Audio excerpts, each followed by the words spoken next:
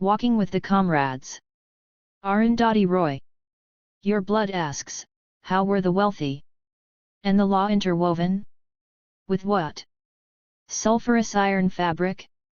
How did they poor keep falling into the tribunals?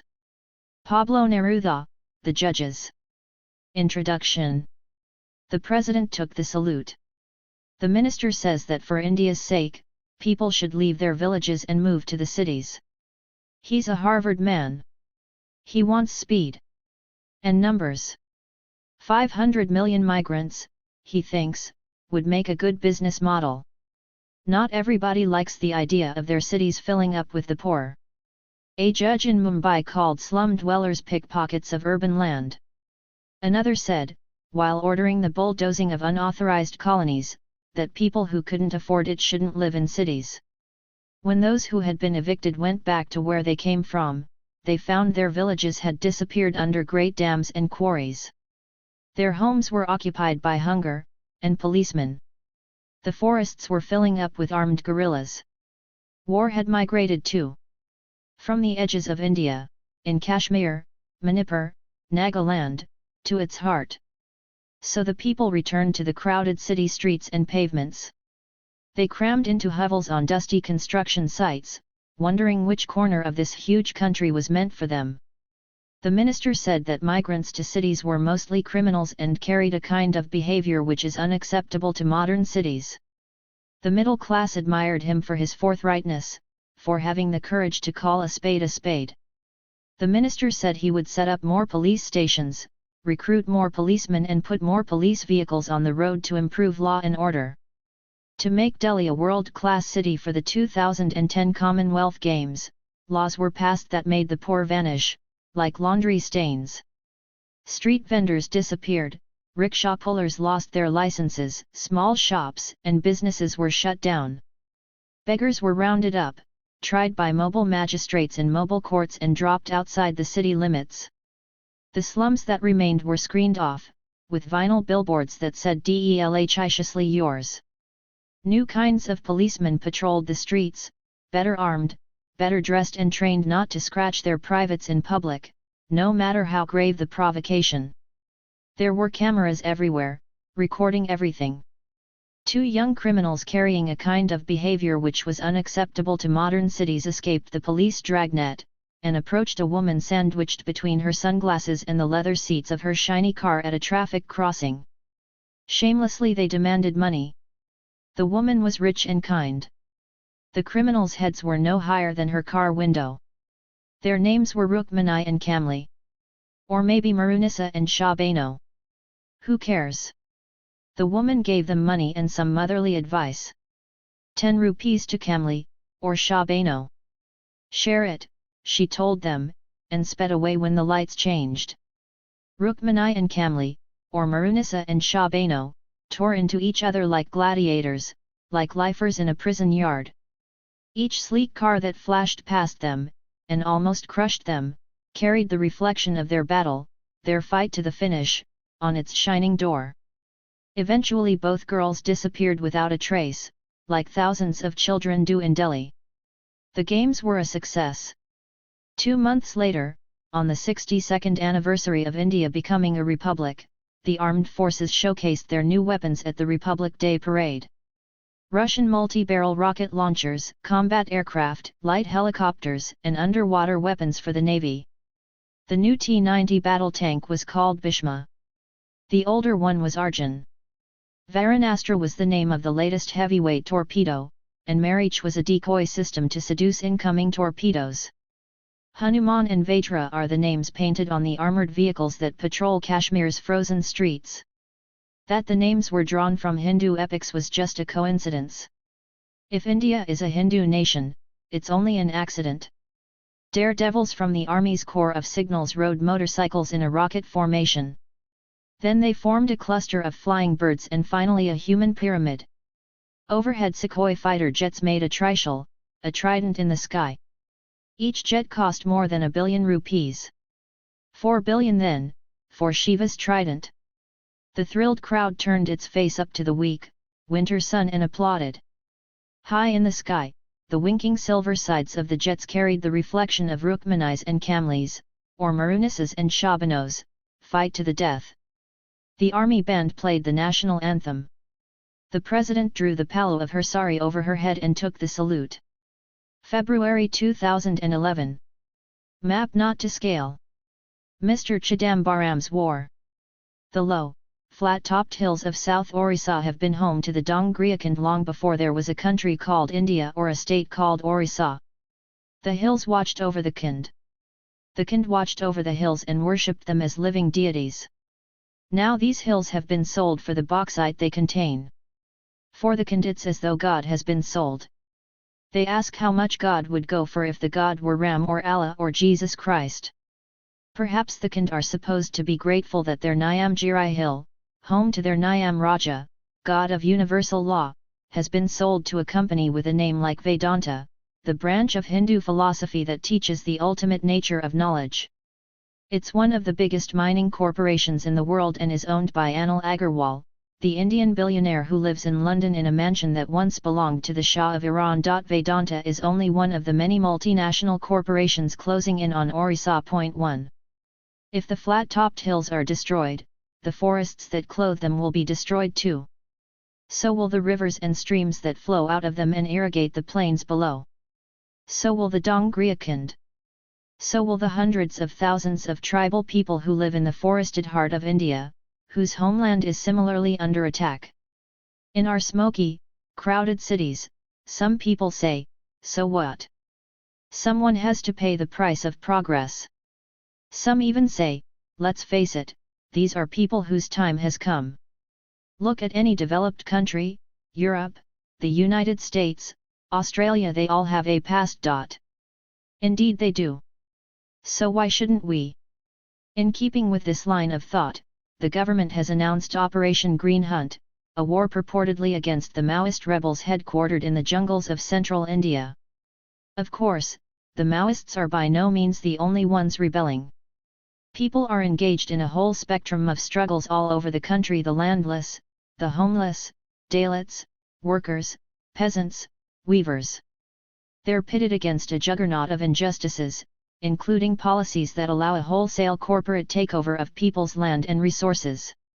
However, it is the Maoists the government has singled out as being the biggest threat. A few years ago, when things were nowhere near as bad as they are now, the Prime Minister described the Maoists as the single biggest internal security challenge ever faced by our country. 2. This will probably go down as the most popular and often repeated thing he ever said. For some reason, the comment he made in January 2009, at a meeting of state chief ministers, when he described the Maoists' army as one of modest proportions, doesn't seem to have had the same raw appeal. 3. He revealed his government's real concern on June 9, 2009, when he told Parliament, if left-wing extremism continues to flourish in important parts of our country which have tremendous natural resources of minerals and other precious things, that will certainly affect the climate. 4. Investment. 4. Who are the Maoists? They are members of the banned Communist Party of India, Maoist, CPI, Maoist, one of the several descendants of the Communist Party of India, Marxist-Leninist, which led the 1969 Naxalite uprising in West Bengal. The Maoists believe that the innate, structural inequality of Indian society can only be redressed by the violent overthrow of the Indian state.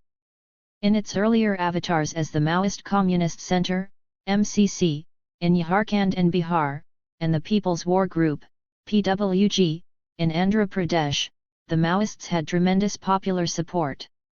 When the ban on them was briefly lifted in 2004, more than 1 million people attended their rally in Warangal, Andhra Pradesh. Bauxite mines, Damanjodi, Orissa, 2005. If the flat-topped hills are destroyed, the forests that clothe them will be destroyed too. So will the rivers and streams that flow out of them and irrigate the plains below. So will the Dongriakand. So will the hundreds of thousands of tribal people who live in the forested heart of India, and whose homeland is similarly under attack. Nyamgirai, Orissa, 2010. The hills watched over the Kind. The Kind watched over the hills and worshipped them as living deities. But eventually their intercession in Andhra Pradesh ended badly. They left a violent legacy that turned some of their staunchest supporters into harsh critics. After a paroxysm of killing and counter killing by the Andhra police as well as the rebels, the PWG was decimated. Those who managed to survive fled Andhra Pradesh into neighbouring Chhattisgarh. There, deep in the heart of the forest, they joined colleagues who had already been working there for decades. Not many outsiders have any first-hand experience of the real nature of the Maoist movement in the forest. A recent interview with one of its top leaders, Comrade Ganapathy, didn't do much to change the minds of those who view the Maoists as a party with an unforgiving, totalitarian vision, which countenances no dissent whatsoever. 5 Comrade Ganapathy said nothing that would persuade people that were the Maoists ever to come to power, they would be equipped to properly address the almost insane diversity of India's caste-ridden society. His casual approval of the Liberation Tigers of Tamil Eelam, LTTE, of Sri Lanka was enough to send a shiver down even the most sympathetic of spines, not just because of the brutal ways in which the LTTE chose to wage its war, but also because of the cataclysmic tragedy that has befallen the Tamil people of Sri Lanka, whom it claimed to represent, and for whom it surely must take some responsibility. Right now in central India, the Maoists' guerrilla army is made up almost entirely of desperately poor tribal people living in conditions of such chronic hunger that it verges on famine of the kind we only associate with sub-Saharan Africa. They are people who, even after 60 years of India's so-called independence, have not had access to education, health care, or legal redress. They are people who have been mercilessly exploited for decades, consistently cheated by small businessmen and money lenders, the women raped as a matter of right by police and forest department personnel. Their journey back to a semblance of dignity is due in large part to the Maoist cadre who have lived and worked and fought by their side for decades. If the tribals have taken up arms, they have done so because a government that has given them nothing but violence and neglect now wants to snatch away the last thing they have, their land. Clearly, they do not believe the government when it says it only wants to develop their region. Clearly, they do not believe that the roads as wide and flat as aircraft runways that are being built through their forests in Dantewada by the National Mineral Development Corporation are being built for them to walk their children to school. They believe that if they do not fight for their land, they will be annihilated. That is why they have taken up arms. Even if the ideologues of the Maoist movement are fighting to eventually overthrow the Indian state, right now even they know that their ragged, malnutritioned army, the bulk of whose soldiers have never seen a train or a bus or even a small town, is fighting only for survival. In 2008, an expert group appointed by the Planning Commission submitted a report called Development Challenges in Extremist Affected Areas. It said, the Naxalite, Maoist, movement has to be recognized as a political movement with a strong base among the landless and poor peasantry and Adivasis. Its emergence and growth need to be contextualized in the social conditions and experience of people who form a part of it. The huge gap between state policy and performance is a feature of these conditions. Though its professed long-term ideology is capturing state power by force, in its day-to-day manifestation, it is to be looked upon as basically a fight for social justice, equality, protection, security, and local development. 6 A very far cry from the single biggest internal security challenge. 13 tons of stone and rock yield 1 ton of bauxite. The red mud in these stilling ponds is the toxic residue produced by the refining process in which bauxite is turned into aluminium. Since the Maoist rebellion is the flavor of the week, everybody, from the sleekest fat cat to the most cynical editor of the most sold-out newspaper in this country, seems to be suddenly ready to concede that it is decades of accumulated injustice that lies at the root of the problem.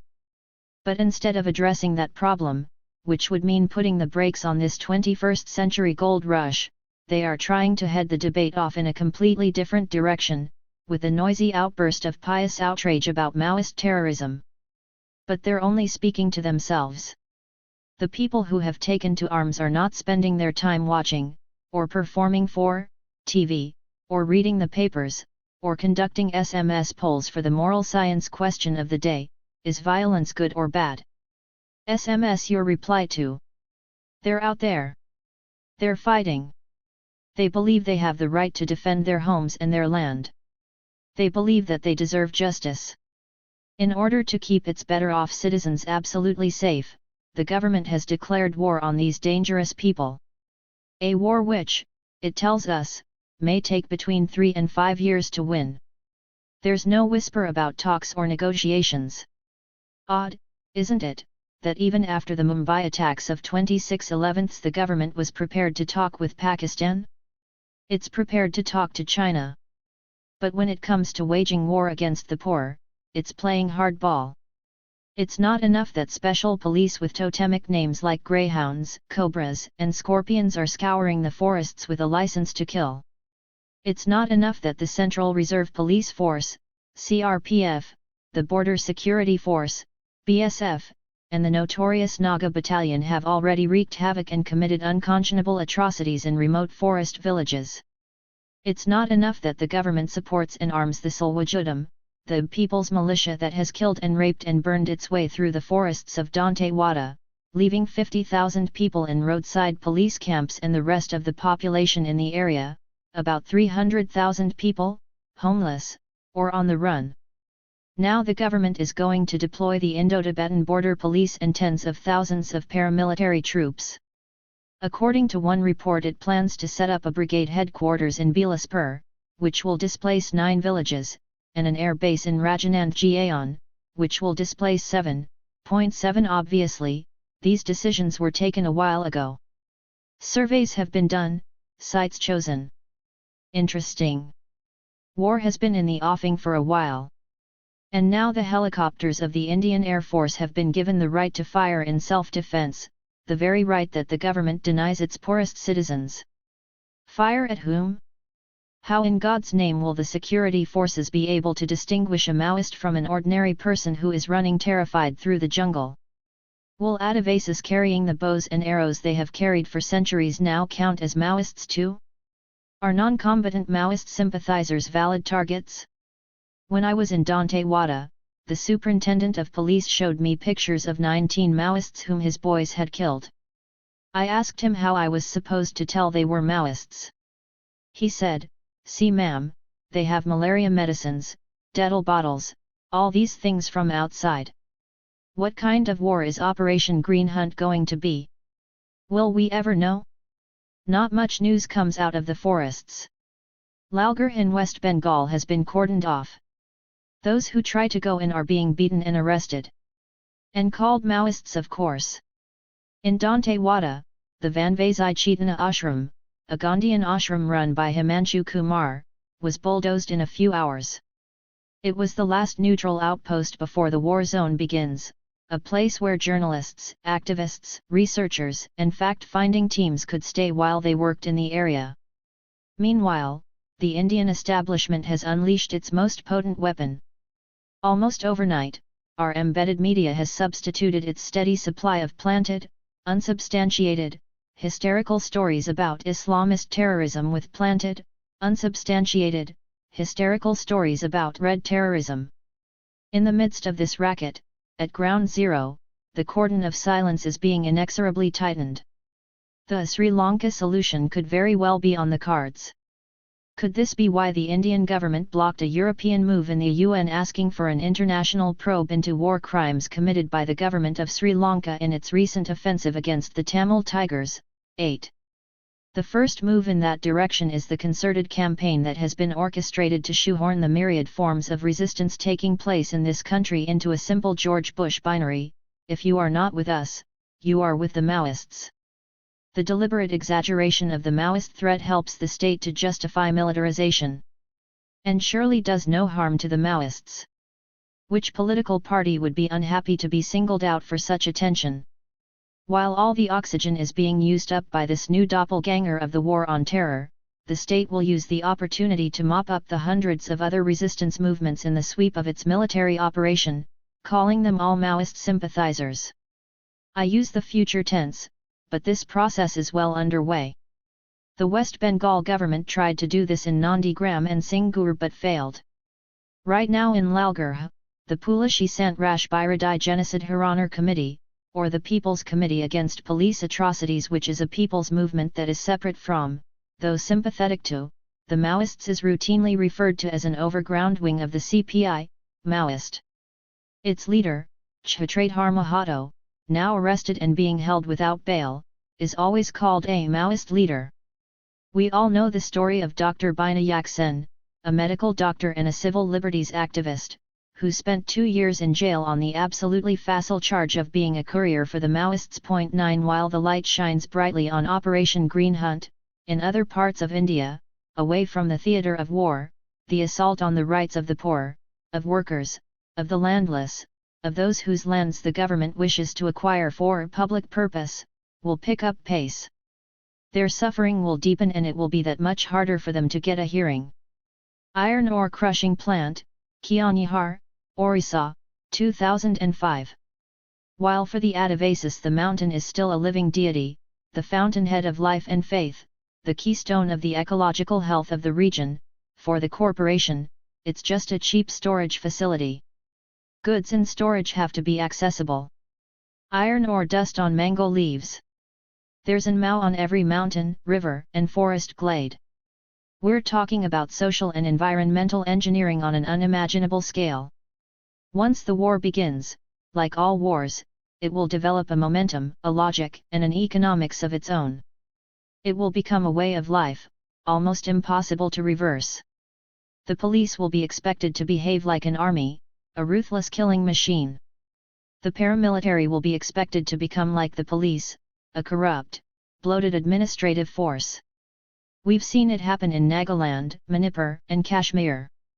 The only difference in the heartland will be that it'll become obvious very quickly to the security forces that they're only a little less wretched than the people they're fighting. In time, the divide between the people and the law enforcers will become porous. Guns and ammunition will be bought and sold. It's already happening. Whether it's the security forces or the Maoists or non-combatant civilians, the poorest people will die in this rich people's war. And if anybody believes that this war will leave them unaffected, they should think again. The resources it'll consume will cripple the economy of this country. Last week, civil liberties groups from all over the country organized a series of meetings in Delhi to discuss what could be done to turn the tide and stop the war. The absence of Dr. Balagopal, one of the best-known civil rights activists of Andhra Pradesh, who died 2 weeks ago, closed around us like a physical pain. He was one of the bravest, wisest political thinkers of our time and left us just when we needed him most. Still, I'm sure he would have been reassured to hear speaker after speaker displaying the vision, the depth, the experience, the wisdom, the political acuity and, above all, the real humanity of the community of activists, academics, lawyers, judges, and a range of other people who make up the civil liberties community in India. Their presence in the capital signaled that outside the arc lights of our TV studios and beyond the drumbeat of media hysteria, even among India's middle classes, a humane heart still beats. Small wonder then that these are the people whom the Union Home Minister recently accused of creating an intellectual climate that was conducive to terrorism. If that charge was meant to frighten people, to cow them down, it had the opposite effect. The speakers represented a range of opinion from the liberal to the radical left. Though none of those who spoke would describe themselves as Maoist, few were opposed in principle to the idea that people have a right to defend themselves against state violence. Many were uncomfortable about Maoist violence, about the people's courts that delivered summary justice, about the authoritarianism that was bound to permeate an armed struggle and marginalize those who did not have arms. But even as they expressed their discomfort, they knew that people's courts only existed because India's courts are out of the reach of ordinary people and that the armed struggle that has broken out in the heartland is not the first, but the very last option of a desperate people pushed to the very brink of existence. The speakers were aware of the dangers of trying to extract a simple morality out of individual incidents of heinous violence, in a situation that had already begun to look very much like war. Everybody had graduated long ago from equating the structural violence of the state with the violence of the armed resistance. In fact, retired Justice P.B. Savant went so far as to thank the Maoists for forcing the establishment of this country to pay attention to the egregious injustice of the system. 10 Hargopal from Andhra Pradesh spoke of his experience as a civil rights activist through the years of the Maoist interlude in his state. He said that in a few days in Gujarat, in 2002, Hindu mobs led by the Bajrang Dal and the Vishva Hindu Parishad, VHP, killed more people than the Maoists ever had even in their bloodiest days in Andhra Pradesh. 11. People who had come from the war zones, from Lalgarh, Jharkhand, Chhattisgarh and Orissa, described the repression, the arrests, the torture, the killing, the corruption, and the fact that, in places like Orissa, the police seemed to take orders directly from the officials who worked for the mining companies. People described the dubious, malign role being played by certain NGOs funded by aid agencies wholly devoted to furthering corporate prospects. Again and again they spoke of how in Jharkhand and Chhattisgarh activists as well as ordinary people, anyone who was seen to be a dissenter, were being branded Maoists and imprisoned. They said that this, more than anything else, was pushing people to take up arms and join the Maoists. They asked how a government that professed its inability to resettle even a fraction of the 50 million people who had been displaced by development projects was suddenly able to identify 140,000 hectares of prime land to give to industrialists to set up special economic zones, India's onshore tax havens for the rich. 12 They asked what brand of justice the Supreme Court was practicing when it refused to review the meaning of public purpose in the Land Acquisition Act even when it knew that the government was forcibly acquiring land in the name of public purpose to give to private corporations. They asked why, when the government says that the writ of the state must run, it seems to only mean that police stations must be put in place. Not schools or clinics or housing, or clean water, or a fair price for forest produce, or even being left alone and free from the fear of the police, anything that would make people's lives a little easier. They asked why the writ of the state could never be taken to mean justice. In Gandhamardhan, an old trooper debunks the legendary story about the villagers' Gandhian protest against the mining company Balco. People beat up surveyors, put sugar in a bulldozer tank and pushed a jeep over a cliff, she says. There was a time, perhaps 10 years ago, when, in meetings like these, people were still debating the model of development that was being thrust on them by the new economic policy. Now the rejection of that model is complete. It is absolute. Everyone from the Gandhians to the Maoists agrees on that. The only question now is, what is the most effective way to dismantle it? An old college friend of a friend, a big noise in the corporate world, had come along for one of the meetings out of morbid curiosity about a world he knew very little about.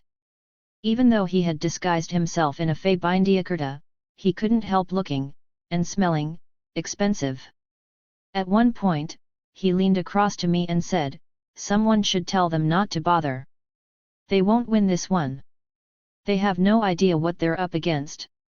With the kind of money that's involved here, these companies can buy ministers and media barons and policy wonks, they can run their own NGOs, their own militias, they can buy whole governments. They'll even buy the Maoists. These good people here should save their breath and find something better to do. When people are being brutalized, what better thing is there for them to do than to fight back? It's not as though anyone's offering them a choice, unless it's to commit suicide, like the 180,000 farmers caught in a spiral of debt have done. Am I the only one who gets the distinct feeling that the Indian establishment and its representatives in the media are far more comfortable with the idea of poor people killing themselves in despair than with the idea of them fighting back? For several years, people in Chhattisgarh, Orissa, Jharkhand, and West Bengal, some of them Maoists, many not, have managed to hold off the big corporations. The question now is, how will Operation Green Hunt change the nature of their struggle? What exactly are the fighting people up against? It's true that, historically, mining companies have almost always won their battles against local people.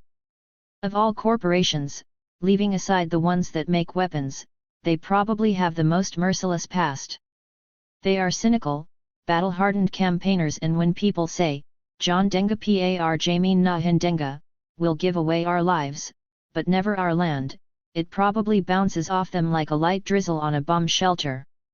They've heard it before, in 1,000 different languages, in 100 different countries. Right now in India, many of them are still in the first-class arrivals lounge, ordering cocktails, blinking slowly like lazy predators, waiting for the memorandums of understanding, MOUs, they have signed some as far back as 2005 to materialize into real money. But 4 years in a first-class lounge is enough to test the patience of even the truly tolerant. There's only that much space they're willing to make for the elaborate, if increasingly empty, rituals of democratic practice, the rigged public hearings, the fake environmental impact assessments, the purchased clearances from various ministries, the long drawn-out court cases. Even phony democracy is time-consuming. And time, for industrialists, is money. So what kind of money are we talking about? In their seminal book Out of This Earth, East India Adavasis and the Aluminium Cartel, Samarendra Das and Felix Padel say that the financial value of the bauxite deposits of Orissa alone is $2.27 trillion, twice India's gross domestic product, 0.13 that was at 2004 prices. At today's prices it would be about $4 trillion. A trillion has 12 zeros. Every year on Independence Day and Republic Day the villagers of Kukipadar hoist a black flag in memory of 3 Adavasis the police killed in December 2000 at a protest against Hindalco in Makanch. Of this, officially the government gets a royalty of less than 7%. Quite often, if the mining company is a known and recognized one, chances are that even though the ore is still in the mountain, it will have already been traded on the futures market. So, while for the Adavasis the mountain is still a living deity, the fountainhead of life and faith, the keystone of the ecological health of the region, for the corporation, it's just a cheap storage facility. Goods and storage have to be accessible. From the corporation's point of view, the bauxite will have to come out of the mountain. If it can't be done peacefully, then it will have to be done violently. Such are the pressures and the exigencies of the free market. That's just the story of the bauxite in Orissa. Expand the $4 trillion to include the value of the millions of tons of high-quality iron ore in Chhattisgarh and Jharkhand and the 28 other precious mineral resources, including uranium, limestone, dolomite, coal, tin, granite, marble, copper, diamond, gold, quartzite, corundum, beryl, alexandrite, silica, fluorite, and garnet. Add to that the power plants, the dams, the highways, the steel and cement factories, the aluminium smelters, and all the other infrastructure projects that are part of the hundreds of MOUs, more than 90 in Jharkhand alone, that have been signed. That gives us a rough outline of the scale of the operation and the desperation of the stakeholders. The forest once known as Dandakaranya, which stretches from West Bengal through Jharkhand, Orissa, Chhattisgarh, and parts of Andhra Pradesh and Maharashtra, is home to millions of India's tribal people. The media has taken to calling it the Red Corridor or the Maoist Corridor. It could just as accurately be called the Maoist Corridor. The fifth schedule of the Constitution provides protection to Adivasi people and disallows the alienation of their land. But it doesn't seem to matter at all. It looks as though the clause is there only to make the Constitution look good, a bit of window dressing, a slash of makeup. Scores of corporations, from relatively unknown ones to the biggest mining companies and steel manufacturers in the world, are in the fray to appropriate Adivasi homelands. The Mittals, Jindals, Tata, Essa, POSCO, Rio Tinto, BHP Billiton and, of course, Vedanta. There's an MOU on every mountain, river and forest glade. We're talking about social and environmental engineering on an unimaginable scale. And most of this is secret. It's not in the public domain. Somehow I don't think that the plans that are afoot to destroy one of the world's most pristine forests and ecosystems, as well as the people who live in it, will be discussed at the Climate Change Conference in Copenhagen. Our 24-hour news channels that are so busy hunting for macabre stories of Maoist violence and making them up when they run out of the real thing seem to have no interest at all in this side of the story. I wonder why. Perhaps it's because the development lobby to which they are so much enthralled says the mining industry will ratchet up the rate of GDP growth dramatically, and provide employment to the people it displaces. This does not take into account the catastrophic costs of environmental damage. But even on its own narrow terms, it is simply untrue. Most of the money goes into the bank accounts of the mining corporations. Less than 10% comes to the public exchequer. A very tiny percentage of the displaced people get jobs, and those who do, earn slave wages to do humiliating, back-breaking work. By caving into this paroxysm of greed, we are bolstering other countries' economies with our ecology. When the scale of money involved is what it is, the stakeholders are not always easy to identify. Between the CEOs and their private jets and the wretched tribal special police officers and the people's militias who for a couple of thousand rupees a month fight their own people, rape, kill and burn down whole villages in an effort to clear the ground for mining to begin, there is an entire universe of primary, secondary, and tertiary stakeholders. These people don't have to declare their interests, but they're allowed to use their positions and good offices to further them. How will we ever know which political party, which ministers, which MPs, which politicians, which judges, which NGOs, which expert consultants, which police officers, have a direct or indirect stake in the booty? How will we know which newspapers reporting the latest Maoist atrocity, which TV channels reporting directly from ground zero or, more accurately, making it a point not to report from ground zero or, even more accurately, lying blatantly from ground zero are stakeholders? What is the provenance of the trillions of dollars, several times more than India's GDP, secretly stashed away by Indian citizens in Swiss bank accounts? Where did the 80-odd billion rupees spent on the last general elections come from? Where do the hundreds of millions of rupees that political parties and politicians pay the media for the high-end, low-end, and live pre-election coverage packages that P. Sainath recently wrote about come from? 14. The next time you see a TV anchor haranguing a studio guest, shouting, "Why don't the Maoists stand for elections? Why don't they come into the mainstream?" do SMS the channel saying, "Because they can't afford your rates." What are we to make of the fact that the Union Home Minister, P. Chidambaram, the CEO of Operation Green Hunt, has, in his career as a lawyer, represented several mining corporations? What are we to make of the fact that he was a non-executive director of Vedanta, a position from which he resigned the day he became finance minister in 2004? What are we to make of the fact that, when he became finance minister, one of the first clearances he gave for foreign direct investment was to Twin Star Holdings, a Mauritius-based company, to buy shares in Sterlite, a part of the Vedanta Group? 15. A village meeting.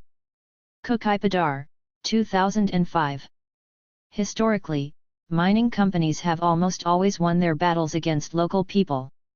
When people say John Denga Par Jamin na Hindenga, we'll give away our lives, but never our land, it probably bounces off them like a light drizzle on a bomb shelter. Kukaipadar, 2005. When people are being brutalized, what better thing is there for them to do than to fight back? It's not as though someone is offering them a choice. What are we to make of the fact that, when activists from Orissa filed a case against Vedanta in the Supreme Court, citing its violations of government guidelines, and pointing out that the Norwegian pension fund had withdrawn its investment from the company alleging gross environmental damage and human rights violations committed by the company, Justice Kapadia suggested that Vedanta be substituted with Sterlite. He then blithely announced in an open court that he too had shares in Sterlite.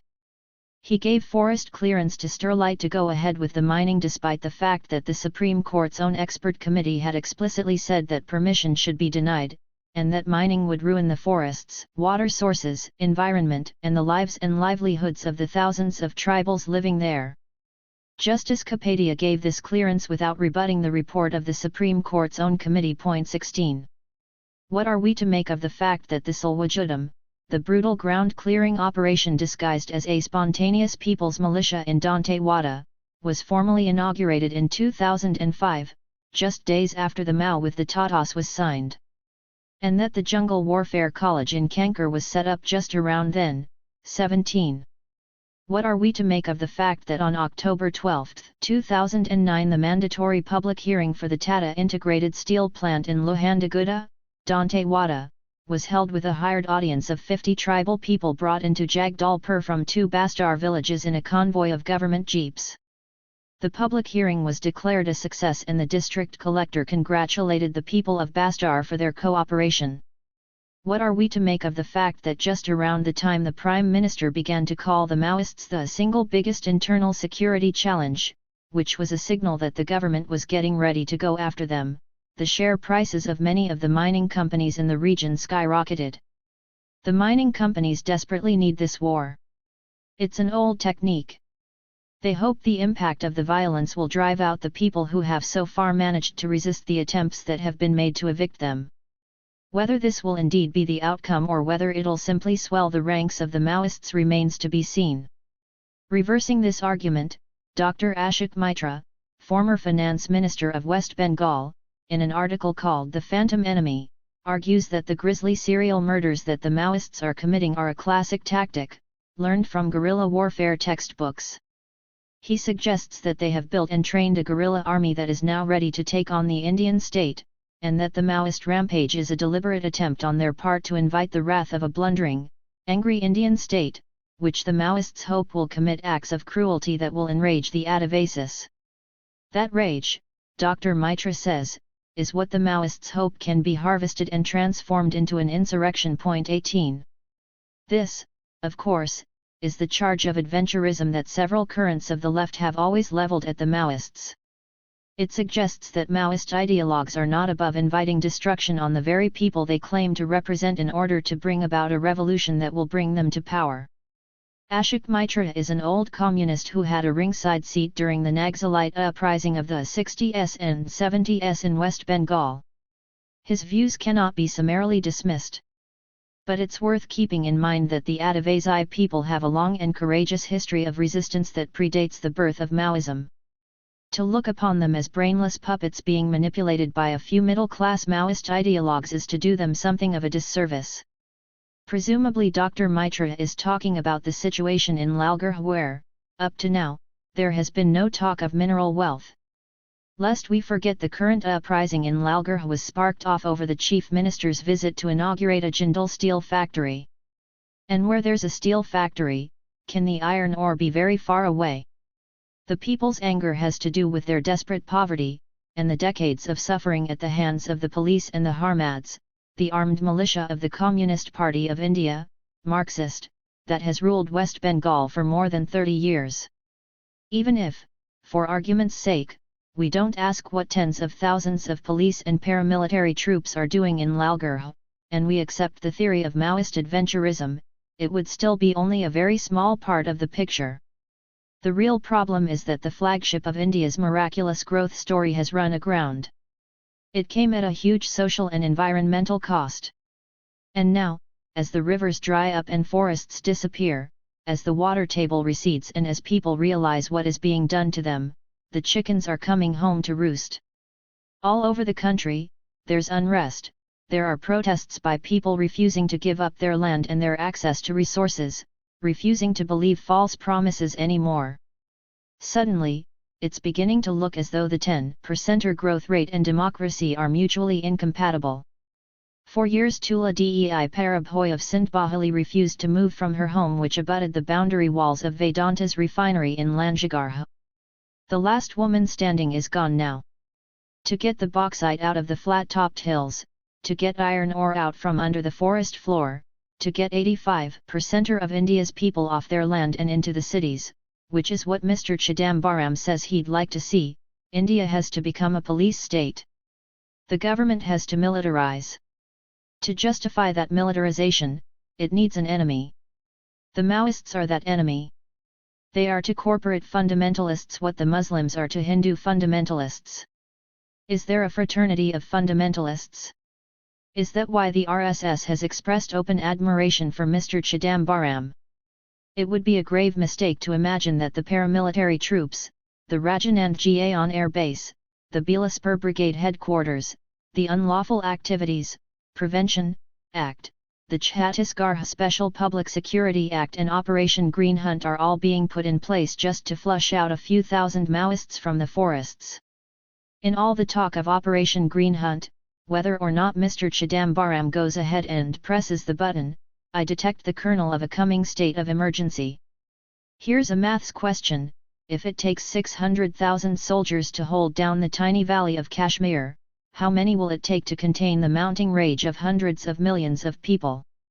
Instead of narco-analyzing Kobad Gandhi, the recently arrested Maoist leader, it might be a better idea to talk to him. In the meanwhile, will someone who's going to the climate change conference in Copenhagen later this year please ask the only question worth asking: can we leave the bauxite in the mountain? October 2009.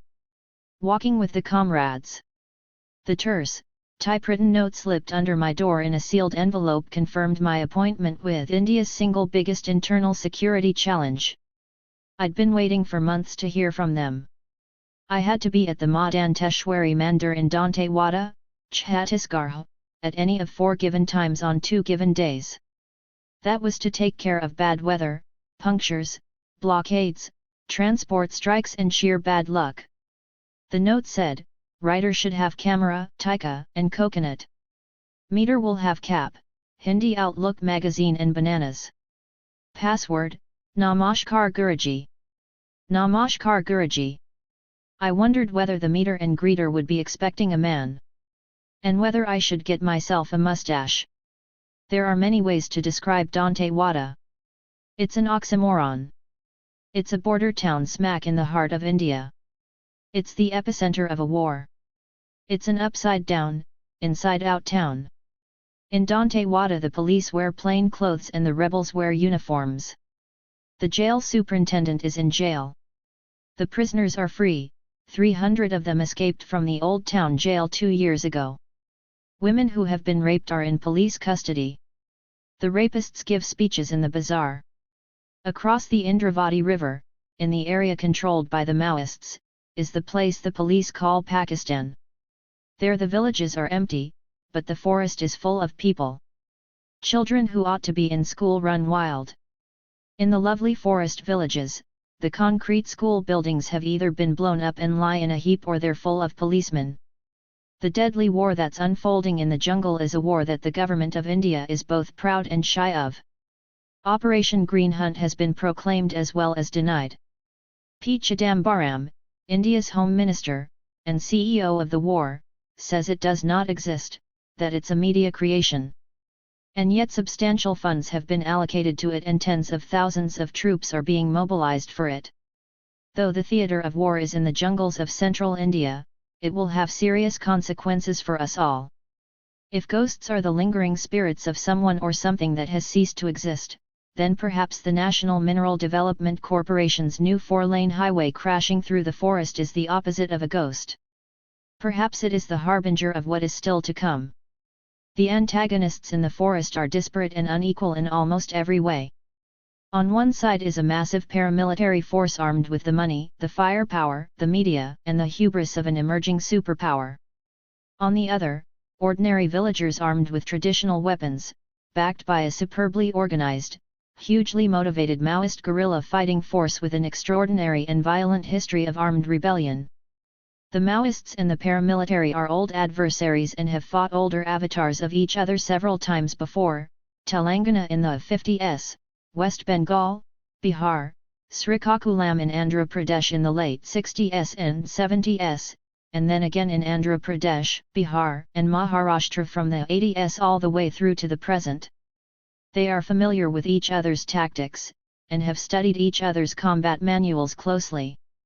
Each time, it seemed as though the Maoists, or their previous avatars, had been not just defeated, but literally, physically exterminated. Each time, they have re-emerged, more organized, more determined and more influential than ever. Today the insurrection has spread through the mineral-rich forests of Chhattisgarh, Jharkhand, Orissa, and West Bengal homeland to millions of India's tribal people, dreamland to the corporate world. Dandakaranya, Central India, 2010.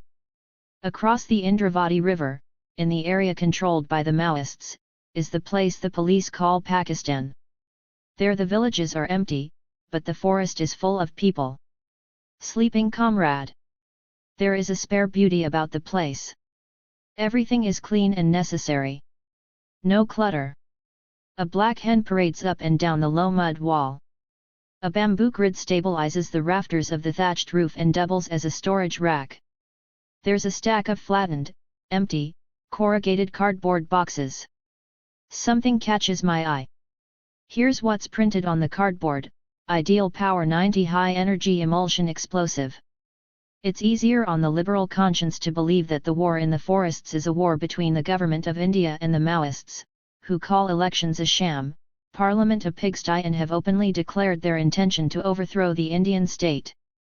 It's convenient to forget that tribal people in central India have a history of resistance that predates Mao by centuries. That's a truism, of course. If they didn't, they wouldn't exist. The Ho, the Oraon, the Kols, the Santhals, the Mundas, and the Gonds have all rebelled several times, against the British, against zamindars and money-lenders. The rebellions were cruelly crushed, many thousands killed, but the people were never conquered. Even after independence, tribal people were at the heart of the first uprising that could be described as Maoist, in Naxalbari village in West Bengal, where the word Naxalite, now used interchangeably with Maoist, originates. Since then, Naxalite politics has been inextricably entwined with tribal uprisings, which says as much about the tribals as it does about Naxalites. This legacy of rebellion has left behind a furious people who have been deliberately isolated and marginalized by the Indian government. The Indian Constitution, the moral underpinning of Indian democracy, was adopted by Parliament in 1950. It was a tragic day for tribal people. The Constitution ratified colonial policy and made the state custodian of tribal homelands. Overnight, it turned the entire tribal population into squatters on their own land. It denied them their traditional rights to forest produce, it criminalized a whole way of life. In exchange for the right to vote, it snatched away their right to livelihood and dignity. Having dispossessed them and pushed them into a downward spiral of indigence, in a cruel sleight of hand, the government began to use their own penury against them. Each time it needed to displace a large population for dams, irrigation projects, mines, it talked of bringing tribals into the mainstream or of giving them the fruits of modern development. Of the tens of millions of internally displaced people, more than 30 million by big dams alone, refugees of India's progress, the great majority are tribal people. When the government begins to talk of tribal welfare, it's time to worry. The most recent expression of concern has come from the Home Minister P. Chidambaram, who says he doesn't want tribal people living in museum cultures. The well-being of tribal people didn't seem to be such a priority during his career as a lawyer, representing the interests of several major mining companies. So it might be an idea to inquire into the basis for his new anxiety.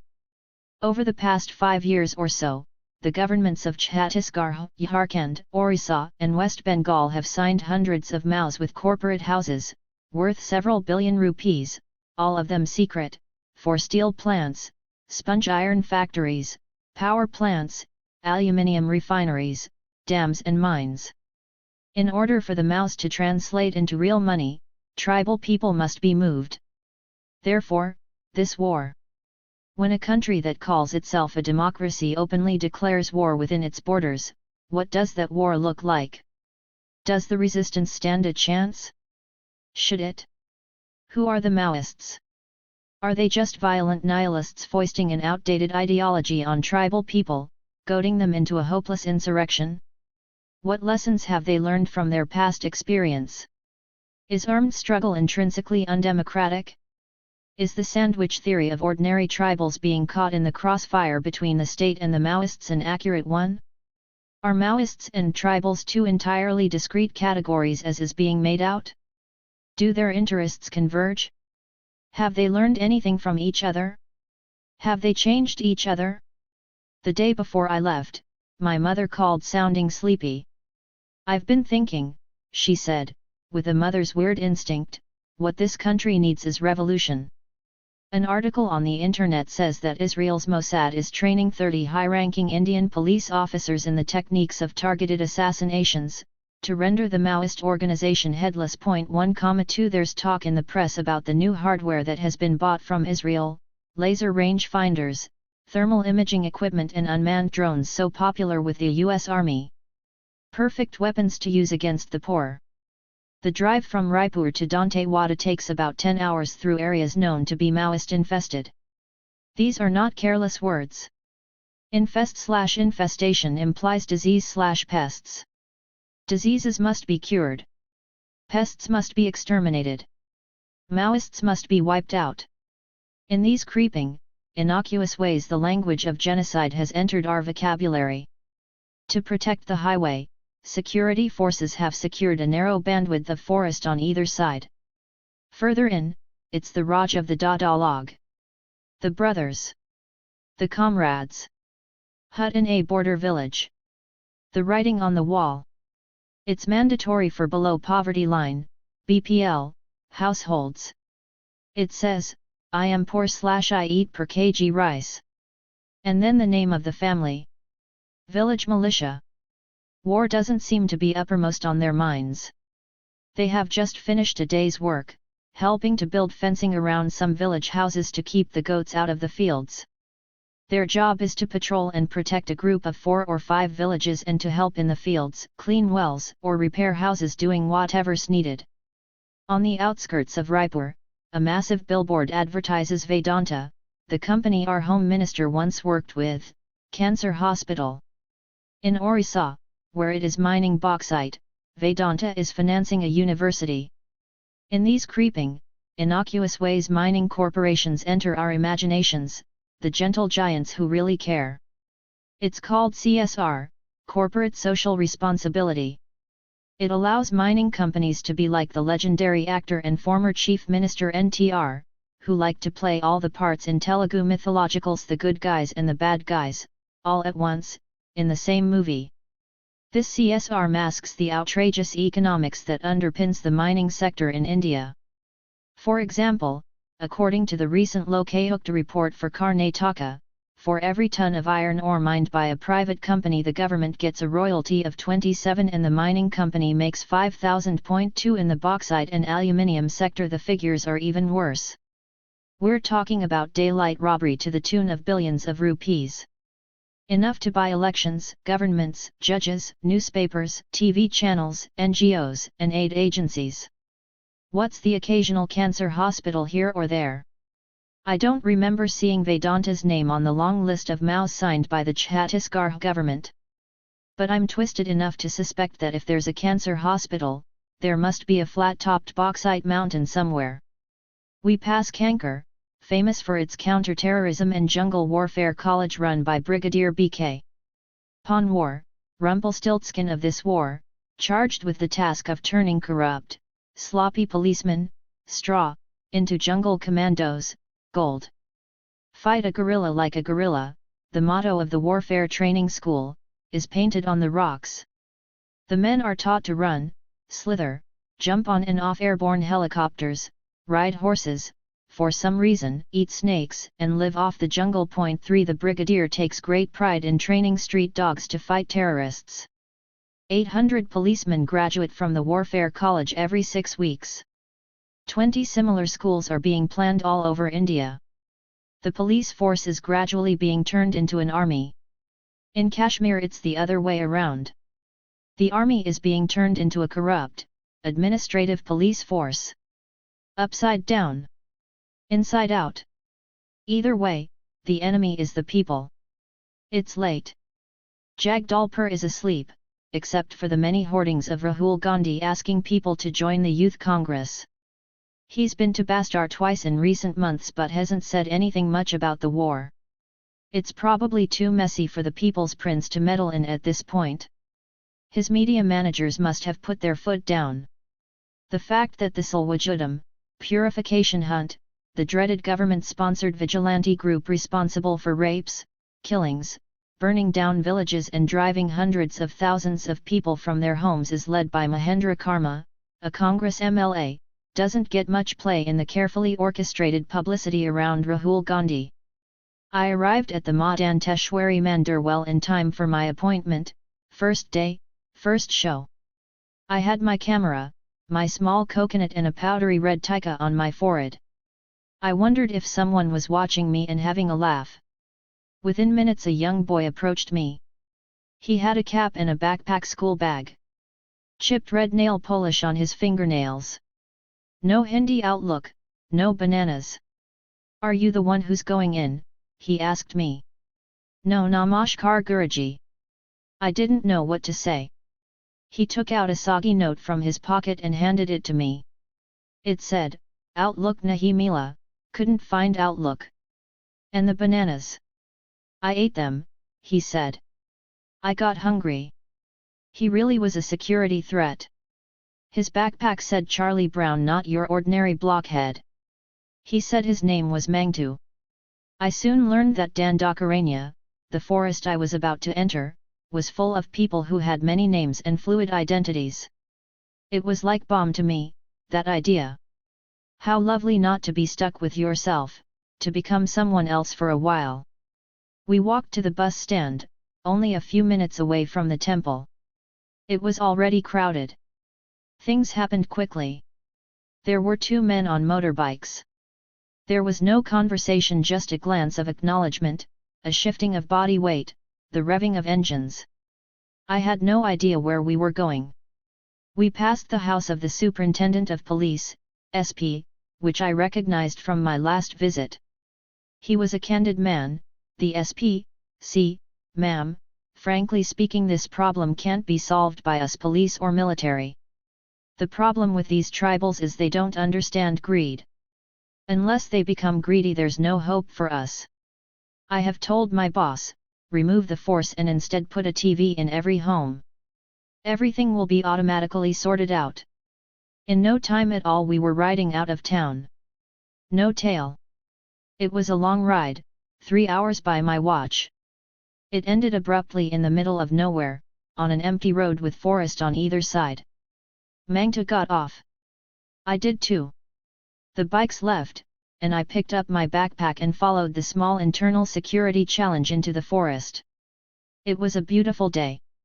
The forest floor was a carpet of gold. In a while we emerged on the white, sandy banks of a broad, flat river. It was obviously monsoon-fed, so now it was more or less a sand flat, at the center a stream, ankle-deep, easy to wade across. Across was Pakistan. Out there, ma'am, the candid SP had said to me, my boys shoot to kill. I remembered that as we began to cross. I saw us in a policeman's rifle sights, tiny figures in a landscape, easy to pick off. But Mangta seemed quite unconcerned, and I took my cue from him. Waiting for us on the other bank, in a lime green shirt that said Horlicks, was Chandu. A slightly older security threat. Maybe 20. He had a ready smile, a cycle, a jerrycan with boiled water and many packets of glucose biscuits for me, from the party. We caught our breath and began to walk again. The cycle, it turned out, was a red herring. The route was almost entirely non-cycleable. We climbed steep hills and clambered down rocky paths along some pretty precarious ledges. When he couldn't wheel it, Chandu lifted the cycle and carried it over his head as though it weighed nothing. I began to wonder about his bemused village boy air. I discovered, much later, that he could handle every kind of weapon, except for an LMG, he informed me cheerfully. 3 beautiful, sozzled men with flowers in their turbans walked with us for about half an hour, before our paths diverged. At sunset, their shoulder bags began to crow. They had roosters in them, which they had taken to market but hadn't managed to sell. Chandu seems to be able to see in the dark. I have to use my torch. The crickets start up and soon there's an orchestra, a dome of sound over us. I long to look up at the night sky, but I dare not. I have to keep my eyes on the ground. One step at a time. Concentrate. I hear dogs. But I can't tell how far away they are. The terrain flattens out. I steal a look at the sky. It makes me ecstatic. I hope we're going to stop soon. Soon, Chandu says. It turns out to be more than an hour. I see silhouettes of enormous trees. We arrive. The village seems spacious, the houses far away from each other. The house we enter is beautiful. There's a fire, some people sitting around. More people outside, in the dark. I can't tell how many. I can just about make them out. A murmur goes around. Lal salam comrade, red salute, comrade. Lal salam, I say. I'm beyond tired. The lady of the house calls me inside and gives me chicken curry cooked in green beans and some red rice. Her baby is asleep next to me, her silver anklets gleam in the firelight. After dinner I unzip my sleeping bag. It's a strange intrusive sound, the big zip. Someone puts on the radio. BBC Hindi service. The Church of England has withdrawn its funds from Vedanta's Nyamgiri project, citing environmental degradation and rights violations of the Dongriakan tribe. I can hear cowbells, snuffling, shuffling, cattle farting. All's well with the world. My eyes close. We're up at 5. On the move by 6. In another couple of hours, we cross another river. Every village we walk through has a family of tamarind trees watching over it, like a clutch of huge, benevolent gods. Sweet Bastar tamarind. By 11 the sun is high, and walking is less fun. We stop at a village for lunch. Chandu seems to know the people in the house. A lovely young girl flirts with him. He looks a little shy, maybe because I'm around. Lunch is raw papaya with masoor dal, and red rice. And red chili powder. We're going to wait for the sun to lose some of its vehemence before we start walking again. We take a nap in the gazebo. There is a spare beauty about the place. Everything is clean and necessary. No clutter. A black hen parades up and down the low mud wall. A bamboo grid stabilizes the rafters of the thatched roof and doubles as a storage rack. There's a grass broom, 2 drums, a woven reed basket, a broken umbrella and a whole stack of flattened, empty, corrugated cardboard boxes. Something catches my eye. I need my spectacles. Here's what's printed on the cardboard: Ideal Power 90 High Energy Emulsion Explosive, Class 2, SD Cat ZZ. We start walking again at about 2. In the village we are going to we will meet a Didi, sister, comrade, who knows what the next step of the journey will be. Chandu doesn't. There is an economy of information too. Nobody is supposed to know everything. But when we reach the village, Didi isn't there. There's no news of her. For the first time I see a little cloud of worry settling over Chandu. A big one settles over me. I don't know what the systems of communication are, but what if they've gone wrong? We're parked outside a deserted school building, a little way out of the village. Why are all the government village schools built like concrete bastions, with steel shutters for windows and sliding folding steel doors? Why not like the village houses, with mud and thatch? Because they double up as barracks and bunkers. In the villages in Abu Ahmad, Chandu says, schools are like this. He scratches a building plan with a twig in the earth. 3 octagons attached to each other like a honeycomb. So they can fire in all directions. He draws arrows to illustrate his point, like a cricket graphic, a batsman's wagon wheel. There are no teachers in any of the schools, Chandu says. They've all run away. Or have you chased them away? No, we only chase police. But why should teachers come here, to the jungle, when they get their salaries sitting at home? Good point. Against the greatest odds it has forged a blueprint for its own survival. It needs help and imagination. It does not need war. He informs me that this is a new area. The party has entered only recently. About 20 young people arrive, girls and boys. In their teens and early 20s. Chandu explains that this is the village-level militia, the lowest rung of the Maoists' military hierarchy. I have never seen anyone like them before. They are dressed in saris and lungis, some in frayed olive green fatigues. The boys wear jewelry, headgear. Every one of them has a muzzle-loading rifle, what's called a Burmar. Some also have knives, axes, a bow, and arrow. One boy carries a crude mortar fashioned out of a heavy 3-foot galvanized iron pipe. It's filled with gunpowder and shrapnel and ready to be fired. It makes a big noise, but can only be used once. Still, it scares the police, they say, and giggle. War doesn't seem to be uppermost on their minds. Perhaps because their area is outside the home range of the Silwajudum. They have just finished a day's work, helping to build fencing around some village houses to keep the goats out of the fields. They're full of fun and curiosity. The girls are confident and easy with the boys. I have a sensor for this sort of thing, and I am impressed. Their job, Chandu says, is to patrol and protect a group of 4 or 5 villages and to help in the fields, clean wells, or repair houses doing whatever's needed. Still no Didi. What to do? Nothing. Wait. Help out with some chopping and peeling. After dinner, without much talk, everybody falls in line. Clearly we're moving. Everything moves with us, the rice, vegetables, pots and pans. We leave the school compound and walk single file into the forest. In less than half an hour we arrive in a glade where we are going to sleep. There's absolutely no noise. Within minutes everyone has spread their blue plastic sheets, the ubiquitous yahilai, without which there will be no revolution. Chandu and Mangta share one and spread one out for me. They find me the best place, by the best grey rock.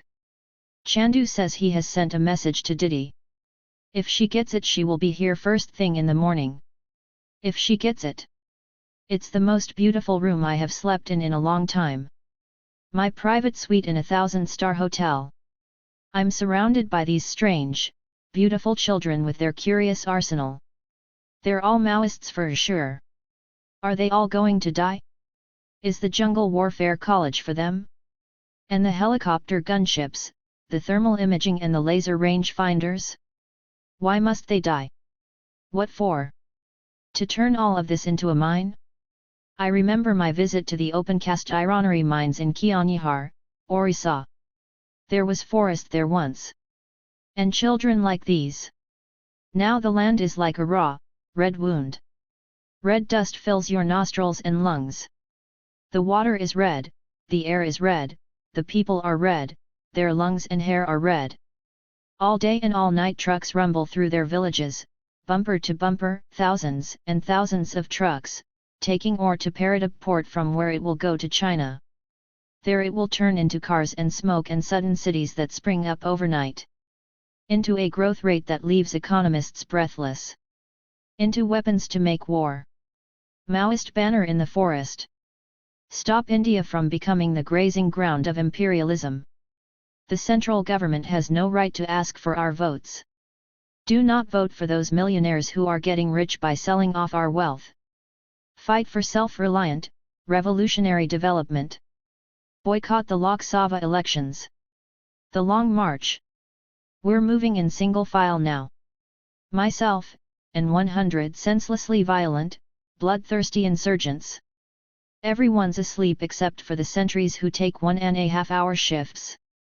Finally I can look at the stars. When I was a child growing up on the banks of the Meenachal River, I used to think the sound of crickets which always started up at twilight was the sound of stars revving up, getting ready to shine. I'm surprised at how much I love being here. There is nowhere else in the world that I would rather be. Who should I be tonight? Comrade Rahel, under the stars? Maybe Didi will come tomorrow. They arrive in the early afternoon. I can see them from a distance. About 15 of them, all in olive green uniforms, running towards us. Even from a distance, from the way they run, I can tell they are the heavy hitters. The People's Liberation Guerrilla Army, PLGA. For whom the thermal imaging and laser-guided rifles. For whom the Jungle Warfare College. They carry serious rifles, INSAs, SLR, 2 have AK-47s. The leader of the squad is Comrade Madhav, who has been with the party since he was 9. He's from Warangal, Andhra Pradesh. He's upset and extremely apologetic. There was a major miscommunication, he says again and again, which usually never happens. I was supposed to have arrived at the main camp on the very first night. Someone dropped the baton in the jungle relay. The motorcycle drop was to have been at an entirely different place. We made you wait, we made you walk so much. We ran all the way when the message came that you were here. I said it was okay, that I had come prepared to wait and walk and listen. He wants to leave immediately, because people in the camp were waiting, and worried. It's a few hours walk to the camp. It's getting dark when we arrive. There are several layers of sentries and concentric circles of patrolling. There must be 100 comrades lined up in 2 rows. Everyone has a weapon. And a smile. They begin to sing, Lal Lal Salam, Lal Lal Salam, Ainavali Sathayan Ko Lal Lal Salam. Red salute to the comrades who have arrived. It was sung sweetly, as though it was a folk song about a river, or a forest blossom. With the song, the greeting, the handshake, and the clenched fist. Everyone greets everyone, murmuring Lali's Lam, Mlali's Lam Lali's Lam. Other than a large blue yahili spread out on the floor, about 15 feet square, there are no signs of a camp. This one has a yahili roof as well. It's my room for the night. I was either being rewarded for my days of walking, or being pampered in advance for what lay ahead. Or both. Either way, it was the last time in the entire trip that I was going to have a roof over my head. Over dinner I meet Comrade Narmada, in charge of the Krantakari Adivasi Mahila Sangathan, CAMS, who has a price on her head, Comrade Saraha of the PLGA, who is only as tall as her SLR, Comrade Moss, which means black girl in Gandhi, who has a price on her head too, Comrade Rupi, the tech wizard, Comrade Rayu, who's in charge of the division I'd been walking through, and Comrade Venu, or Murali or Sanu or Sushil, whatever you would like to call him, clearly the senior most of them all. Maybe Central Committee, maybe even Politburo. I'm not told, I don't ask. Between us we speak Gandhi, Halbai, Telugu, Punjabi and Malayalam. Only Moss speaks English. So we all communicate in Hindi. Comrade Moss is tall and quiet and seems to have to swim through a layer of pain to enter the conversation. But from the way she hugs me I can tell she's a reader. And that she misses having books in the jungle. She will tell me her story only later. When she trusts me with her grief. Bad news arrives, as it does in this jungle. A runner, with biscuits. Handwritten notes on sheets of paper, folded and stapled into little squares. There's a bag full of them. Like chips. News from everywhere. The police have killed 5 people in Ongnar village, 4 from the militia and 1 ordinary villager, Santhu Patai, 25, Fulo Vade, 22, Kanda Patai, 22, Ramali Vade, 20, Dalsai Koram, 22. They could have been the children in my star-spangled dormitory of last night. Then good news arrives. A small contingent of people with a plump young man. He's in fatigues too, but they look brand new. Everybody admires them and comments on the fit. He looks shy and pleased. He's a doctor who has come to live and work with the comrades in the forest. The last time a doctor visited Dandakaranya was many years ago. On the radio there's news about the Home Minister's meeting with chief ministers of states affected by left-wing extremism.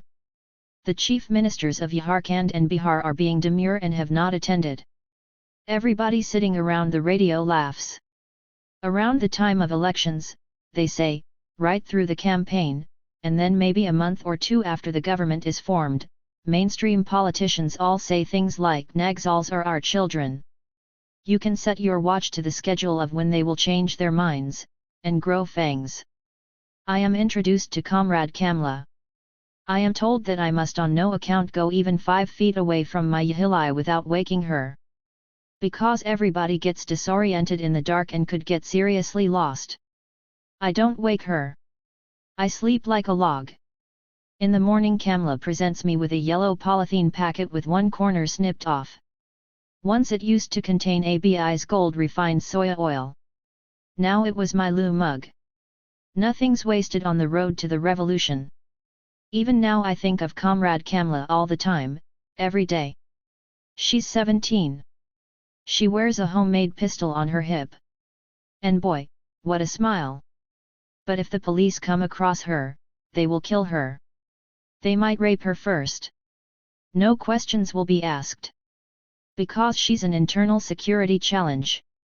After breakfast Comrade Venu, Sushil, Sanu, Murali, is waiting for me, sitting cross-legged on the hilai, looking for all the world like a frail village school teacher.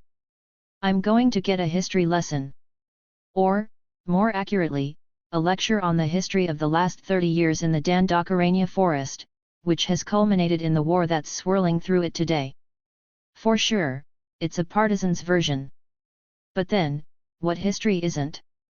In any case, the secret history must be made public if it is to be contested, argued with, instead of merely being lied about, which is what is happening now. Comrade Venu has a calm, reassuring manner and a gentle voice that will, in the days to come, surface in a context that will completely unnerve me. This morning he talks for several hours, almost continuously. He's like a little store manager who has a giant bunch of keys with which to open up a maze of lockers full of stories, songs, and insights. Comrade Venu was in one of the 7 armed squads that crossed the Godavari from Andhra Pradesh and entered the Dandakaranya forest, DK, in party speak, in June 1980, 30 years ago. He is one of the original 49ers. They belonged to the People's War Group, PWG, a faction of the Communist Party of India, Marxist-Leninist, CPI, ML, the original Naxalites. PWG was formally announced as a separate, independent party in April that year, under Kondapalli Sitharamaiah.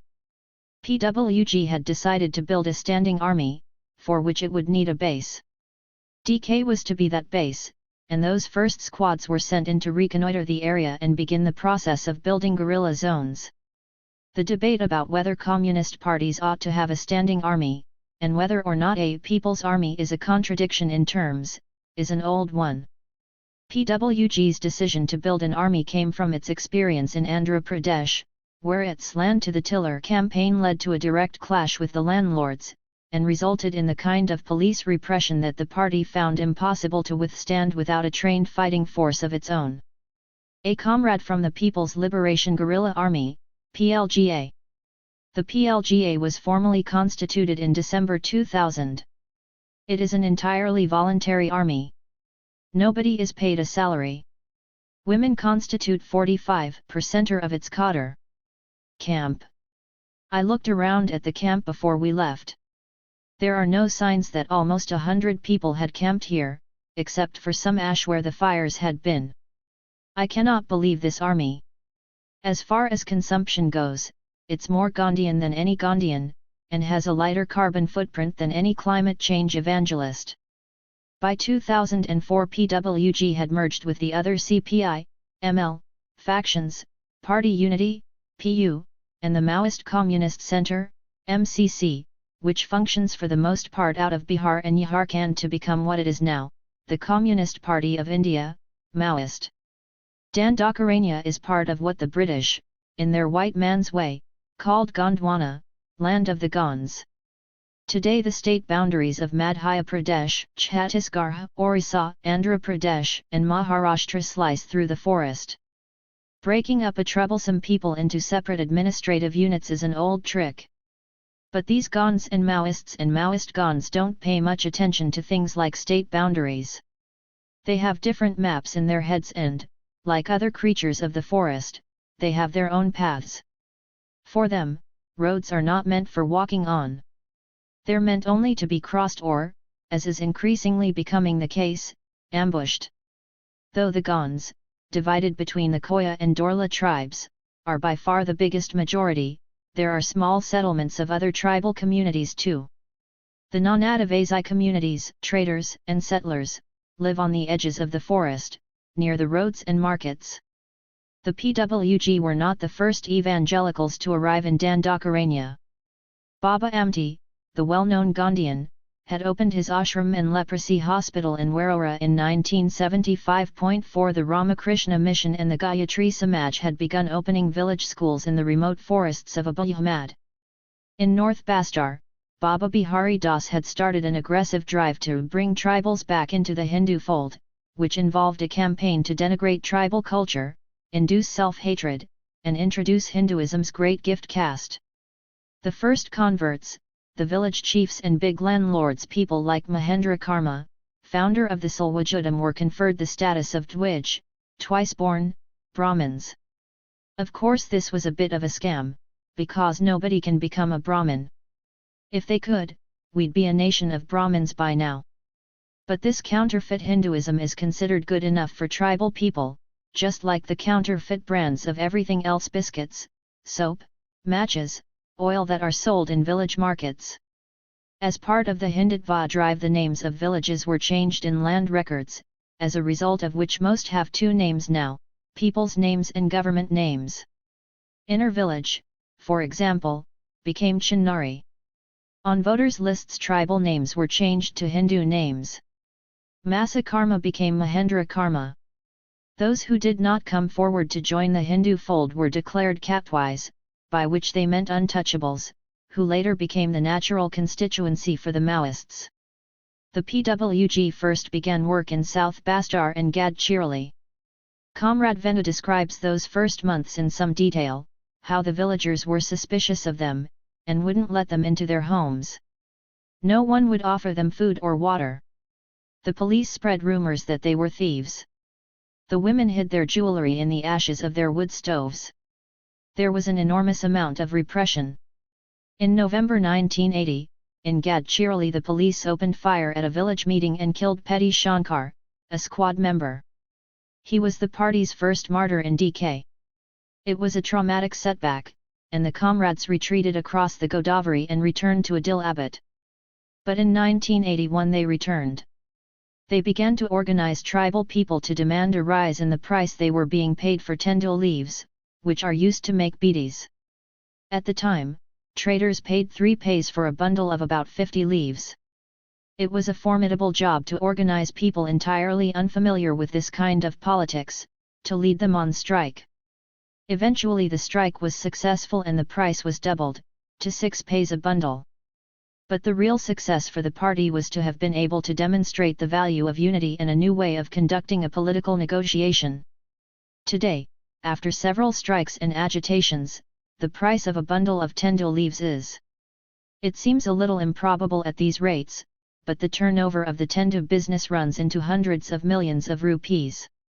Every season the government floats tenders and gives contractors permission to extract a fixed volume of tendul leaves, usually between 1,500 and 5,000 standard bags known as manak boras. Each manak bora contains about 1,000 bundles. Of course there's no way of ensuring that the contractors don't extract more than they're meant to. By the time the tendu enters the market it is sold in kilos.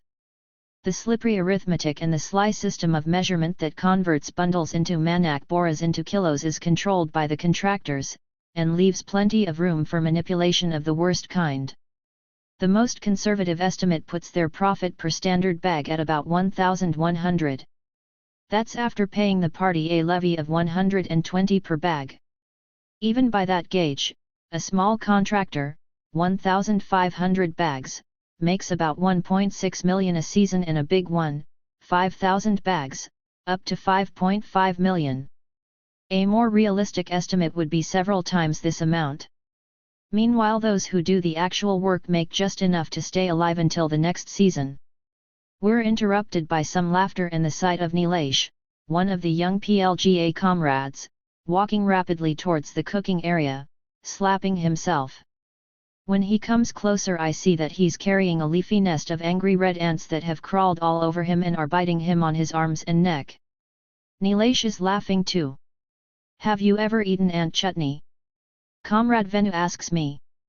I know these red ants well, from my childhood in Kerala. I've been bitten by them, but I've never eaten them. The chutney turns out to be nice. Sour. Lots of formic acid. Nilesh is from Bijapur, which is at the heart of Salwajudam operations. Nilesh's younger brother joined the Judam on one of its looting and burning sprees and was made a special police officer, SPO. He lives in the Basaguda camp with his mother. His father refused to go and stayed behind in the village. In effect, it's a family blood feud. Later on, when I had an opportunity to talk to him, I asked Nilesh why his brother had done that. He was very young, Nilesh said. He got an opportunity to run wild and hurt people and burn houses. He went crazy, did terrible things. Now he is stuck. He can never come back to the village. He will not be forgiven. He knows that. We return to the history lesson. The party's next big struggle, Comrade Vena says, was against the Ballarpur paper mills. The government had given its owners, the Thapars, a 45-year contract to extract 150,000 tons of bamboo at a hugely subsidized rate. Small beer compared to bauxite, but still. The tribals were paid 10 paise for a bundle that contained 20 culms of bamboo. I won't yield to the vulgar temptation of comparing that with the profits the Thapars were making. A long agitation, a strike, followed by negotiations with officials of the paper mill in the presence of the people, tripled the price to 30 paise per bundle. For the tribal people these were huge achievements. Other political parties had made promises, but showed no signs of keeping them. People began to approach the PWG asking whether they could join up. But the politics of tendu, bamboo and other forest produce was seasonal. The perennial problem, the real bane of people's lives, was the biggest landlord of all, the Forest Department. Every morning forest officials, even the most junior of them, would appear in villages like a bad dream, preventing people from plowing their fields, grazing their cattle, collecting firewood, plucking leaves, picking fruit from living. They brought elephants to overrun fields and scattered babol seeds to destroy the soil as they passed by. People would be beaten, arrested, humiliated, their crops destroyed. Of course, from the Forest Department's point of view, these were illegal people engaged in unconstitutional activity, and the department was only implementing the rule of law. Their sexual exploitation of women was just an added perk in a hardship posting. Emboldened by the people's participation in these struggles, the party decided to confront the Forest Department. It encouraged people to take over forest land and cultivate it. The Forest Department retaliated by burning new villages that came up in forest areas. In 1986 it announced a national park in Bijapur, which meant the eviction of 60 villages. More than half of them had already been moved out and construction of national park infrastructure had begun when the party moved in. It demolished the construction and stopped the eviction of the remaining villages. It prevented the Forest Department from entering the area. On a few occasions, officials were captured, tied to trees and beaten by villagers. It was cathartic revenge for generations of exploitation. Eventually the Forest Department fled. Between 1986 and 2000, the party redistributed 300,000 acres, 1,214 square kilometers, of forest land. Today, Comrade Vena says, there are no landless peasants in Dandakaranya. For today's generation of young people, the Forest Department is a distant memory, the stuff of stories mothers tell their children, about a mythological past of bondage and humiliation. For the older generation, freedom from the Forest Department meant genuine freedom. They could touch it, taste it. It meant far more than India's independence ever did. They began to rally to the party that had struggled with them. The 7 Squad team had come a long way. Its influence now ranged across a 60,000 square kilometer stretch of forest, thousands of villages and millions of people. But the departure of the Forest Department heralded the arrival of the police. That set off a cycle of bloodshed. Fake encounters by the police, ambushes by the PWG. With the redistribution of land came other responsibilities, irrigation, agricultural productivity, and the problem of an expanding population arbitrarily clearing forest land. A decision was taken to separate mass work and military work. Today, Dandakaranya is administered by an elaborate structure of Janatana Sarkars, people's governments. The organizing principles came from the Chinese Revolution and the national liberation struggle in Vietnam. Each Janatana Sarkar is elected by a cluster of villages whose combined population can range from 500 to 5,000. It has 9 departments: Krishi, Agriculture, Vyaparadayog, Trade and Industry, Arthik, Economic, Nyaya, Justice, Raksha, Defense, Hospital, Health, Jansampark, Public Relations, School Riti Rivaha, Education and Culture, and Jungle. A group of Janatana Sarkars come under an area committee. 3 area committees make up a division. There are 10 divisions in Dandakaranya. Janatana Sarkar flag.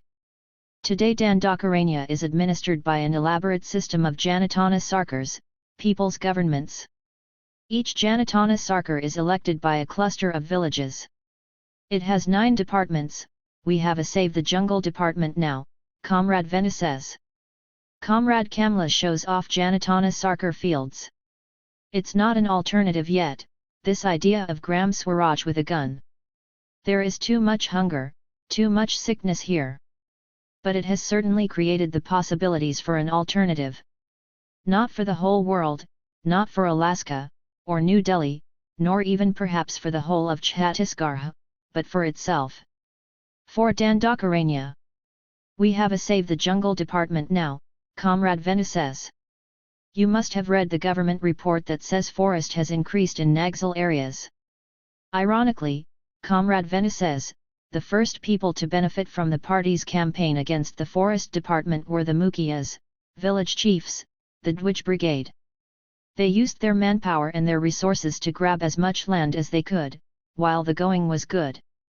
But then people began to approach the party with their internal contradictions, as Comrade Venu puts it quaintly. The party began to turn its attention to issues of equity, class, and injustice within tribal society. The big landlords sensed trouble on the horizon. As the party's influence expanded, theirs had begun to wane. Increasingly people were taking their problems to the party instead of to the Mukhiyas. Old forms of exploitation began to be challenged. On the day of the first rain, people were traditionally supposed to till the Mukhiyas' land instead of their own. That stopped. They no longer offered them the first day's picking of mahua or other forest produce. Obviously, something needed to be done. Enter Mahendra Karma, one of the biggest landlords in the region and at the time a member of the Communist Party of India, CPI. In 1990 he rallied a group of Mukhiyas and landlords and started a campaign called the Jan Jagran Abhiyan, Public Awakening Campaign. Their way of awakening the public was to form a hunting party of about 300 men to comb the forest, killing people, burning houses, and molesting women. The then Madhya Pradesh government Chhattisgarh had not yet been created, provided police backup. In Maharashtra, something similar, called Democratic Front, began its assault. People's War responded to all of this in true People's War style, by killing a few of the most notorious landlords. In a few months the Jan Jagran Abhiyan, the White Terror Comrade Venu's term for it faded. In 1998 Mahendra Karma, who had by now joined the Congress Party, tried to revive the Jan Jagran Abhiyan. This time it fizzled out even faster than before. Then, in the summer of 2005, fortune favored him. In April the Bharatiya Janata Party, BJP, government in Chhattisgarh signed 2 MOUs to set up integrated steel plants, the terms of which are secret. One for 70 billion with Essa Steel in Baladila, and the other for 100 billion with Tata Steel in Lohandaguda. It was around then that Prime Minister Manmohan Singh was making his now famous statement about the Maoists being the biggest internal security challenge to India. 5. It was an odd thing to say at the time, because actually the opposite was true. The Congress government in Andhra Pradesh had just outmaneuvered the Maoists, decimated them. They had lost about 1,600 of their cadre and were in complete disarray. The PM's statement sent the share value of mining companies soaring. It also sent a signal to the media that the Maoists were fair game for anyone who chose to go after them. In June 2005, Mahendra Karma called a secret meeting of Mukhiyas in Kuttra village and announced the Salwajudam, purification hunt. A lovely melange of tribal earthiness and Dwij/Nazi sentiment. Unlike the Jan Jagran Abhayan, the Salwajudam was a ground-clearing operation, meant to move people out of their villages into roadside camps, where they could be policed and controlled. In military terms, it's called strategic hamletting. It was devised by General Sir Harold Briggs in 1950 when the British were at war against the Communists in Malaya. The Briggs plan became very popular with the Indian Army, which has used it in Nagaland, Mizoram, and in Telangana. The BJP Chief Minister of Chhattisgarh, Raman Singh, announced that as far as his government was concerned, villagers who did not move into camps would be considered Maoists. So in Bastar, for an ordinary villager, just staying at home, living an ordinary life, became the equivalent of indulging in dangerous terrorist activity. Along with a steel mug of black tea, as a special treat, someone hands me a pair of earphones and switches on a little MP3 player. It's a scratchy recording of the then SP Bijapur, DS.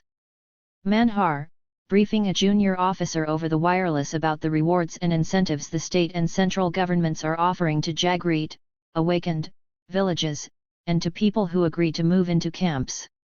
He then gives clear instructions that villages that refuse to surrender should be burnt and journalists who want to cover Naxalites should be shot on sight. I'd read about this in the papers long ago. When the story broke, rumor has it that as punishment it's not clear to whom the SP was transferred to the State Human Rights Commission. The Salwajudam was announced at a meeting of village Mukhiyas in a village called Ambali in June 2005. Between June and December 2005, it burned, killed, raped and looted its way through hundreds of villages of South Dantewada. The center of its operations were the Bijapur and Baramgarh blocks near Baladila, where SS Steel's new plant was proposed. Not coincidentally, these were also Maoist strongholds, where the Janatana Sarkars had done a great deal of work, especially in building water harvesting structures. The Janatana Sarkars became the special target of the Salwajudam's attacks. Hundreds of people were killed in the most brutal ways. About 60,000 people moved into the camps, some voluntarily, others out of terror.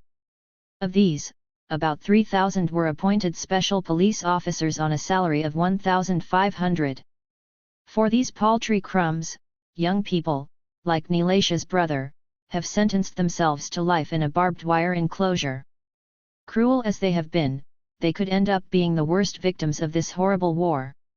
No Supreme Court judgment ordering the Salwajudam to be dismantled can change their fate. The remaining hundreds of thousands of people went off the government radar. But the development funds for these 644 villages did not. What happens to that little gold mine? Many of them made their way to Andhra Pradesh and Orissa, where they usually migrated to work as contract labor during the chili picking season.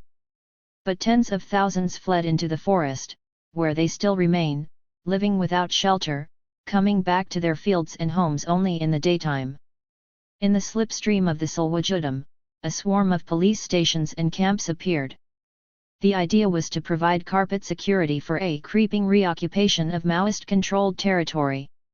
The assumption was that the Maoists would not dare to attack such a large concentration of security forces. The Maoists, for their part, realized that if they did not break that carpet security it would amount to abandoning people whose trust they had earned, and with whom they had lived and worked for 25 years. They struck back in a series of attacks on the heart of the security grid. On January 26, 2006, the PLGA attacked the Gungalore police camp and killed 7 people. On July 17, 2006, the Salwajudam camp at Irabor was attacked. 20 people were killed and 150 injured.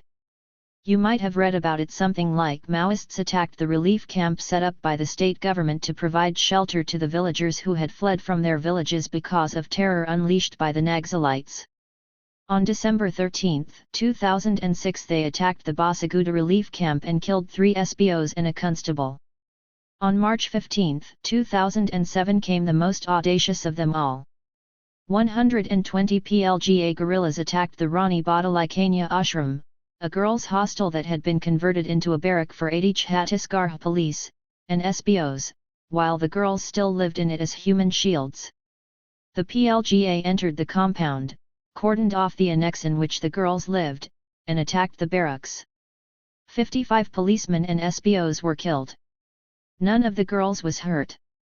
The candid SP of Dantewada had shown me his PowerPoint presentation with horrifying photographs of the burned, disemboweled bodies of the policemen amidst the ruins of the blown-up school building. They were so macabre, it was impossible not to look away. He looked pleased at my reaction. Solwajudam leader. Dornapal Camp, 2009. The attack on Rani Badalai caused an uproar in the country. Human rights organizations condemned the Maoists not just for their violence, but also for being anti-education and attacking schools. But in Dandakaranya the Rani Badalai attack became a legend. Songs and poems and plays were written about it. The Maoist counter-offensive did break the carpet security and gave people breathing space. The police and the Solwajudam retreated into their camps, from which they now emerge usually in the dead of night only in packs of 300 or 1,000 to carry out cordon and search operations in villages. Gradually, except for the SBOs and their families, the rest of the people in the Solwajudam camps began to return to their villages. The Maoists welcomed them back and announced that even SBOs could return if they genuinely, and publicly, regretted their actions. Young people began to flock to the PLGA. The PLGA had been formally constituted in December 2000. Over the last 30 years, its armed squads had very gradually expanded into sections, sections had grown into platoons, and platoons into companies. But after the Solwajudam's depredations, the PLGA was rapidly able to declare battalion strength. It is an entirely voluntary army. Nobody is paid a salary. The Solwajudam had not just failed, it had backfired badly. As we now know, it was not just a local operation by a small-time hood. Regardless of the doublespeak in the press, the Solwajudam was a joint operation by the state government of Chhattisgarh and the Congress Party, which was in power at the centre. It could not be allowed to fail. Not when all those Maos were still waiting, like wilting hopefuls on the marriage market. The government was under tremendous pressure to come up with a new plan. They came up with Operation Green Hunt. The Solwajudam SBOs are called Koya Commandos now. It has deployed the Chhattisgarh Armed Force, CAF, the Central Reserve Police Force, CRPF, the Border Security Force, BSF, the Indo-Tibetan Border Police, ITBP, the Central Industrial Security Force, CISF, Greyhounds, Scorpions, Cobras. And a policy that's affectionately called WAM, winning hearts and minds. Significant wars are often fought in unlikely places. Free market capitalism defeated Soviet communism in the bleak mountains of Afghanistan. Here in the forests of Dantewada a battle rages for the soul of India. Plenty has been said about the deepening crisis in Indian democracy and the collusion between big corporations, the media, major political parties and the security establishment. If anybody wants to do a quick spot check, Dantewada is the place to go. A draft report on state agrarian relations and the unfinished task of land reform, Volume 1, said that Tata Steel and SS Steel were the first financiers of the Solwajudam. Because it was a government report, it created a flurry when it was reported in the press. That fact has subsequently been dropped from the final report. Was it a genuine error, or did someone receive a gentle, integrated steel tap on the shoulder? 6. On October 12, 2009 the mandatory public hearing for Tata's steel plant, meant to be held in Lohandaguda where local people could come, actually took place in a small hall inside the collectorate in Jagdalpur, many miles away, cordoned off with massive security. A hired audience of 50 tribals was brought in a guarded convoy of government jeeps. After the meeting the district collector congratulated the people of Lohandaguda for their cooperation. The local newspapers reported the lie, even though they knew better. The advertisements rolled in. Despite villagers' objections, land acquisition for the project has begun. The Maoists are not the only ones who seek to depose the Indian state. It's already been deposed, several times, by Hindu fundamentalism and economic totalitarianism. Lohandaguda, a 5-hour drive from Dantewada, never used to be an Naxalite area. But it is now. Comrade Juri, who sat next to me while I ate the ant chutney, works in the area. She said they decided to move in after graffiti had begun to appear on the walls of village houses, saying Naxali Ao, Hey main Bakao. Naxals come and save us. A few months ago Vimal Meshram, vice president of the Janpad Panchayat, was shot dead in the market. He was Tata's man, Juri says. He was forcing people to give up their land and accept compensation. It's good that he's been finished. Do you want more Chaipali? She's crunching red ants. We won't let the Tata come there. People don't want them. Juri is not PLGA. She's in the Chetna Nata Manch, CNM, the cultural wing of the party. She sings. She writes songs. She's from Abulhamad. She's married to Comrade Madhav. She fell in love with his singing when he visited her village with a CNM troupe. I feel I ought to say something at this point. About the futility of violence, about the unacceptability of summary executions. But what should I suggest they do? Go to court? Do a dharna in Yantar Mantar, New Delhi? A rally? A relay hunger strike? It sounds ridiculous. The promoters of the new economic policy who find it so easy to say there is no alternative should be asked to suggest an alternative resistance policy. A specific one, to these specific people, in this specific forest. Here. Now. Which party should they vote for? Which democratic institution in this country should they approach? Which door did the Narmada Bakao Andolan not knock on during the years and years it fought against big dams on the Narmada? It's dark. There's a lot of activity in the camp, but I can't see anything. Just points of light moving around. It's hard to tell whether they are stars or fireflies or Maoists on the move. Little Mangtu appears from nowhere. I found out that he's one of a group of 10 kids who are part of the first batch of the Young Communists Mobile School, who are being taught to read and write, and tutored in basic communist principles. Indoctrination of young minds, our corporate media howls. The TV advertisements that brainwash children before they can even think are not seen as a form of indoctrination. The young communists are not allowed to carry guns or wear uniforms. But they trail the PLGA squads, with stars in their eyes, like groupies of a rock band. Mangtu has adopted me with a gently proprietorial air. He has filled my water bottle and says I should pack my bag. A whistle blows. The blue Yahili tent is dismantled and folded up in 5 minutes flat. Another whistle and all 100 comrades fall in line. 5 rows. Comrade Raju is the director of ops. There's a roll call.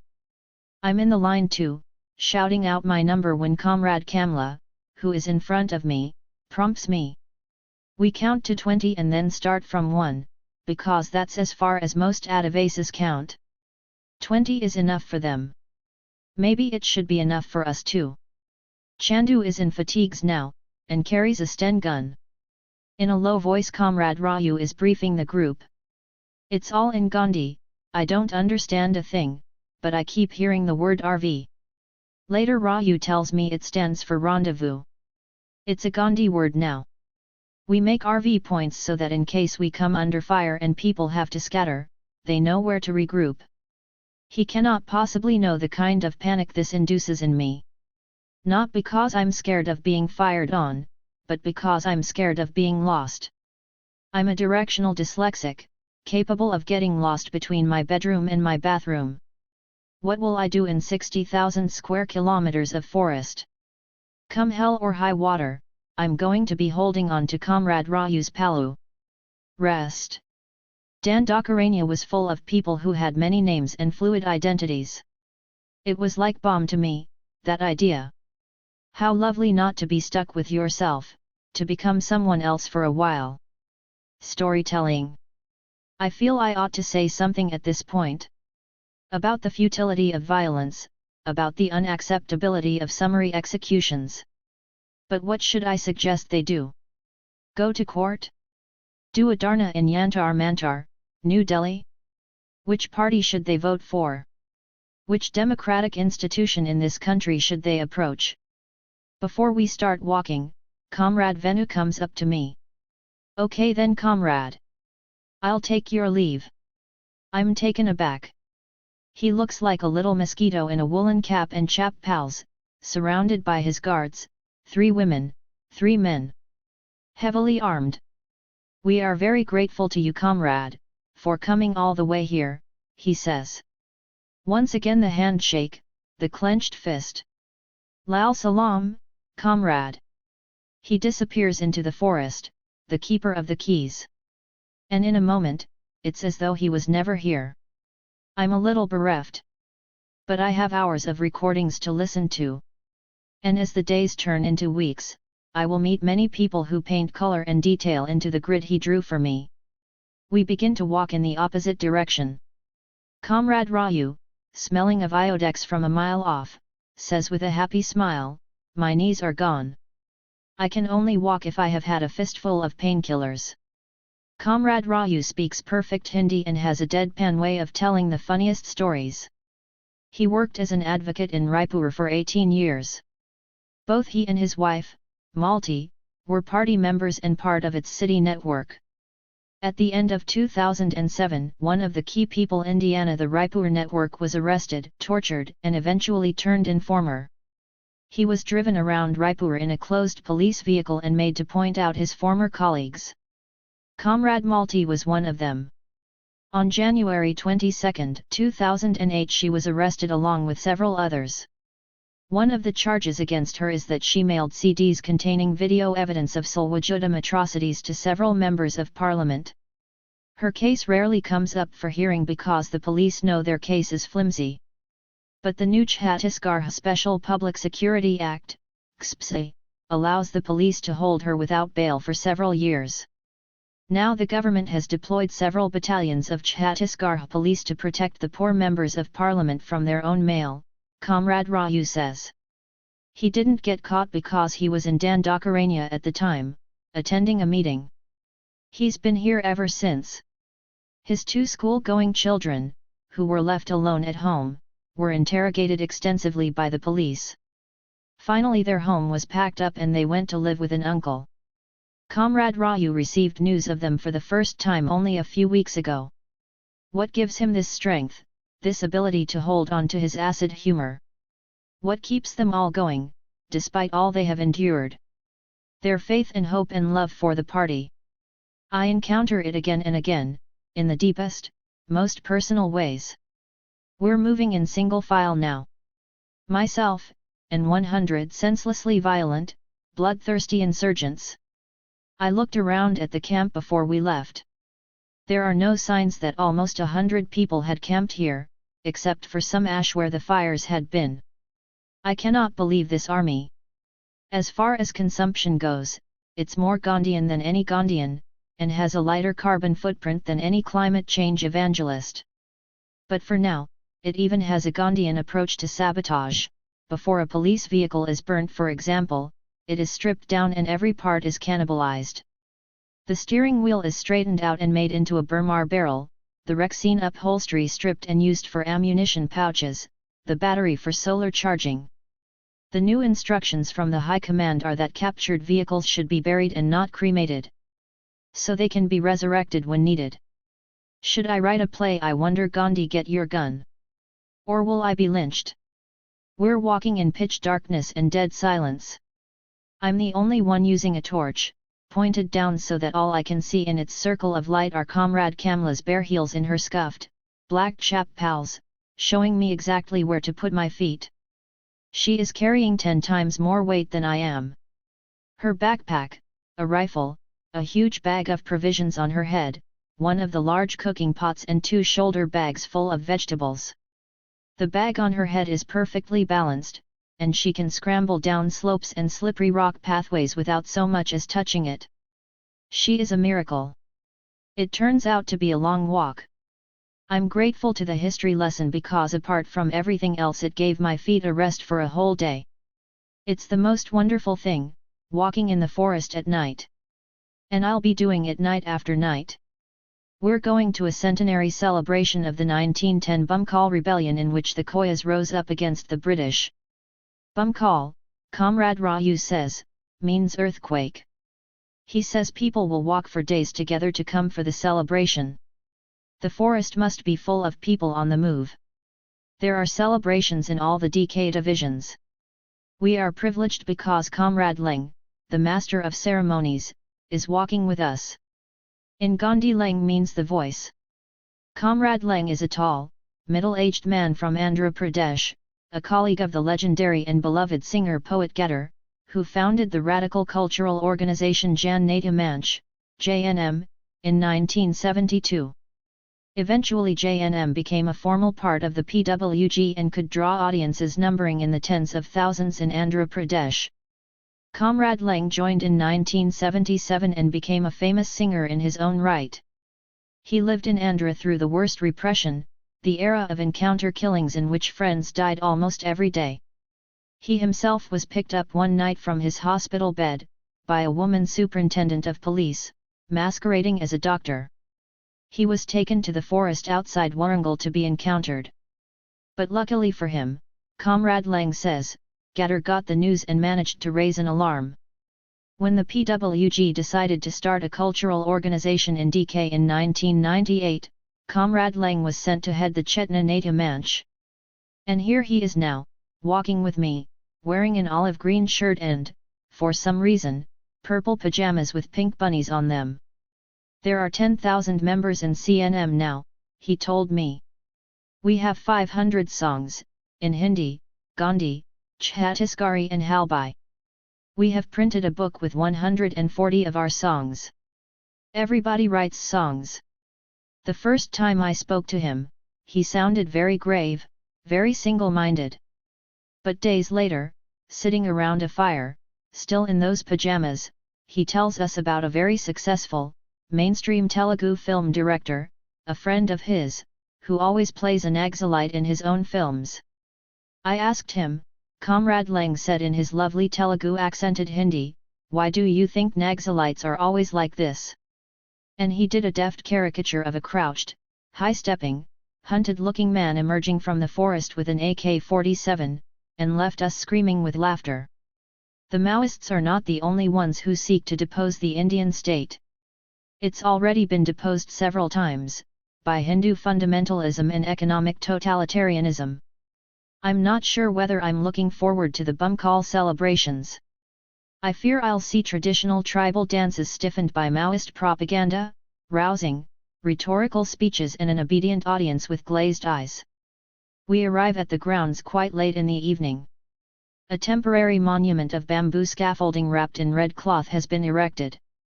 On top, above the hammer and sickle of the Maoist party, is the bow and arrow of the Janatana Sarkar, wrapped in silver foil. Appropriate, the hierarchy. The stage is huge, also temporary, on a sturdy scaffolding covered by a thick layer of mud plaster.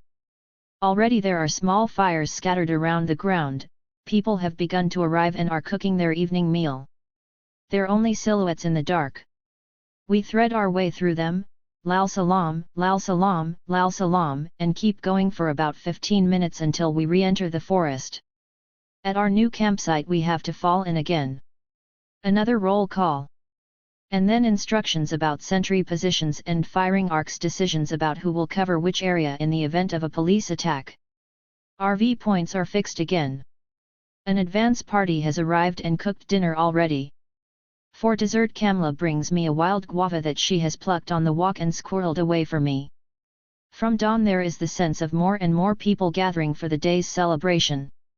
There's a buzz of excitement building up. People who haven't seen each other in a long time meet again. We can hear the sound of mics being tested. Flags, banners, posters, buntings are going up. A poster with the pictures of the 5 people who were killed in Ongnar the day we arrived has appeared. I'm drinking tea with Comrade Narmada, Comrade Moss, and Comrade Rupi. Comrade Narmada talks about the many years she worked in Gadchirali before becoming the DK head of the Krantakari Adivasi Mahila Sangathan. Rupi and Moss have been urban activists in Andhra Pradesh and tell me about the long years of struggle of women within the party, not just for their rights, but also to make the party see that equality between men and women is central to a dream of a just society. We talk about the 70s and the stories of women within the Naxalite movement who were disillusioned by male comrades who thought themselves great revolutionaries but were hobbled by the same old patriarchy, the same old chauvinism. Moss says things have changed a lot since then, though they still have a long way to go. The party's Politburo has no women yet. The Central Committee had Anuradha Gandhi who died of cerebral malaria last year and Sheila, an Adivasi comrade who is now in jail. Around noon another PLGA contingent arrives. This one is headed by a tall, lithe, boyish-looking man. This comrade has two names Sukhdef and Gudsa Usandi, neither of which is his. Sukhdef is the name of a very beloved comrade who was martyred. In this war only the dead are safe enough to use their real names. As for Gudsa Usandi, many comrades have been Gudsa Usandi at one point or another. A few months ago it was Comrade Rayu. Gudsa Usandi is the name of the party's spokesperson for Dandakaranya. So even though Sukhdef spends the rest of the trip with me, I have no idea how I'd ever find him again. I'd recognize his laugh anywhere though. He came to DK in '88, he says, when the PWG decided to send 1/3 of its forces from North Telangana into DK. He's nicely dressed, in civil, Gandhi for civilian clothes, as opposed to dress, the Maoist uniform, and could pass off as a young executive. I ask him why no uniform. He says he's been travelling and has just come back from the Keshkal Ghats near Kankar. There are reports of bauxite deposits 3 million tons that a company called Vedanta has its eye on. Bingo! 10 on 10 for instinct. Sukhdef says he went there to measure the people's temperature. To see if they were prepared to fight. They want squads now. And guns. He throws his head back and roars with laughter. I told them it's not so easy, bye. From the stray wisps of conversation and the ease with which he carries his AK-47, I can tell he's also high up and hands-on PLGA. Jungle Post arrives. There's a biscuit for me. It's from Comrade Venu. On a tiny piece of paper, folded and refolded, he has written down the lyrics of a song he promised he would send me. Comrade Narmada smiles when she reads them.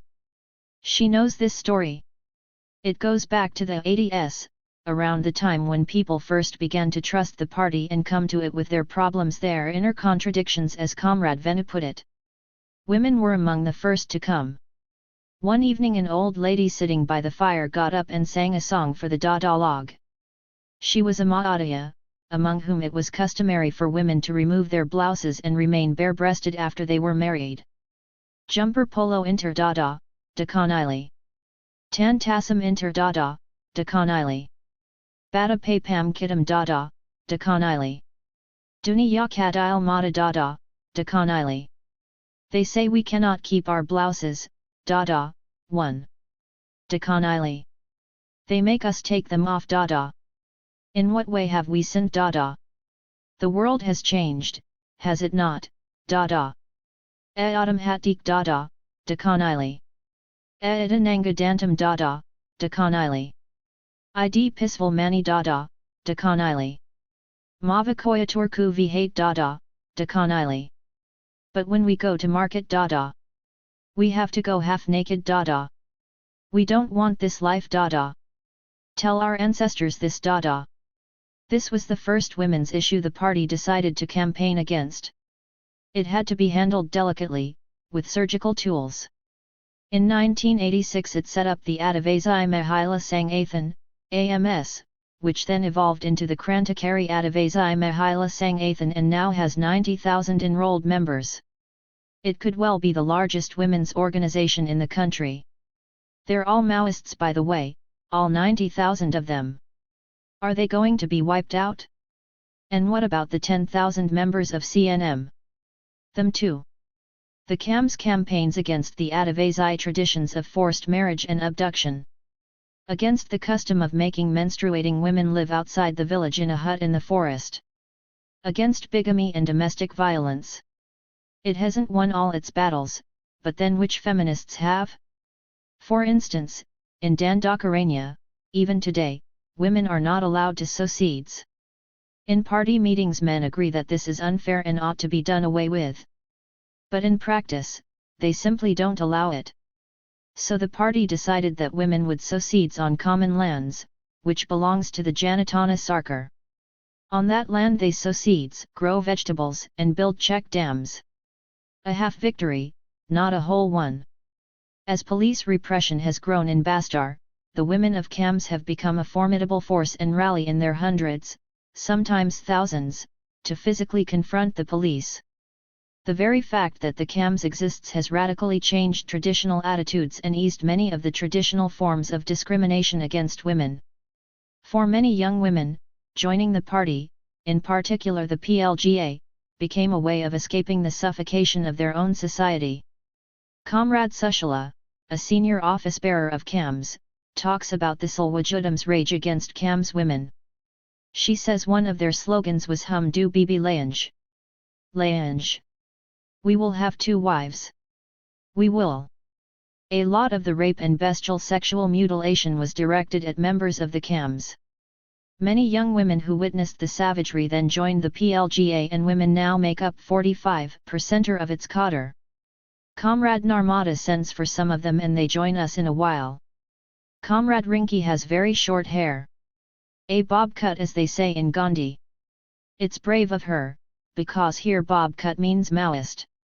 For the police that's more than enough evidence to warrant summary execution. Comrade Rinki's village, Korma, was attacked by the Naga Battalion and the Salwajudam in 2005. At that time Rinki was part of the village militia.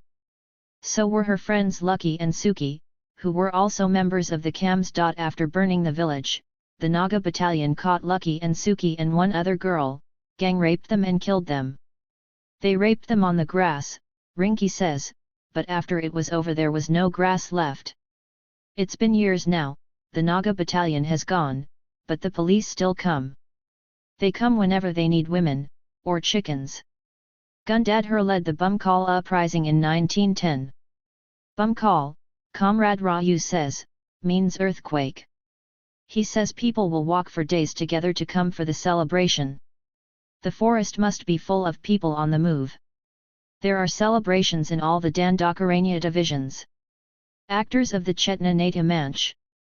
There are 10,000 members in CNM now, Comrade Ling, head of the CNM, told me. We have 500 songs, in Hindi, Gandhi, Chhattisgarhi and Halbai. We have printed a book with 140 of our songs. Everybody writes songs. Ajitha has a bob cut too. The Judam came to Korsil, her village, and killed 3 people by drowning them in a stream. Ajitha was with the militia, and followed the Judam at a distance to a place close to the village called Paral Nar Todak.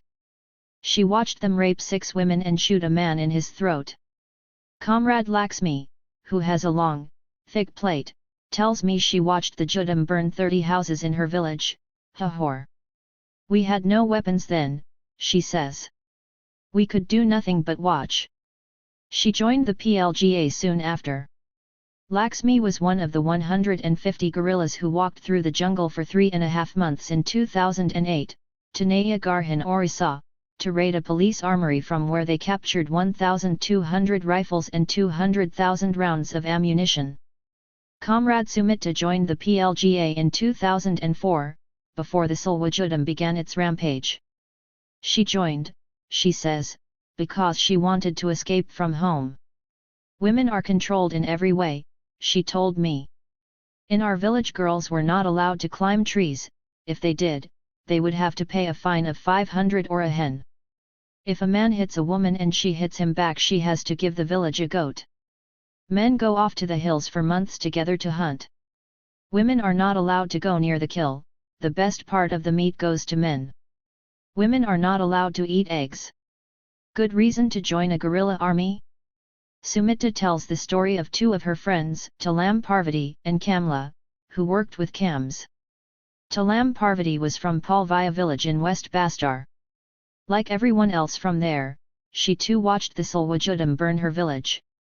She then joined the PLGA and went to work in the Keshkal Ghats. In 2009 she and Kamla had just finished organizing the March 8 Women's Day celebrations in the area. They were together in a little hut just outside a village called Vajo. The police surrounded the hut at night and began to fire.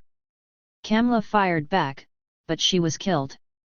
Parvati escaped, but was found and killed the next day. That's what happened last year on Women's Day. And here's a press report from a national newspaper about Women's Day this year. Bastar rebels bat for women's rights. Sehar Khan, Mail Today, Raipur, March 7, 2010. The government may have pulled out all stops to combat the Maoist. They even have a Gandhian approach to sabotage. Before a police vehicle is burnt, it is stripped down. The steering wheel is straightened out and made into a Burmar barrel, the Rexine upholstery stripped and used for ammunition pouches and backpacks. Menace in the country. But a section of rebels in Chhattisgarh has more pressing matters in hand than survival.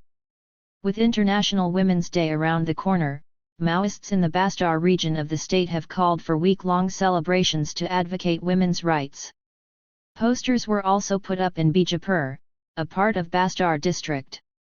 The call by the self-styled champions of women's rights has left the state police astonished. Inspector General, IG, of Bastar T.J. Longkumar said, "I have never seen such an appeal from the Naxalites, who believe only in violence and bloodshed." And then the report goes on to say, "I think the Maoists are trying to counter our highly successful Jan Jagran Abhayan, mass awareness campaign.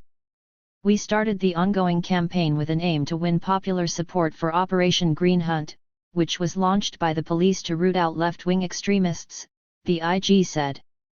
This cocktail of malice and ignorance is not unusual. Gudsa Usandi, chronicler of the parties present, knows more about this than most people. His little computer and MP3 recorder are full of press statements, denials, corrections, party literature, lists of the dead, TV clips and audio and video material. The worst thing about being Gudsa Usandi, he says, is issuing clarifications that are never published. We could bring out a thick book of our unpublished clarifications, about the lies they tell about us. He speaks without a trace of indignation, in fact with some amusement. What's the most ridiculous charge you've had to deny? He thinks back. In 2007, we had to issue a statement saying Nahi bhai, humni gai ko hathod se na hin mara no, brother, we did not kill cows with hammers. In 2007 the Raman Singh government announced a Gai Yojana cow scheme, an election promise, a cow for every Adivasi. One day the TV channels and newspapers reported that Naxalites had attacked a herd of cows and bludgeoned them to death with hammers because they were anti-Hindu, anti-BJP. You can imagine what happened. We issued a denial. Hardly anybody carried it. Later it turned out that the man who had been given the cows to distribute was a rogue. He sold them and said we had ambushed him and killed the cows. And the most serious? Oh, there are dozens, they're running a campaign after all. When the Salwajudam was first announced in Ambali, they first attacked our village-level activists whom they had invited for the meeting, they beat them up and handed them over to the police. Then all of them, SBOs, the Naga Battalion, police, moved towards Tata Mendri. There our local guerrilla squad comrades fired in the air and drove them away. No one was hurt, but Annie Zaidi of Frontline said, and these are her words, at a meeting at Talmendra, attended by more than 10,000 people, Naxalites allegedly opened fire and killed hundreds of people. 7 That same day the Judam went to Kotrapal. You must have heard about Kotrapal. It's a famous village, it has been burnt 22 times for refusing to surrender. When they reached Kotrapal, our militia was waiting for it. They had prepared an ambush. 3 Salwajudam goons were killed. The militia captured 12, the rest ran away. But the newspapers reported that the Naxalites had massacred dozens of poor Adivasis. Even K. Balagopal, the human rights activist, who is usually meticulous about facts, put the figure at 18 in a press release by the Human Rights Forum. We sent a clarification. Nobody published it. Later, in his book, Balagopal acknowledged his mistake. But who noticed? 8. I asked what happened to the 12 people who were captured. The area committee called a Jan Adalat People's Court. 4,000 people attended it. They listened to the whole story. 2 were sentenced to death. Of them 1 escaped. The rest were warned and let off. The people decided.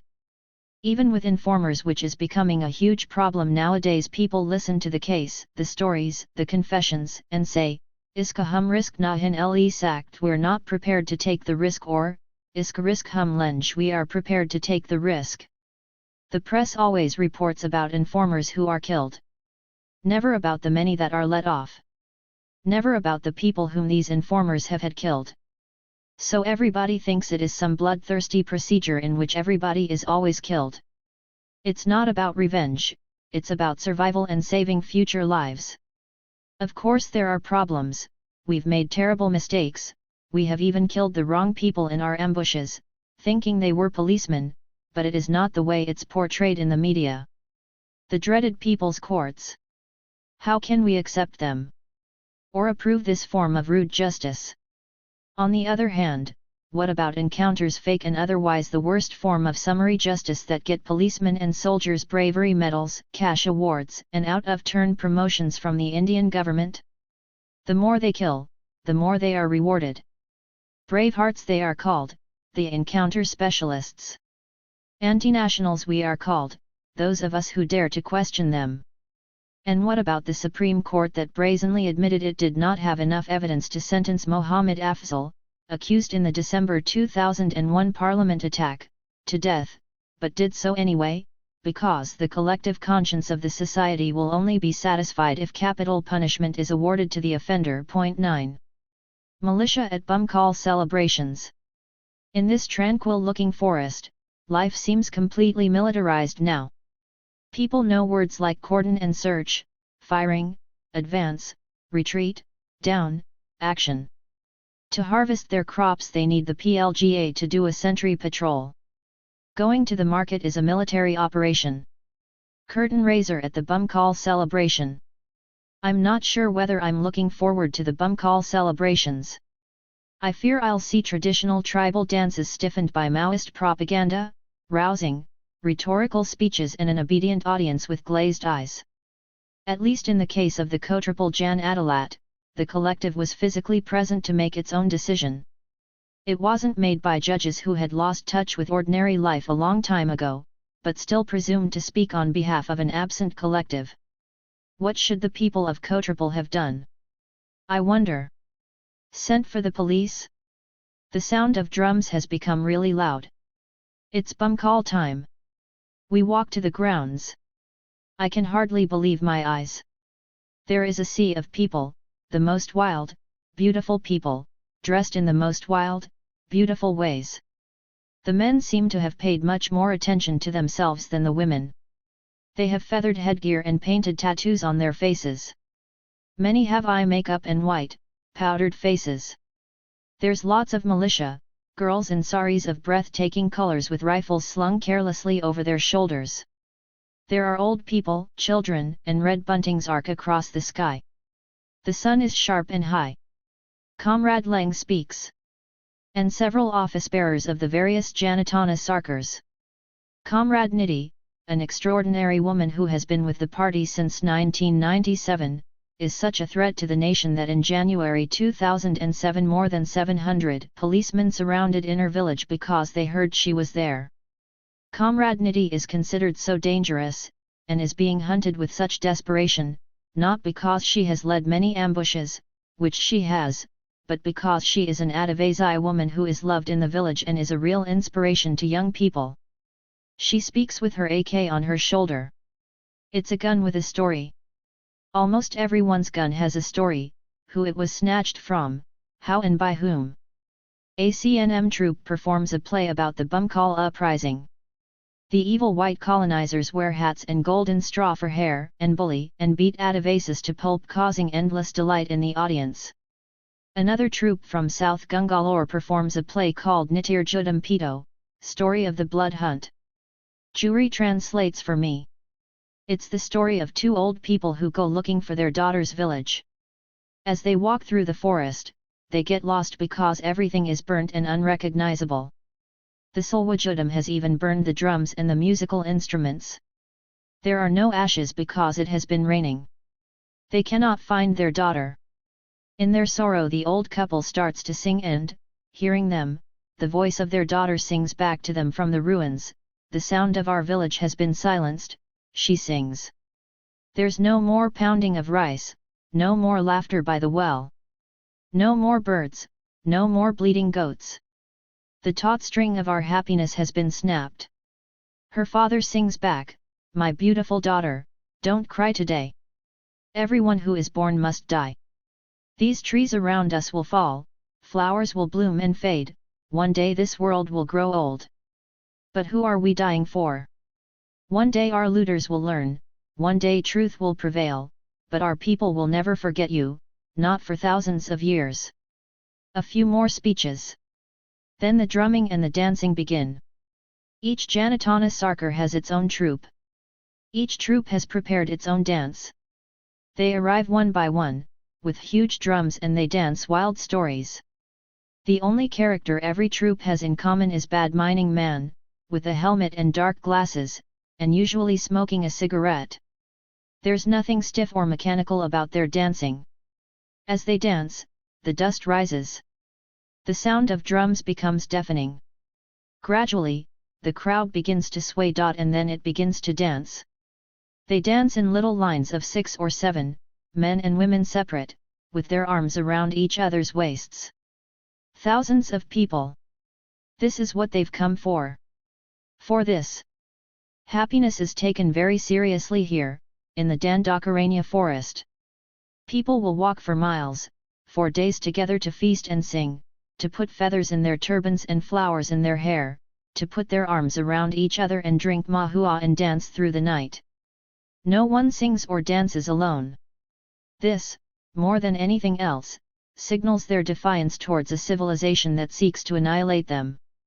I can't believe all this is happening right under the noses of the police. Right in the midst of Operation Green Hunt. At first the PLGA comrades watch the dancers, standing aside with their guns. But then, one by one, like ducks who cannot bear to stand on the shore and watch other ducks swim, they move in and begin to dance too. Soon there are lines of olive green dancers, swirling with all the other colors. And then, as sisters and brothers and parents and children and friends who haven't met for months, years sometimes, encounter each other, the lines break up and reform, and the olive green is distributed among the swirling saris and flowers and drums and turbans. It surely is a people's army. For now, at least. And what Chairman Mao said about the gorillas being the fish, and people being the water they swim in, is, at this moment, literally true. Chairman Mao. He's here too. A little lonely, perhaps, but present. There's a photograph of him, up on a red cloth screen. Marx too. And Charu Mazumdar, the founder and chief theoretician of the Naxalite movement. His abrasive rhetoric fetishizes violence, blood, and martyrdom, and often employs a language so coarse as to be almost genocidal. Standing here, on Bumkal Day, I can't help thinking that his analysis, so vital to the structure of this revolution, is so removed from its emotion and texture. Only by waging class struggle, the battle of annihilation, the new man will be created, the new man who will defy death and will be free from all thoughts of self-interest. 10 Could he have imagined that this ancient people, dancing into the night, would be the ones on whose shoulders his dreams would come to rest? A transient memorial to the martyrs. A few more speeches. Then the drumming and the dancing begin. Each Janatana Sarkar has its own troupe. Each troupe has prepared its own dance. Bumkal begins. Happiness is taken very seriously here, in the Dandakaranya forest. People will walk for miles, for days together to feast and sing, to put feathers in their turbans and flowers in their hair, to put their arms around each other and drink mahua and dance through the night. No one sings or dances alone. This, more than anything else, signals their defiance towards a civilization that seeks to annihilate them. It's a great disservice to everything that is happening here that the only thing that seems to make it to the outside world is the stiff, unbending rhetoric of the ideologues of a party that has evolved from a problematic past. When Chiru Mazumdar famously said, "China's chairman is our chairman and China's path is our path," he was prepared to extend it to the point where the Naxalites remained silent while General Yahya Khan committed genocide in East Pakistan, Bangladesh. Because, at the time, China was an ally of Pakistan. There was silence too over the Khmer Rouge and its killing fields in Cambodia. There was silence over the egregious excesses of the Chinese and Russian revolutions. Silence over Tibet. Within the Naxalite movement too, there have been violent excesses and it's impossible to defend much of what they've done. But can anything they have done compare with the sordid achievements of the Congress and the BJP in Punjab, Kashmir, Delhi, Mumbai, Gujarat? And yet, despite these terrifying contradictions, Chiru Mazumdar, in much of what he wrote and said, was a man with a political vision for India that cannot be dismissed lightly. The party he founded, and its many splinter groups, has kept the dream of revolution real and present in India. Imagine a society without that dream. For that alone we cannot judge him too harshly. Especially not while we swaddle ourselves with Gandhi's pious humbug about the superiority of the nonviolent way and his notion of trusteeship. The rich man will be left in possession of his wealth, of which he will use what he reasonably requires for his personal needs and will act as a trustee for the remainder to be used for the good of society. How strange it is though, that the contemporary tsars of the Indian establishment, the state that crushed the Naxalites so mercilessly, should now be saying what Chiru Mazumdar said so long ago, "China's path is our path." Upside down. Inside out. China's path has changed. China is on its way to becoming an imperial power now, fueled by the raw materials of other countries. But the party is still right, only, the party has changed its mind. When the party is a suitor, as it is now in Dandakaranya, wooing the people, attentive to their every need, then it genuinely is a people's party, its army genuinely a people's army. But after the revolution, how easily this love affair can turn into a bitter marriage. How easily the people's army can turn upon the people. Today in Dandakaranya, the party wants to keep the bauxite in the mountain. Tomorrow will it change its mind? But can we, should we, let apprehensions about the future immobilize us in the present? The dancing will go on all night. I walk back to the camp. Moss is there, awake. We chat late into the night. I give her my copy of Neruda's Captain's verses. I brought it along, just in case. She asks again and again, what do they think of us outside? What do students say? Tell me about the women's movement, what are the big issues now? She asks about me, my writing. I try and give her an honest account of my chaos. Then she starts to talk about herself, how she joined the party. She tells me that her partner was killed last May, in a fake encounter. He was arrested in Nashik, and taken to Warangal to be killed. They must have tortured him badly. She was on her way to meet him when she heard he had been arrested. She's been in the forest ever since. After a long silence she tells me she was married once before, years ago. He was killed in an encounter too, she says, and adds with heartbreaking precision, but in a real one. I lie awake on my yahilai, thinking of Moss's protracted sadness, listening to the drums and the sounds of protracted happiness from the grounds, and thinking about Chiru Mazumdar's idea of protracted war, the central precept of the Maoist party. This is what makes people think the Maoists' offer to enter peace talks is a hoax, a ploy to get breathing space to regroup, rearm themselves and go back to waging protracted war. What is protracted war? Is it a terrible thing in itself, or does it depend on the nature of the war?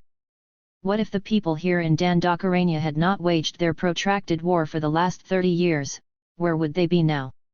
And are the Maoists the only ones who believe in protracted war? Almost from the moment India became a sovereign nation it turned into a colonial power, annexing territory, waging war.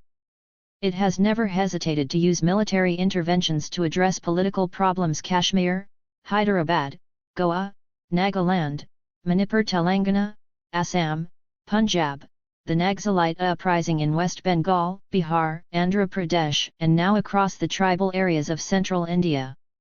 Tens of thousands have been killed with impunity, hundreds of thousands tortured. All of this behind the benign mask of democracy. Who have these wars been waged against? Muslims, Christians, Sikhs, Communists, tribals and, most of all, against the poor, for the most part Dalits, who dare to question their lot instead of accepting the crumbs that are flung at them. It's hard not to see the Indian state as an essentially upper caste Hindu state, regardless of which party is in power, which harbors a reflexive hostility towards the other. One that in true colonial fashion sends the Nagas and Mizos to fight in Chhattisgarh, Sikhs to Kashmir, Kashmiris to Orissa, Tamilians to Assam and so on. If this isn't protracted war, what is? Unpleasant thoughts on a lovely, starry night. Sukdev is smiling to himself, his face lit by his computer screen. He's a crazy workaholic. I ask him what's funny. I was thinking about the journalists who came last year for the Bumkal celebrations. They came for a day or two. One posed with my AK, had himself photographed and then went back and called us killing machines or something. The dancing hasn't stopped and it's daybreak. The lines are still going, hundreds of young people still dancing. They won't stop, Comrade Roy says, not until we start packing up. On the grounds I run into Comrade Doctor. He's been running a little medical camp on the edge of the dance floor. I want to kiss his fat cheeks. Why can't he be at least 30 people instead of just one? Why can't he be 1,000 people? I ask him what it's looking like, the health of Dandakaranya. His reply makes my blood run cold. Most of the people he has seen, he says, including those in the PLGA, have a hemoglobin count that's far, far below the standard for Indian women, 11. There's TB caused by more than 2 years of chronic anemia.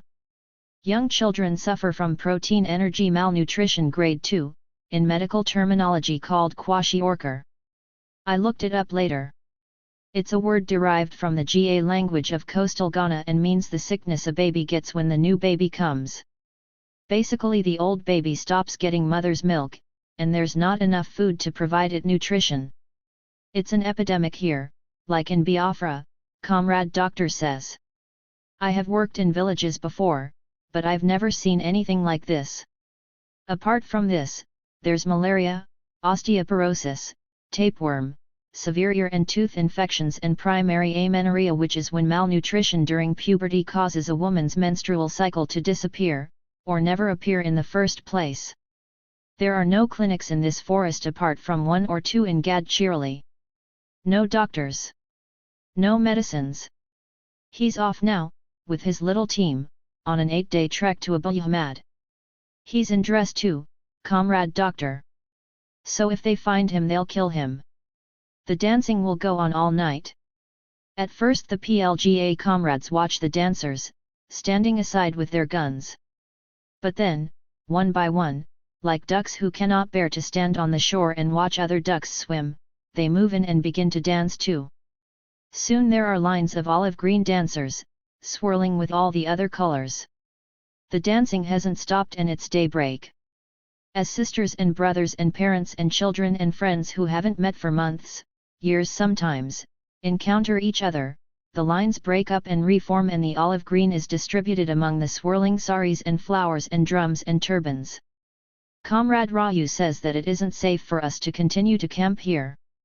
We have to move. Leaving Bumkal involves a lot of goodbyes spread over time. Lal lal salam, lal lal salam. Jan Vali Sathayan Ko lal lal salam. Red salute to departing comrades. Firmailing, Firmailing. Dandakaranya jungle main Firmailing. We'll meet again, someday, in the Dandakaranya forest. It's never taken lightly, the ceremony of arrival and departure, because everybody knows that when they say we'll meet again they actually mean we may never meet again. Comrade Narmada, Comrade Moss, and Comrade Rupi are going separate ways. Will I ever see them again? So once again, we walk. It's becoming hotter every day. Kamla picks the first fruit of the tendu for me. It tastes like shaku. I've become a tamarind fiend. This time we camp near a stream. Women and men take turns to bathe in batches. In the evening Comrade Rayu receives a whole packet of biscuits. News. 60 people arrested in Manpur division at the end of January 2010 have not yet been produced in court. Huge contingents of police have arrived in South Bastar. Indiscriminate attacks are on. On November 8, 2009, in Kishlaram village, Bijapur Jilla, Durko Madka, 60, and Kovazi Suklu, 68, were killed. On November 24 Madhavi Baman, 15, was killed in Pangodi village. On December 3 Madhavi Budram from Korenjid also killed. On 11 December Gumiapal village Darba division, 7 people killed, names yet to come. On 15 December Kotrapal village Viko Sambar and Madhavi Mati, both with cams, killed. On 30 December Veshapal village Poonam Pandu and Poonam Motu, father and son, killed. In January 2010, date unknown, head of the Janatana Sarkar in Kaika village, Gungalore killed. On January 9, 4 people killed in Serpangudan village, Jagargonda area. A runner, with biscuits. Handwritten notes on sheets of paper, folded and stapled into little squares. News from everywhere. The police have killed 5 people in Ongnar village. On January 10, 3 people killed in Pulam Puladai village, no names yet. On January 25, 7 people killed in Takilad village, Indravati area. On February 10, Bumkal Day, Kumli raped and killed in Dumnair village, Abu Ahmad. She was from a village called Paver. 2,000 troops of the ITBP are camped in the Rajanand Gaon forests. 5,000 additional BSF troops have arrived in Kankar. And then, PLGA quota filled. Some dated newspapers have arrived too. There's a lot of press about Naxalites. One screaming headline sums up the political climate perfectly: Kadidu, Maro, Samarpan Karo, eliminate, kill, make them surrender. Below that, Varda K. Lilktantra ka dwar kolahai, democracy's door is always open for talks. A second says the Maoists are growing cannabis to make money. The third has an editorial saying that the area we've camped in and are walking through is entirely under police control. The young communists take the clips away to practice their reading. They walk around the camp reading the anti-Maoist articles loudly in radio announcer voices. New day. New place. We're camped on the outskirts of Uzur village, under huge mahua trees. The mahua has just begun to flower and is dropping its pale green blossoms like jewels on the forest floor. The air is suffused with its slightly heady smell. We're waiting for the children from the Batpul school, which was closed down after the Ongnar encounter. It's been turned into a police camp. The children have been sent home. This is also true of the schools in Nelwood, Munjameta, Edka, Vedomakot, and Donara. The Batpul school children don't show up. Comrade Nidhi, Most Wanted, and Comrade Vinod lead us on a long walk to see the series of water harvesting structures and irrigation ponds that have been built by the local Janatana Sarkar. Comrade Nidhi talks about the range of agricultural problems they have to deal with. Only 2% of the land is irrigated. In Abu Ahmad, ploughing was unheard of until 10 years ago. In Gadchirali, on the other hand, hybrid seeds and chemical pesticides are edging their way in. We need urgent help in the agriculture department, Comrade Vinod says. We need people who know about seeds, organic pesticides, permaculture. With a little help we could do a lot. Comrade Ramu is the farmer in charge of the Janatana Sarkar area. He proudly shows us around the fields, where they grow rice, brinjal, gongara, onion, kohlrabi. Then, with equal pride, he shows us a huge, but bone-dry, irrigation pond. What's this? This one doesn't even have water during the rainy season. It's dug in the wrong place, he says, a smile wrapped around his face. It's not ours, it was dug by the Ludi Sarkar, the government that loots. There are two parallel systems of government here, Janatana Sarkar and Ludi Sarkar.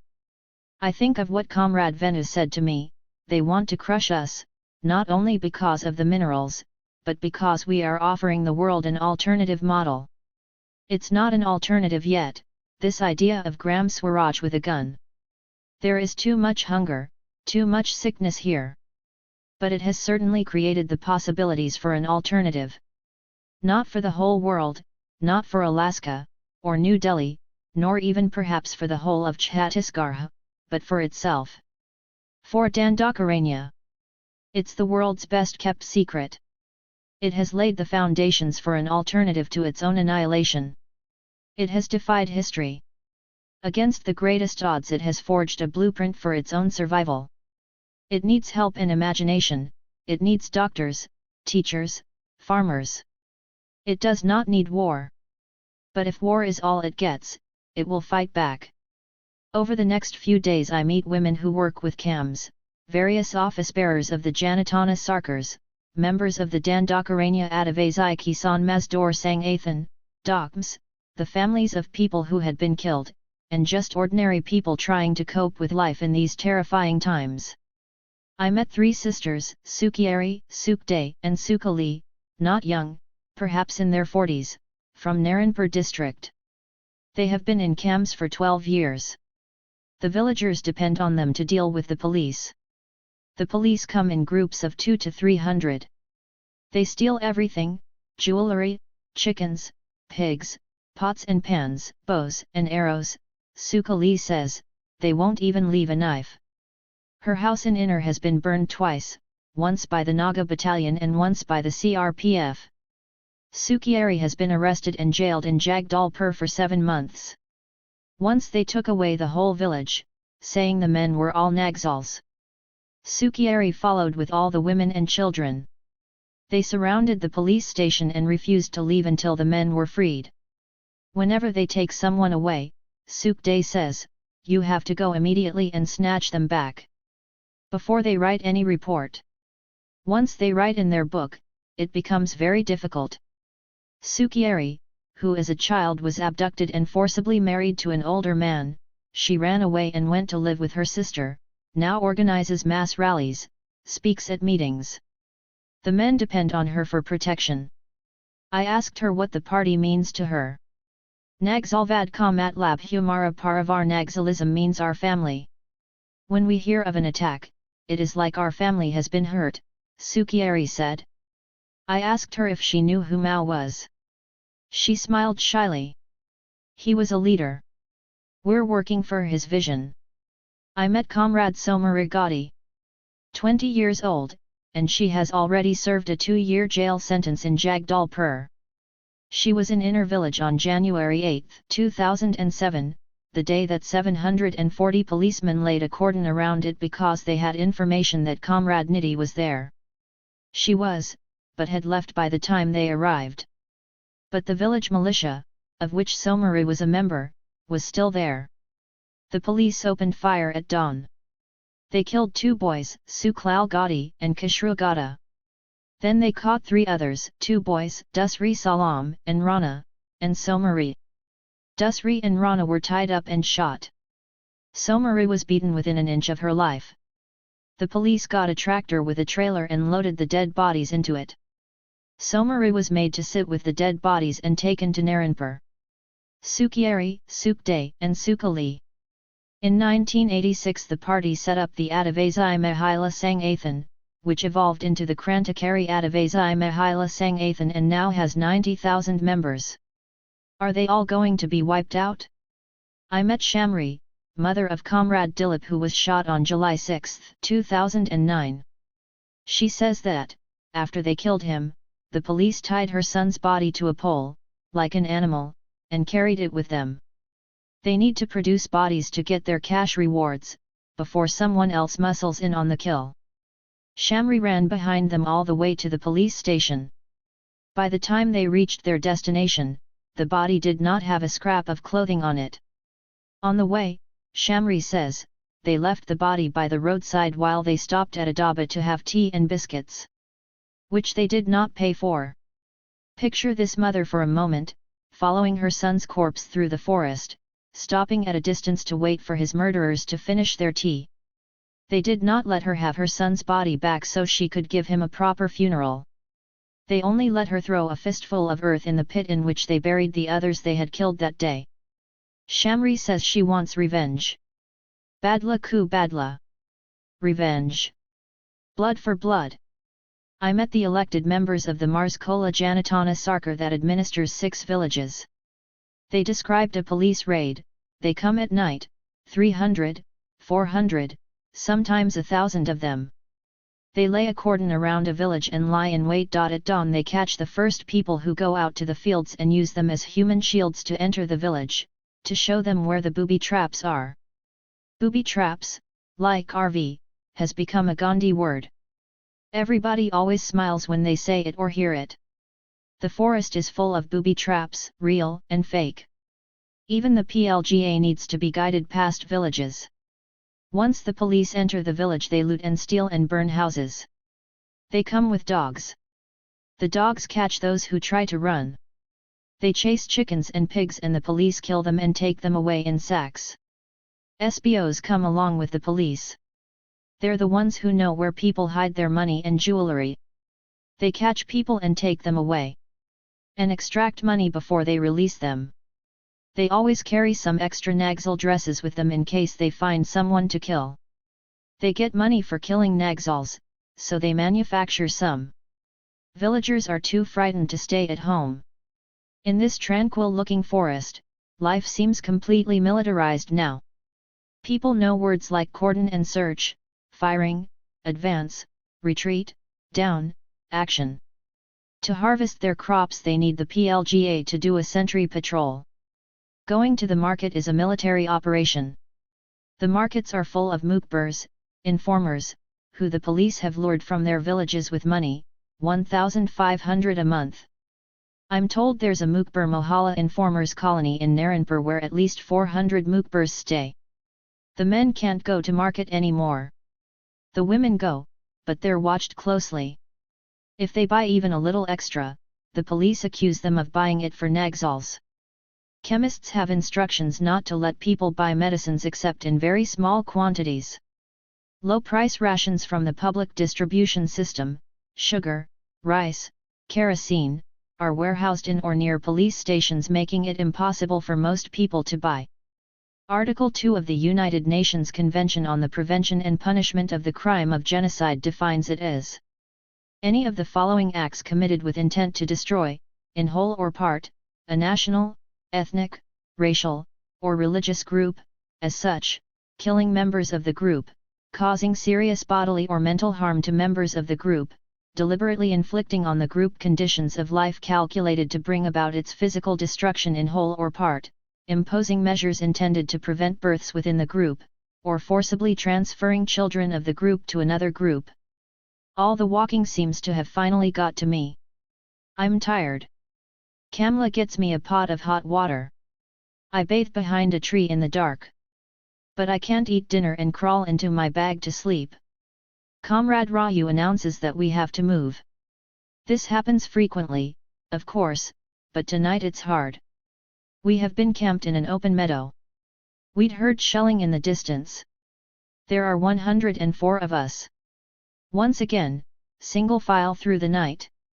Crickets. The smell of something like lavender. It must have been past 11 when we arrived at the place where we will spend the night. An outcrop of rocks. Formation. Roll call. Someone switches on the radio. BBC says there's been an attack on a camp of Eastern Frontier Rifles in Lalgarh, West Bengal. 60 Maoists on motorcycles. 14 policemen killed. 10 missing. Weapons snatched. There's a murmur of pleasure in the ranks. The Maoist leader Kishanji is being interviewed. When will you stop this violence and come for talks? When Operation Green Hunt is called off? Anytime. Tell Chidambaram we will talk. Next question, it's dark now, you have laid landmines, reinforcements have been called in, will you attack them too? Kishanji, yes of course, otherwise people will beat me. There's laughter in the ranks. Sukhdef the clarifier says, they always say landmines. We don't use landmines. We use IEDs, improvised explosive devices. Another luxury suite in the 1,000-star hotel. I'm feeling ill. It starts to rain. There's a little giggling. Kamla throws a yahilai over me. What more do I need? Everyone else just rolls themselves into their yahilas. By next morning the body count in Lalgarh has gone up to 21, 10 missing. Comrade Raju is considerate this morning. We don't move till evening. One night people are crowded like moths around a point of light. It's Comrade Sukhdef's tiny computer, powered by a solar panel, and they're watching Mother India, the barrels of their rifles silhouetted against the sky. Kamla doesn't seem interested. I asked her if she likes watching movies. Nahi, Didi. Surf ambush ka video.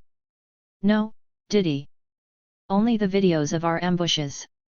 Later I asked Comrade Sukhdef about these ambush videos. Without batting an eyelid, he plays one for me. It starts with shots of Dandakaranya, rivers, waterfalls, the close-up of a bare branch of a tree, a brain fever bird calling. Then suddenly a comrade is wiring up an IED, concealing it with dry leaves. A cavalcade of motorcycles is blown up. There are mutilated bodies and burning bikes. The weapons are being snatched. 3 policemen, looking shell-shocked, have been tied up. Who's filming it? Who's directing operations? Who's reassuring the captured cops that they will be released if they surrender? They were released, I confirmed later. I know that gentle, reassuring voice. It's Comrade Venu. It's the Kujar ambush, Comrade Sukhdef says. He also has a video archive of burnt villages, testimonies from eyewitnesses and relatives of the dead. On the singed wall of a burnt house it says, Nagaye. Born to kill. There's footage of the little boy whose fingers were chopped off to inaugurate the Bastar chapter of Operation Green Hunt. There's even a TV interview with me. My study. My books. Strange. At night on the radio there's news of another Naxal attack. This one in Jamui, Bihar. It says 125 Maoists attacked a village and killed 10 people belonging to the Kora tribe in retaliation for giving police information that led to the death of 6 Maoists. Of course we know, the report may or may not be true. But if it is, this one's unforgivable. Comrades Raju and Sukhdef look distinctly uncomfortable. The news that has been coming from Jharkhand and Bihar is disturbing. The gruesome beheading of the policeman Francis in Dhuvar is still fresh in everyone's mind. It's a reminder of how easily the discipline of armed struggle can dissolve into lumpen acts of criminalized violence, or into ugly wars of identity between castes and communities and religious groups. By institutionalizing injustice in the way that it does, the Indian state has turned this country into a tinderbox of massive unrest. The government is quite wrong if it thinks that by carrying out targeted assassinations to render the CPI, Maoist, headless it will end the violence. On the contrary, the violence will spread and intensify, and the government will have nobody to talk to. On my last few days we meander through the lush Indravati valley. As we walk along a hillside, we see another line of people walking in the same direction, but on the other side of the river. I'm told they're on their way to an anti-dam meeting in Kujar village. They're overground and unarmed. A local rally for the valley. I jumped ship and joined them. The Bodgat Dam will submerge the entire area that we have been walking in for days. All that forest, that history, those stories. More than 100 villages. Is that the plan then? To drown people like rats, so that the integrated steel plant in Lohandaguda and the bauxite mine and aluminium refinery in the Keshkal Ghats can have the river? At the meeting, people who have come from miles away say the same thing we've all heard for years. We will drown, but we won't move. They are thrilled that someone from Delhi is with them. I tell them Delhi is a cruel city that neither knows nor cares about them. Only weeks before I came to Dandakaranya, I visited Gujarat. The Sardar Sarovar Dam has more or less reached its full height now. And almost every single thing the Narmada Bachao Andolan predicted would happen has happened. People who were displaced have not been rehabilitated, but that goes without saying. The canals have not been built. There's no money. So Narmada water is being diverted into the empty riverbed of the Sabarmati, which was dammed a long time ago. Most of the water is being guzzled by cities and big industry. The downstream effects saltwater ingress into an estuary with no river are becoming impossible to mitigate. There was a time when believing that big dams were the temples of modern India was misguided, but perhaps understandable. But today, after all that has happened, and when we know all that we do, it has to be said that big dams are a crime against humanity. The Bodhgat Dam was shelved in 1984 after local people protested. Who will stop it now? Who will prevent the foundation stone from being laid? Who will stop the Indravati from being stolen? Someone must. On the last night we camped at the base of the steep hill we would climb in the morning, to emerge on the road from where a motorcycle would pick me up. The forest has changed even since I first entered it. The chiranji, silk cotton, and mango trees have begun to flower.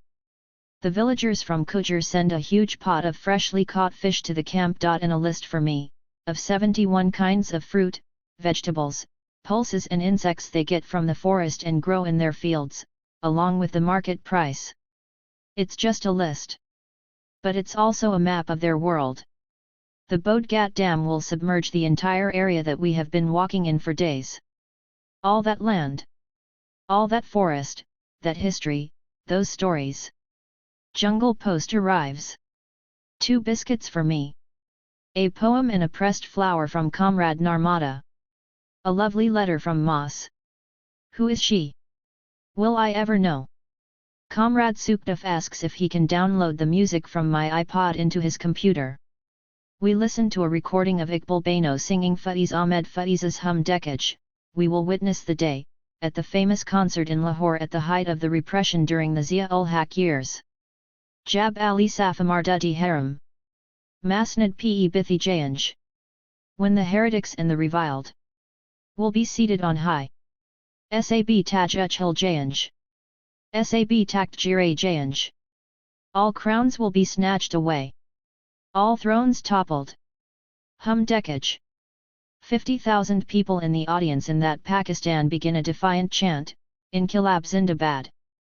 Inkilab Zindabad. All these years later, that chant reverberates around this forest. Long live the revolution! Strange, the alliances that get made. The Home Minister has been issuing veiled threats to those who erroneously offer intellectual and material support to the Maoists.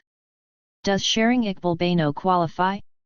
At dawn I say goodbye to Comrade Madhav and Juri, to young Mangtu and all the others.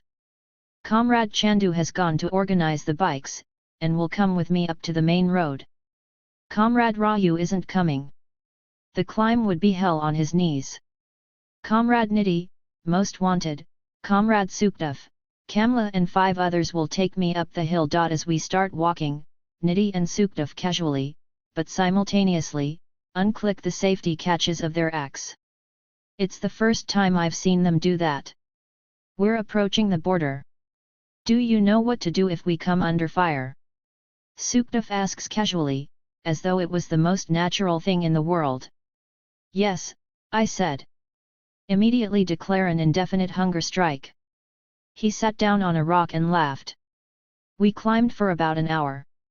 Just below the road, we sat in a rocky alcove, completely concealed, like an ambush party, listening for the sound of the bikes. When it comes, the farewell must be quick. Lal salam, comrades. When I looked back, they were still there. Waving. A little not. People who live with their dreams, while the rest of the world lives with its nightmares. Every night I think of this journey. That night sky, those forest paths. I see Comrade Kamla's heels in her scuffed chap pals, lit by the light of my torch. I know she must be on the move, Marching, not just for herself, but to keep hope alive for us all. March 2010.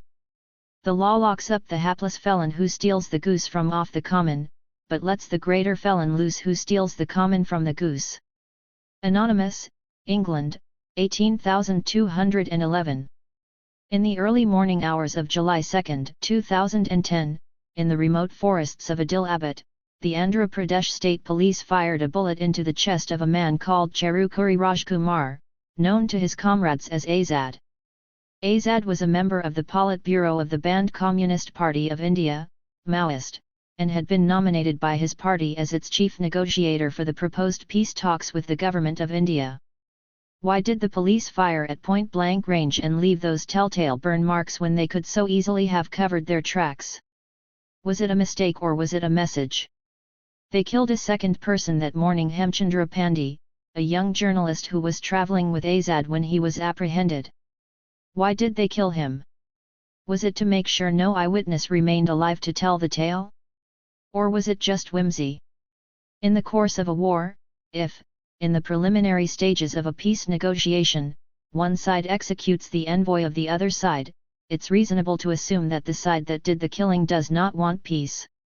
It looks very much as though Azad was killed because someone decided that the stakes were too high to allow him to remain alive. That decision could turn out to be a serious error of judgment. Not just because of who he was, but because of the political climate in India today. Trickle-down revolution. Days after I said goodbye to the comrades and emerged from Dandakaranya forest, I found myself charting a weary but familiar course to Yantar Mantar, on Parliament Street in New Delhi. Yantar Mantar is an old observatory built by Maharaja Sawai Jai Singh II of Jaipur in the 18th century. In those days it was a scientific marvel, used to tell the time, predict the weather and study the planets. Today it's a not-so-hot tourist attraction that doubles up as Delhi's little showroom for democracy. For some years now, protests unless they're patronized by political parties or religious organizations have been banned in Delhi. The Boat Club on Rajpathi, which has in the past seen huge, historic rallies that sometimes lasted for days, is out of bounds for political activity now, and is only available for picnics, balloon sellers and boat rides. As for India Gate, candle-light vigils and boutique protests for middle-class causes such as justice for Jessica, the model who was killed in a Delhi bar by a thug with political connections, are allowed, but nothing more. Section 144, an old 19th century law that bans the gathering of more than 5 people who have a common object which is unlawful in a public place, has been clamped on the city. The law was passed by the British in 1860 to prevent a repeat of the 1857 mutiny. It was meant to be an emergency measure, but has become a permanent fixture in many parts of India. Perhaps it was in gratitude for laws like these that our Prime Minister, while accepting an honorary degree from Oxford, thanked the British for bequeathing us such a rich legacy. Our judiciary, our legal system, our bureaucracy and our police are all great institutions, derived from British Indian administration, and they have served the country well. 1,2. Yantar Mantar is the only place in Delhi where Section 144 applies but is not enforced. People from all over the country, fed up with being ignored by the political establishment and the media, converge there, desperately hoping for a hearing. Some take long train journeys. Some, like the victims of the Bhopal gas leak, have walked for weeks all the way to Delhi. Though they had to fight each other for the best spot on the burning, or freezing, pavement, until recently protesters were allowed to camp in Yantar Mantar for as long as they liked, weeks, months, even years. Under the malevolent gaze of the police and the special branch, they would put up their faded shamayanas and banners. From here they declared their faith in democracy by issuing their memoranda, announcing their protest plans and staging their indefinite hunger strikes. From here they tried, but never succeeded, to march on Parliament. From here they hoped. Of late, though, democracy's timings have been changed. It's strictly office hours now, 9 to 5. No overtime. No sleepovers. No matter from how far people have come, no matter if they have no shelter in the city, if they don't leave by 6 p.m. they are forcibly dispersed, by the police if necessary, with batons and water cannons if things get out of hand. The new timings were ostensibly instituted to make sure that the 2010 Commonwealth Games in New Delhi would go smoothly. But nobody's expecting the old timings back anytime soon. Maybe it's in the fitness of things that what's left of our democracy should be traded in for an event that was created to celebrate the British Empire. Perhaps it's only right that nearly 400,000 people should have been driven out of the city and many seen their homes demolished. 3 Or that hundreds of thousands of roadside vendors should have had their livelihoods snatched away by order of the Supreme Court so city malls could take over their share of business. 4 And that tens of thousands of beggars should have been shipped out of the city while more than 100,000 galley slaves were shipped in to build the flyovers, metro tunnels, Olympic-size swimming pools, warm-up stadiums, and luxury housing for athletes. 5 The old empire may not exist. But obviously our tradition of servility has become too profitable an enterprise to dismantle. I was at Yantar Mantar in spring 2010 because 1,000 pavement dwellers from cities all over the country had come to demand a few fundamental rights: the right to shelter, to food, ration cards, to life, protection from police brutality and criminal extortion by municipal officers. The sun was sharp that day, but still civilized. This is a terrible thing to have to say, but it's true. You could smell the protest from a fair distance. It was the accumulated odor of 1,000 human bodies that had been dehumanized, denied the basic necessities for human, or even animal, health and hygiene for years, if not a whole lifetime. Bodies that had been marinated in the refuse of our big cities, bodies that had no shelter from the harsh weather, no access to clean water, clean air, sanitation, or medical care. No part of this great country, none of the supposedly progressive schemes, no single urban institution has been designed to accommodate them. Not the Jawaharlal Nehru National Urban Renewal Mission, not any other slum development, employment guarantee, or welfare scheme. Not even the sewage system they shit on top of it. They are shadow people, who live in the cracks that run between schemes and institutions. They sleep on the streets, eat on the streets, make love on the streets, give birth on the streets, are raped on the streets, cut their vegetables, wash their clothes, raise their children, live and die on the streets. If the motion picture were an art form that involved the olfactory senses, in other words, if cinema smelled, then films like Slumdog Millionaire would not win Oscars. The stench of that kind of poverty wouldn't blend with the aroma of warm popcorn. The people at the protest in Yantar Mantar that day were not even slum dogs, they were pavement dwellers. Who were they? Where had they come from? They were the refugees of India's shining, the people who are being sloshed around like toxic effluent in a manufacturing process that has gone berserk. The representatives of the estimated 60 million people who have been displaced by rural destitution, by slow starvation, by floods and drought, many of them man-made, by mines, steel factories and aluminium smelters, by highways and expressways, by the 3,300 big dams built since independence, and now by special economic zones, SEZs. They're part of the 836 million people of India who live on less than 20 rupees a day, the ones who starve while millions of tons of food grain is either eaten by rats in government warehouses or burnt in bulk, because it's cheaper to burn food than to distribute it to poor people.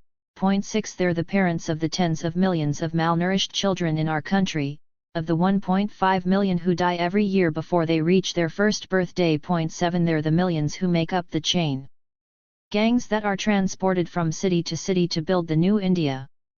Is this what is known as enjoying the fruits of modern development?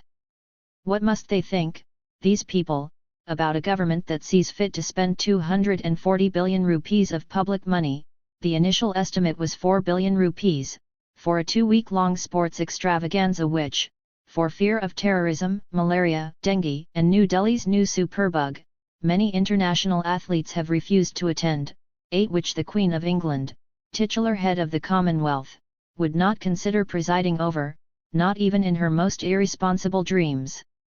What must they think of the fact that enormous sums of money has been stolen and salted away by politicians and games officials? Not much, I guess. Because for people who live on less than 20 rupees a day, money on that scale must seem like science fiction. Maybe it doesn't occur to them that it's their money. That's why corrupt politicians in India never have a problem sweeping back into power, using the money they stole to buy elections. Then they feign outrage and ask, why don't the Maoists stand for elections?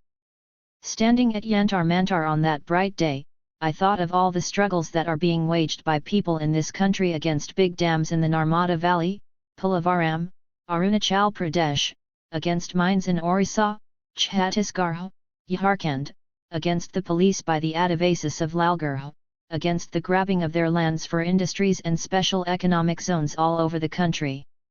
How many years and in how many ways have people fought to avoid just such a fate? I thought of Mas, Narmada, Rupi, Nidhi, Mangtu, Madhav, Saraha, Rayu, Gudsa Usandi, and Comrade Kamla with their guns slung over their shoulders. I thought of the great dignity of the forest I had so recently walked in and the rhythm of the Adivasi drums at the Bumkal celebration in Bastar, like the soundtrack of the quickening pulse of a furious nation. Highway to Paradup, Keonjhar, Orissa 2005. Red dust fills your nostrils and lungs. The water is red, the air is red, the people are red, their lungs and hair are red.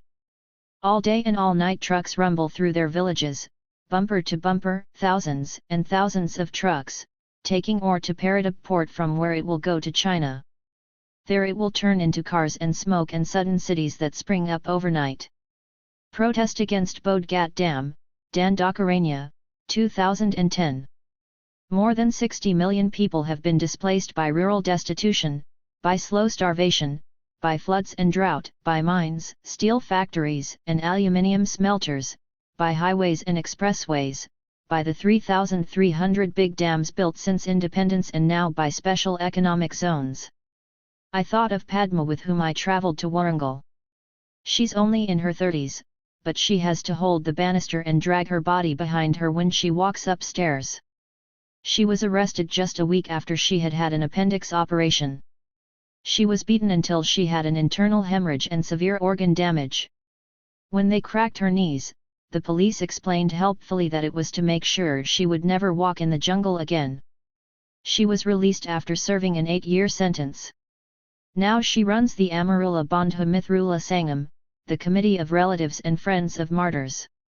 It retrieves the bodies of people killed in fake encounters. Padma spends her time crisscrossing northern Andhra Pradesh in whatever transport she can find, usually a tractor, transporting the corpses of people whose parents or spouses are too poor to make the journey to retrieve the bodies of their loved ones. The tenacity, the wisdom, and the courage of those who have been fighting for years, for decades, to bring change, or even the whisper of justice to their lives, is something extraordinary. Whether people are fighting to overthrow the Indian state or fighting against big dams or only fighting a particular steel plant or mine or says, the bottom line is that they are fighting for their dignity, for the right to live and smell like human beings. They're fighting because, as far as they're concerned, the fruits of modern development stink like dead cattle on the highway. On the 63rd anniversary of India's independence, Prime Minister Manmohan Singh climbed into his bulletproof soapbox in the Red Fort to deliver a passionless, bone-chillingly banal speech to the nation. Listening to him, who would have guessed that he was addressing a country that, despite having the second highest economic growth rate in the world, has more poor people in just 8 of its states than in the 26 countries of sub-Saharan Africa put together. 9 All of you have contributed to India's success, he said. The hard work of our workers, our artisans, our farmers has brought our country to where it stands today. We are building a new India in which every citizen would have a stake, an India which would be prosperous and in which all citizens would be able to live a life of honor and dignity in an environment of peace and goodwill. An India in which all problems could be solved through democratic means. An India in which the basic rights of every citizen would be protected. 10. Some would call this graveyard humor. He might as well have been speaking to people in Finland or Sweden. If our Prime Minister's reputation for personal integrity extended to the text of his speeches, this is what he should have said. Brothers and sisters, greetings to you on this day on which we remember our glorious past. Things are getting a little expensive, I know, and you keep complaining about food prices. But look at it this way: more than 650 million of you are engaged in and are living off agriculture as farmers and farm labor, but your combined efforts contribute less than 18% of our GDP. So what's the use of you? Look at our IT sector. It employs 0.2% of the population and earns us 5% of our national income. 11 Can you match that? It is true that employment hasn't kept pace with growth in our country, but fortunately more than 60% of our workforce is self-employed. 12 90% of our labor force is employed by the unorganized sector. 13 True, they manage to get work only for a few months in the year, but since we don't have a category called underemployed, we just keep that part a little vague. It would not be right to enter them in our books as unemployed. Coming to the statistics that say we have among the highest infant and maternal mortality rates in the world, we should unite as a nation and ignore bad news for the time being. We can address these problems later, after our trickle-down revolution, when the health sector has been completely privatized. Meanwhile, I hope you are all buying medical insurance. As for the fact that the per capita food grain availability actually decreased during the period of some of our most rapid economic growth, believe me, that's just a coincidence. 14. My fellow citizens, we are building a new India in which our 100 richest people hold assets worth 1/4 of our GDP. 15 Wealth concentrated in fewer and fewer hands is always more efficient. You have all heard the saying that too many cooks spoil the broth. We want our beloved billionaires, our few hundred millionaires, their near and dear ones and their political and business associates, to be prosperous and to live a life of honor and dignity in an environment of peace and goodwill in which their basic rights are protected. 16. I am aware that my dreams cannot come true by solely using democratic means. In fact, I have come to believe that real democracy flows through the barrel of a gun. This is why we have deployed the Army, the Police, the Central Reserve Police Force, the Border Security Force, the Central Industrial Security Force, the Pradesh Armed Constabulary, the Indo-Tibetan Border Police, the Eastern Frontier Rifles, as well as the Scorpions, Greyhounds, and Cobras to crush the misguided insurrections that are erupting in our mineral-rich areas. Our experiments with democracy began in Nagaland, Manipur, and Kashmir. Kashmir, I need not reiterate, is an integral part of India. We have deployed more than 500,000 soldiers to bring democracy to the people there.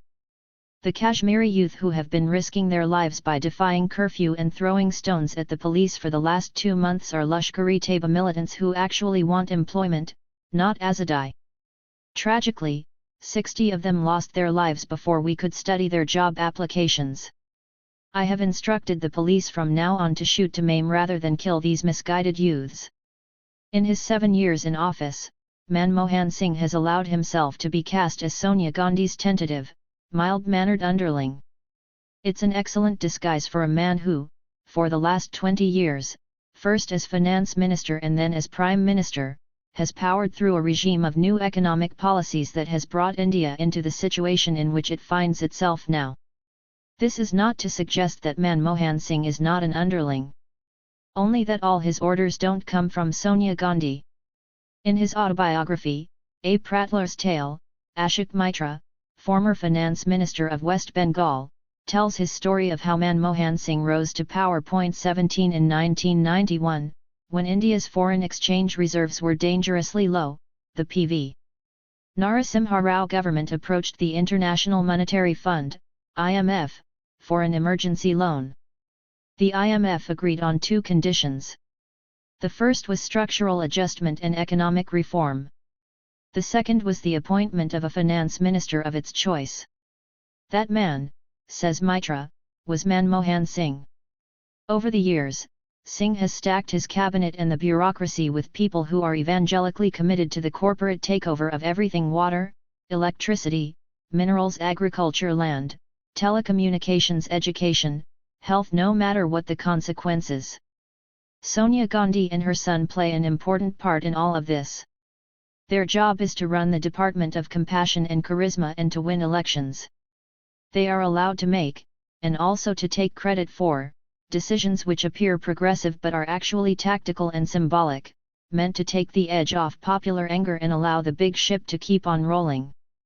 The most recent example of this is the rally that was organized for Rahul Gandhi to claim victory for the cancellation of Vedanta's permission to mine Nyamgirai for bauxite, a battle that the Dongriakan tribe and a coalition of activists, local as well as international, have been fighting for years.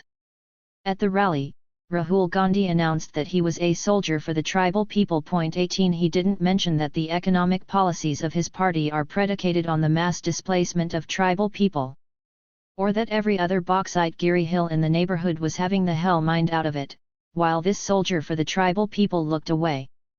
Rahul Gandhi may be a decent man, but for him to go around talking about the two Indias, the rich India and the poor India, as though the party he represents has nothing to do with this fact, is an insult to everybody's intelligence, including his own. The division of labor between politicians who have a mass base, and win elections to keep the charade of democracy going, and those who actually run the country but either do not need to, judges and bureaucrats, or have been freed of the constraint of winning elections, like the Prime Minister, is a brilliant subversion of democratic practice. To imagine that Sonia and Rahul Gandhi are in charge of the government would be a mistake. The real power has passed into the hands of a coven of oligarchs, judges, bureaucrats, politicians. They in turn are run like prize race horses by the few corporations who more or less own everything in the country. They may belong to different political parties and put up a great show of being political rivals, but that's just subterfuge for public consumption. The only real rivalry is the business rivalry between corporations. A senior member of the coven is P. Chidambaram, who some say is so popular with the opposition that he may continue to be Home Minister even if the Congress were to lose the next election. That's probably just as well. He may need a few extra years in office to complete the task he has been assigned. But it doesn't matter if he stays or goes. The die has been rolled. In a lecture at Harvard, his old university, in October 2007, Chidambaram outlined that task. The lecture was called Poor Rich Countries, The Challenges of Development. 19 He called the first 3 decades after independence the lost decades and exulted about the GDP growth rate, which has grown an average of 6.9% annually in the years 2000 to 2007. What he said is important enough for me to inflict a chunk of his charmless prose on you. Toxic effluents in the earth, Damanjodi, Orissa. The financial value of the bauxite deposits of Orissa alone is $4 trillion, much more than twice India's gross domestic product. Of this, officially the government gets a royalty of less than 7%. Toxic air, Damanjodi, Orissa. There is no environmentally sustainable way of mining bauxite and processing it into aluminium. It's a highly toxic process that most Western countries have exported out of their own environments. One would have thought that the challenge of development in a democracy will become less formidable as the economy cruises on a high-growth path. The reality is the opposite. Democracy, rather, the institutions of democracy and the legacy of the socialist era have actually added to the challenge of development. Let me explain with some examples. India's mineral resources include coal, the 4th largest reserves in the world, iron ore, manganese, mica, bauxite, titanium ore, chromite, diamonds, natural gas, petroleum, and limestone. Common sense tells us that we should mine these resources quickly and efficiently. That requires huge capital, efficient organizations, and a policy environment that will allow market forces to operate. None of these factors is present today in the mining sector. The laws in this behalf are outdated and Parliament has been able to only tinker at the margins. Our efforts to attract private investment in prospecting and mining have, by and large, failed. Meanwhile, the sector remains virtually captive in the hands of the state governments. Opposing any change in the status quo are groups that espouse quite legitimately the cause of the forests or the environment or the tribal population. There are also political parties that regard mining as a natural monopoly of the state and have ideological objections to the entry of the private sector. They garner support from the established trade unions. Behind the unions, either known or unknown to them, stand the trading mafia. The result, actual investment is low, the mining sector grows at a tardy pace and it acts as a drag on the economy. I shall give you another example. Vast extent of land is required for locating industries. Mineral-based industries such as steel and aluminium require large tracts of land for mining, processing and production. Infrastructure projects like airports, seaports, dams and power stations need very large extents of land so that they can provide road and rail connectivity and the ancillary and support facilities. Hitherto, land was acquired by the governments in exercise of the power of eminent domain. The only issue was payment of adequate compensation. That situation has changed. There are new stakeholders in every project, and their claims have to be recognized. We are now obliged to address issues such as environmental impact assessment, justification for compulsory acquisition, right compensation, solatium, rehabilitation and resettlement of the displaced persons, alternative house sites and farmland, and one job for each affected family. Allowing market forces to mine resources quickly and efficiently is what colonizers did to their colonies, what Spain and North America did to South America, what Europe did, and continues to do, in Africa. It's what the apartheid regime did in South Africa. What puppet dictators in small countries do to bleed their people. It's a formula for growth and development, but for someone else. It's an old story. Must we really go over that ground again? Now that mining licenses have been issued with the urgency you'd associate with a knockdown distress sale, and the scams that are emerging have run into billions of dollars, now that mining companies have polluted rivers, mined away state borders, wrecked ecosystems, and unleashed civil war, the consequence of what the Coven has set into motion is playing out like an ancient lament over ruined landscapes and the bodies of the poor. Note the regret with which the minister in his lecture talks about democracy and the obligations it entails, democracy rather, the institutions of democracy and the legacy of the socialist era have actually added to the challenge of development. He follows that up with a standard issue clutch of subterfuge about compensation, rehabilitation, and jobs. What compensation? What solatium? What rehabilitation? And what job for each affected family? As for being obliged to provide justification for the compulsory acquisition of land, a cabinet minister surely knows that to compulsorily acquire tribal land, which is where most of the minerals are, and turn it over to private mining corporations is illegal and unconstitutional under the Panchayat, Extension to Scheduled Areas, Act. Passed in 1996, PESA is an amendment that attempts to right some of the wrongs done to tribal people by the Indian Constitution when it was adopted by Parliament in 1950. It overrides all existing laws that may be in conflict with it. It is a law that acknowledges the deepening marginalization of tribal communities and is meant to radically recast the balance of power. As a piece of legislation, it is unique because it makes the community the collective a legal entity and it confers on tribal societies that live in scheduled areas the right to self-governance. Under PESA, compulsory acquisition of tribal land cannot be justified on any count. So, ironically, those who are being called Maoists, which includes everyone who is resisting land acquisition, are actually fighting to uphold the Constitution while the government is doing its best to vandalize it. Between 2008 and 2009 the Ministry of Panchayati Raj commissioned 2 researchers to write a chapter for a report on the progress of Panchayati Raj in the country. The chapter is called PESA, Left-Wing Extremism and Governance, Concerns and Challenges in India's Tribal Districts. Its authors are Ajay Dandekar and Chitrangada Chowdhury. 20 Here are some extracts. The Central Land Acquisition Act of 1894 has till date not been amended to bring it in line with the provisions of PESA.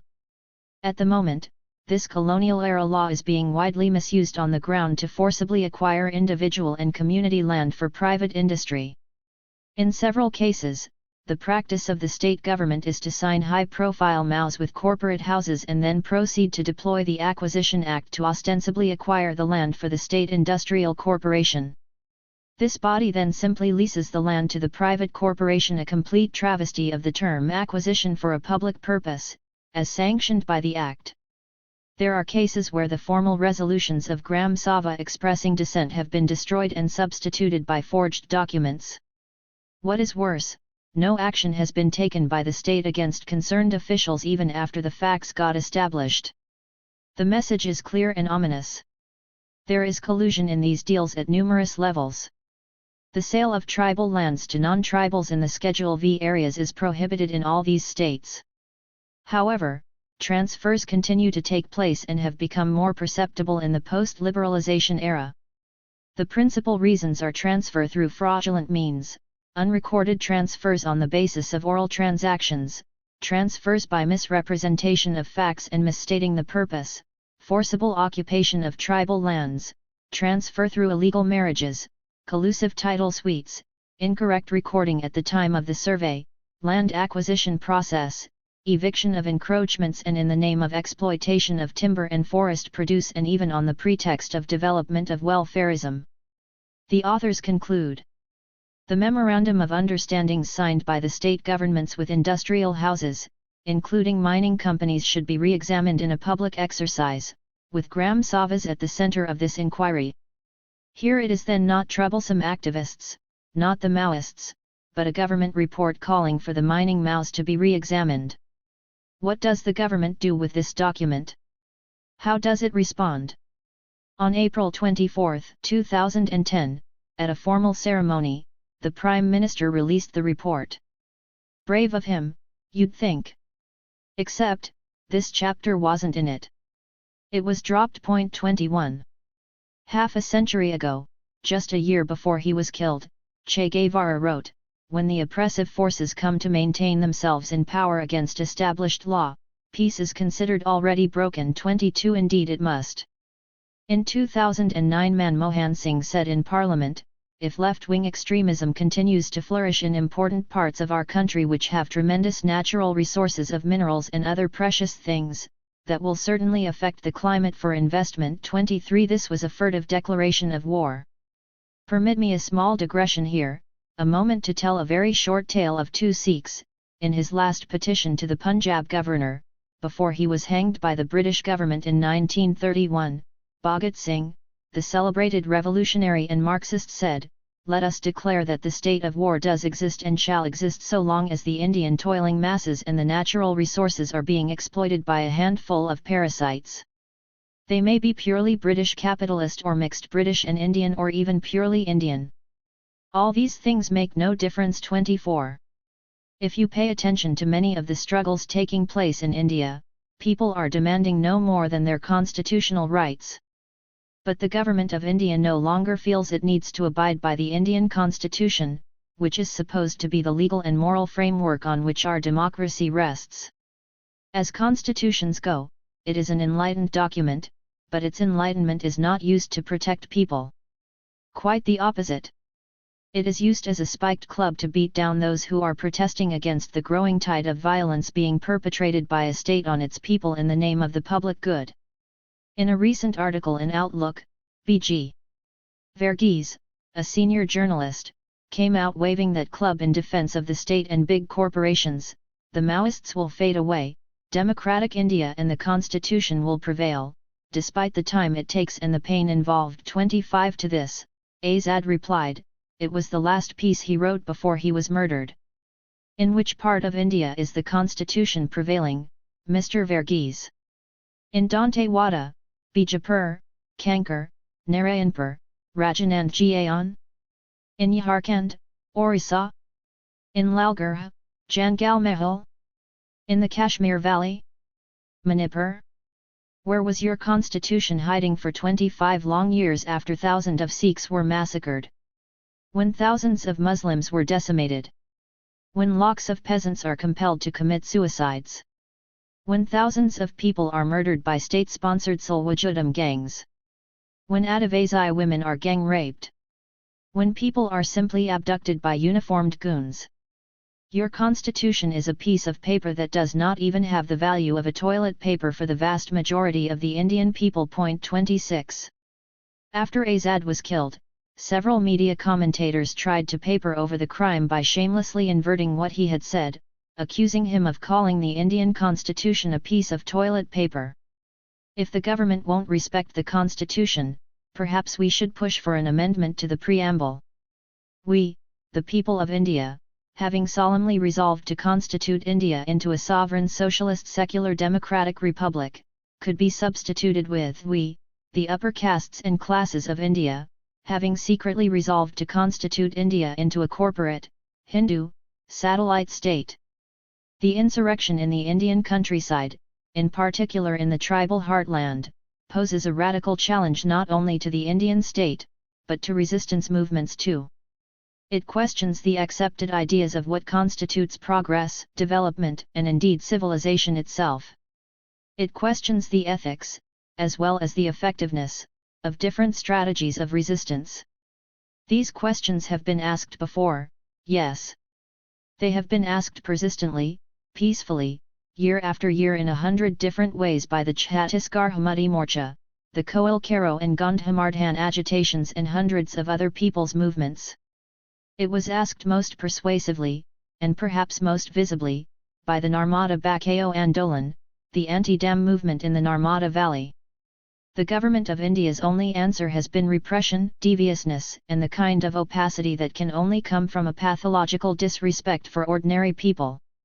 Worse, it went ahead and accelerated the process of displacement and dispossession to a point when people's anger has built up in ways that cannot be controlled. Today the poorest people in the world have managed to stop some of the richest corporations in their tracks. It's a huge victory.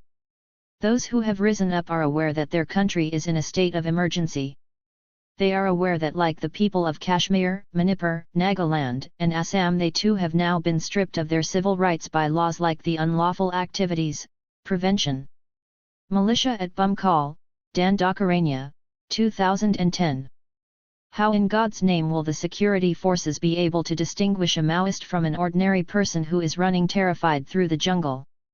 Will Adivasis carrying the bows and arrows they have carried for centuries now count as Maoists too? A photo exhibition of martyrs of the movement, Bumkal, Dandakaranya 2010. Chairman Mao. He's here too. A little lonely, perhaps, but present. There's a photograph of him, up on a red cloth screen. Marx too. And Charu Mazumdar, the founder and chief theoretician of the Naxalite movement. His abrasive rhetoric fetishizes violence, blood, and martyrdom, and often employs a language so coarse as to be almost genocidal. Standing here, on Bumkal Day, I can't help thinking that his analysis, so vital to the structure of this revolution, is so removed from its emotion and texture. Act and the Chhattisgarh Special Public Security Act, which criminalize every kind of dissent by word, deed, and even intent.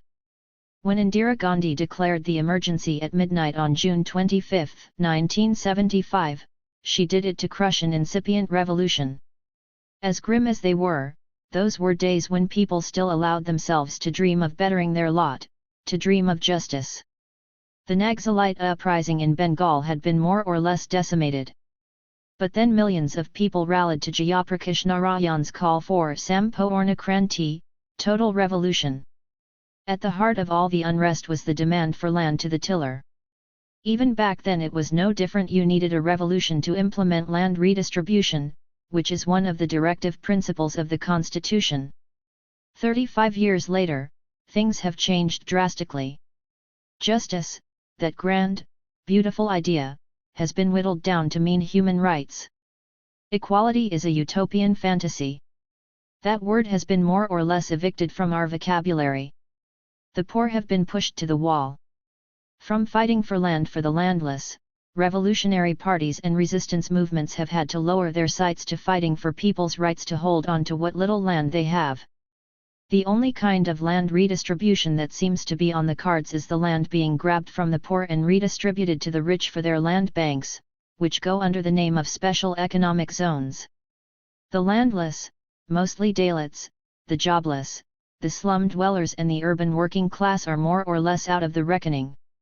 In places like Lalgarh in West Bengal, people are only asking the police and the government to leave them alone. The Adivasi organization called the People's Committee Against Police Atrocities, PCAPA, began with one simple demand that the superintendent of police visit Lalgarh and apologize to the people for the atrocities his men had committed on villagers. That was considered preposterous. How could half-naked savages expect a government officer to apologize to them? So people barricaded their villages and refused to let the police in. The police stepped up the violence. People responded with fury. Now, 2 years down the line, and many gruesome rapes, killings, and fake encounters later, it's all-out war. The PKP has been banned and dubbed a Maoist outfit. Its leaders have been jailed or shot. A similar fate has befallen the Chaisimulya Adivasi in Narayan Putna in Orissa and the Visthapanvarahai Ekta Manj in Patka in Jharkhand. People who once dreamed of justice and equality, and dared to demand land to the tiller, have been reduced to asking for an apology from the police for being beaten and maimed. Is this progress?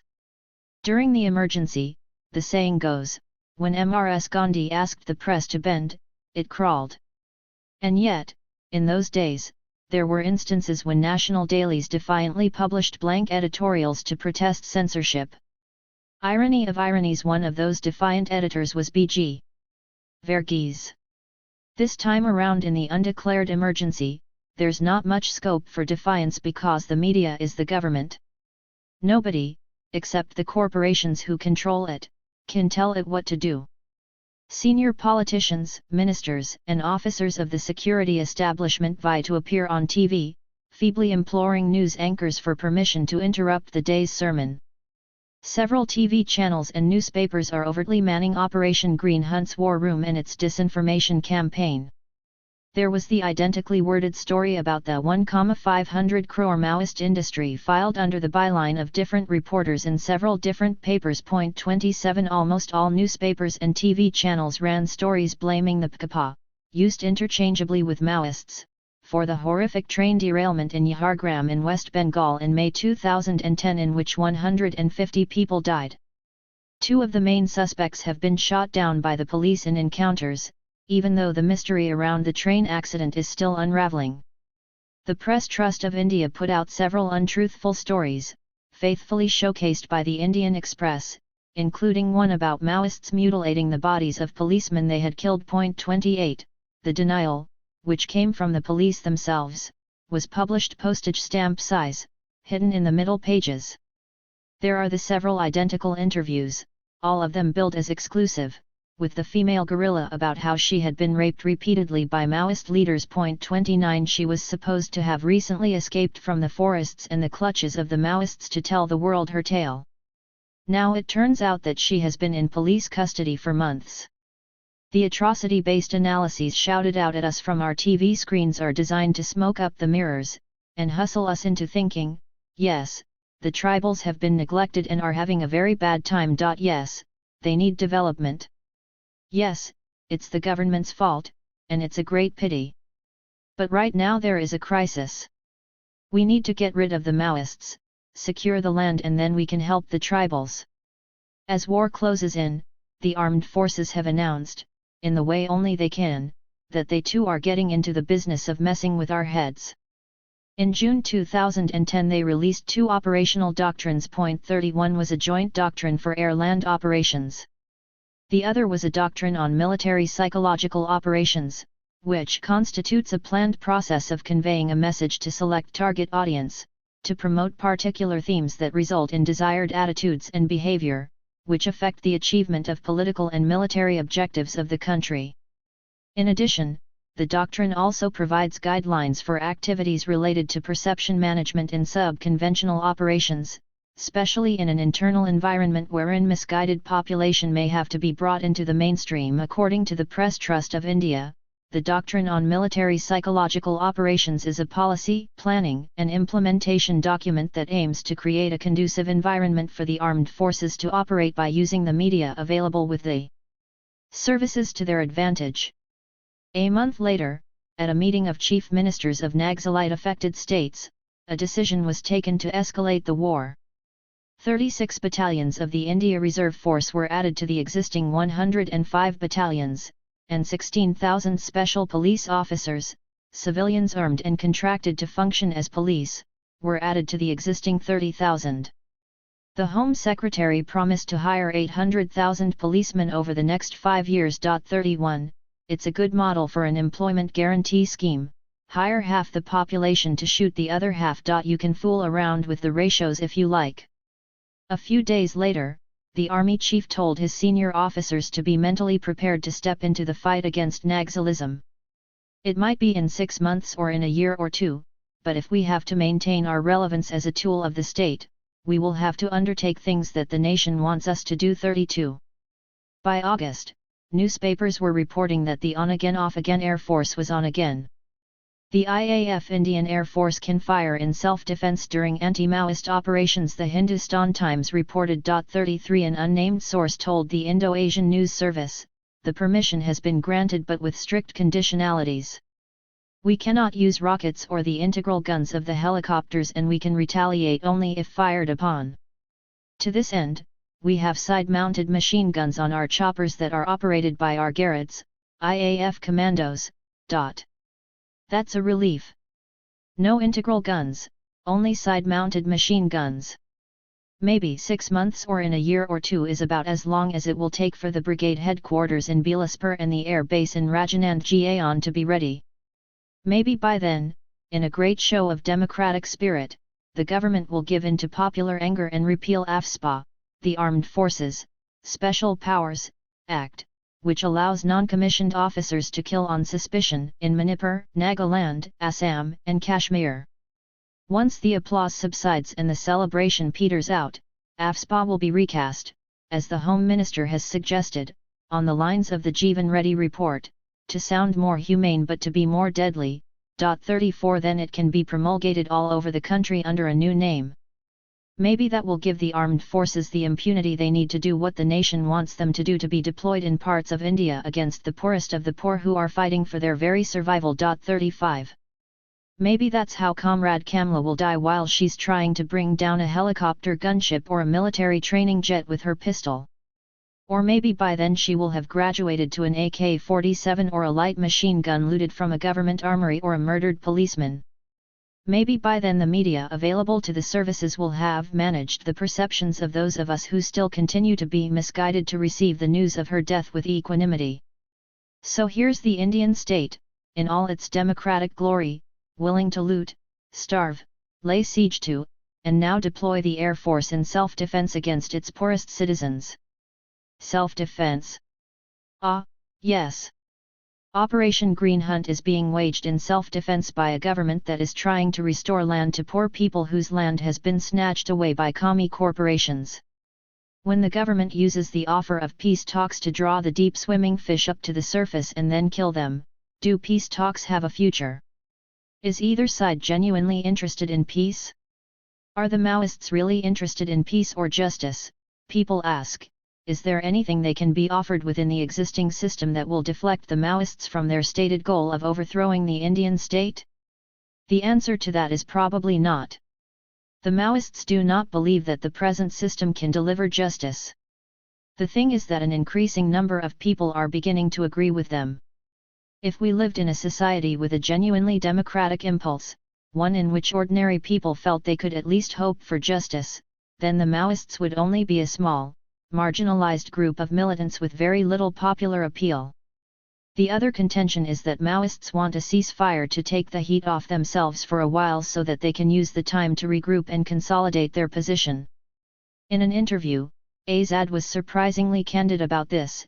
It doesn't need much of a common sense to understand that both sides will utilize a situation of ceasefire to strengthen their respective sides. 36 He then went on to explain that a ceasefire, even a temporary one, would give respite to ordinary people who are caught in a war zone. The government, on the other hand, desperately needs this war. Read the business papers to see how desperately. The eyes of the international business community are boring holes into its back. It needs to deliver, and fast. To keep its mask from falling, it must continue to offer talks on the one hand, and undermine them on the other. The elimination of Azad was an important victory because it silenced a voice that had begun to sound dangerously reasonable. For the moment at least, peace talks have been successfully derailed. There is plenty to be cynical about in the discussion around peace talks. The thing for us ordinary folks to remember is that no peace talks means an escalating war. Over the last few months, the government has poured tens of thousands of heavily armed paramilitary troops into the forest. The Maoists responded with a series of aggressive attacks and ambushes. More than 200 policemen have been killed. 37 The bodies keep coming out of the forest. Slain policemen wrapped in the national flag, slain Maoists, displayed like hunters' trophies, their wrists and ankles lashed to bamboo poles, bullet-ridden bodies, bodies that don't look human anymore, mutilated in ambushes, beheadings, and summary executions. Of the bodies being buried in the forest, we have no news. The theater of war has been cordoned off, closed to activists and journalists. So there are no body counts. At an agricultural fair, a styrofoam model promotes mining utopia. We're watching a democracy trying to eat its own limbs. And those limbs are refusing to be eaten. On April 6, 2010, in its biggest strike ever, in Dantewada the Maoists' People's Liberation Guerrilla Army, PLGA, ambushed a Central Reserve Police Force, CRPF, company and killed 76 policemen. 38 The party issued a coldly triumphant statement. 39 Television milked the tragedy for everything it was worth. The nation was called upon to condemn the killing. Many of us were not prepared to, not because we celebrate killing, nor because we are all Maoists, but because we have thorny, naughty views about Operation Green Hunt. For refusing to buy shares in the rapidly growing condemnation industry, we were branded terrorist sympathizers and had our photographs flashed repeatedly on TV like wanted criminals. What was a CRPF contingent doing? Patrolling tribal villages with 21 AK-47 rifles, 38 INSAS rifles, 7 self-loading rifles, 6 light machine guns, 1 Sten gun and 1 2-inch mortar. 40 To ask that question almost amounted to an act of treason.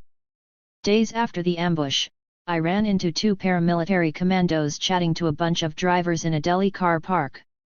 They were waiting for their VIP to emerge from some restaurant or health club or hotel. Their view on what is going on involved neither grief nor patriotism. It was simple accounting. A balance sheet. They were talking about how many hundreds of thousands of rupees in bribes it takes for a man to get a job in the paramilitary forces, and how most families incur huge debts to pay that bribe. That debt can never be repaid by the pathetic wages paid to a Jawan, for example. The only way to repay it is to do what policemen in India do: blackmail and threaten people, run protection rackets, demand payoffs, do dirty deals. In the case of Dantewada, loot villagers, steal cash and jewelry. But if the man dies an untimely death, it leaves the families hugely in debt. The anger of the men in the car park was directed at the government and senior police officers who make fortunes from bribes and then so casually send young men to their death. They knew that the handsome compensation that was announced for the dead in the April 6 attack was just to blunt the impact of the scandal. It was never going to be standard practice for every policeman who dies in this sordid war. Small wonder then that the news from the war zone is that CRPF men are increasingly reluctant to go on patrol. There are reports of them fudging their daily logbooks, filling them with phantom patrols. 41 Maybe they're beginning to realize that they are only poor cocky trash cannon fodder in a rich man's war. There are thousands waiting to replace each one of them when they're gone. On May 17, 2010, in another major attack the Maoists blew up a bus in Dantewada and killed about 44 people. 42 of them 18 were special police officers, SPOs, members of the dreaded government-sponsored People's Militia, the Salwajudum. The rest of the dead were, shockingly, ordinary people, mostly Adivasis. The Maoists expressed perfunctory regret for having killed civilians, but they came that much closer to mimicking the state's standard collateral damage defense. At the end of August the Maoists kidnapped 4 policemen in Bihar and demanded the release of some of their senior leaders. A few days into the hostage drama, they killed one of them, an Adivasi policeman called Lucas Tet. 43 2 days later they released the other 3. 44 By killing a prisoner in custody the Maoists once again harmed their own cause. It was another example of the Janus-faced morality of revolutionary violence that we can expect more of in a war zone, in which tactics trump rectitude and make the world a worse place. Not many analysts and commentators who were pained by the Maoist killing of civilians in Dantewada pointed out that at exactly the same time as the bus was blown up by the Maoists, in Kalinganagar in Orissa and in Balatithi and Potko in Jharkhand, the police had surrounded several villages and had fired on thousands of protesters resisting the takeover of their lands by the Tatas, the Jindals and POSCO, the Pohang Iron and Steel Company. Even now the siege continues. The wounded cannot be taken to hospital because of the police cordons. Videos uploaded on YouTube show armed riot police massing in the hundreds, being confronted by ordinary villagers, some of whom are armed with bows and arrows. The one favor Operation Green Hunt has done ordinary people is that it has clarified things to them. Even the children in the villages know that the police works for the companies and that Operation Green Hunt isn't a war against Maoists. It's a war against the poor. There's nothing small about what's going on. We are watching a democracy turning on itself, trying to eat its own limbs. We're watching incredulously as those limbs refuse to be eaten. Of all the various political formations involved in the current insurrection, none is more controversial than the CPI, Maoist. The most obvious reason is its unapologetic foregrounding of armed struggle as the only path to revolution.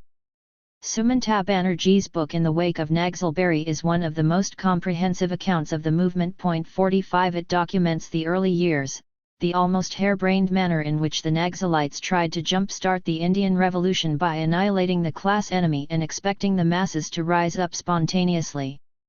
It describes the contortions it had to make in order to remain aligned with China's foreign policy, how it spread from state to state and how Naxalism was mercilessly crushed.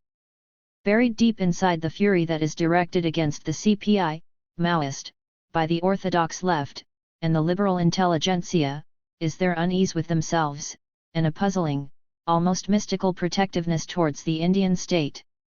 It's as though, when they are faced with a situation that has genuine revolutionary potential, they blink.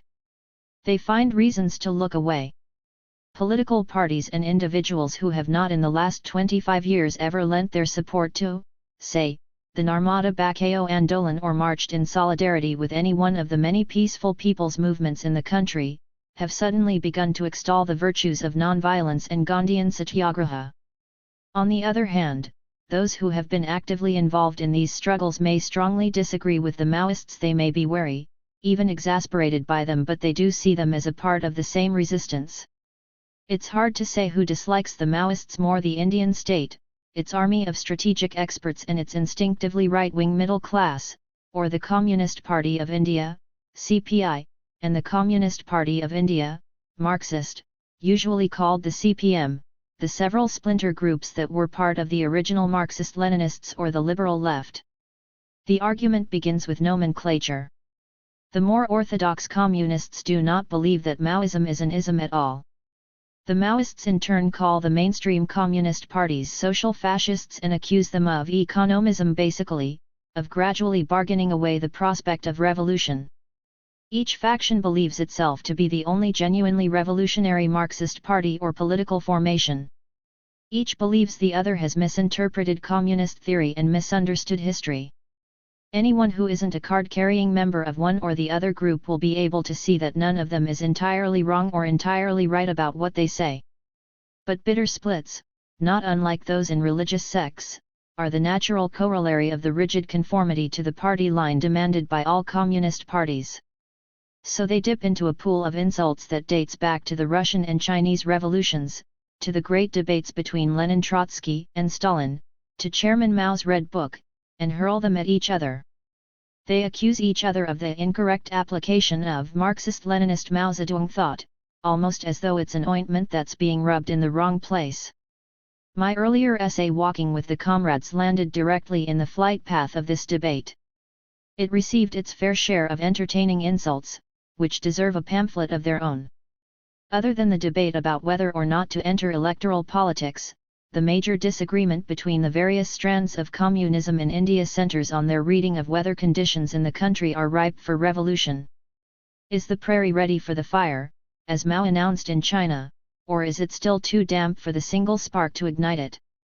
The trouble is that India lives in several centuries simultaneously, so perhaps the prairie, that vast stretch of flat grassland, is the wrong analogy for India's social and political landscape.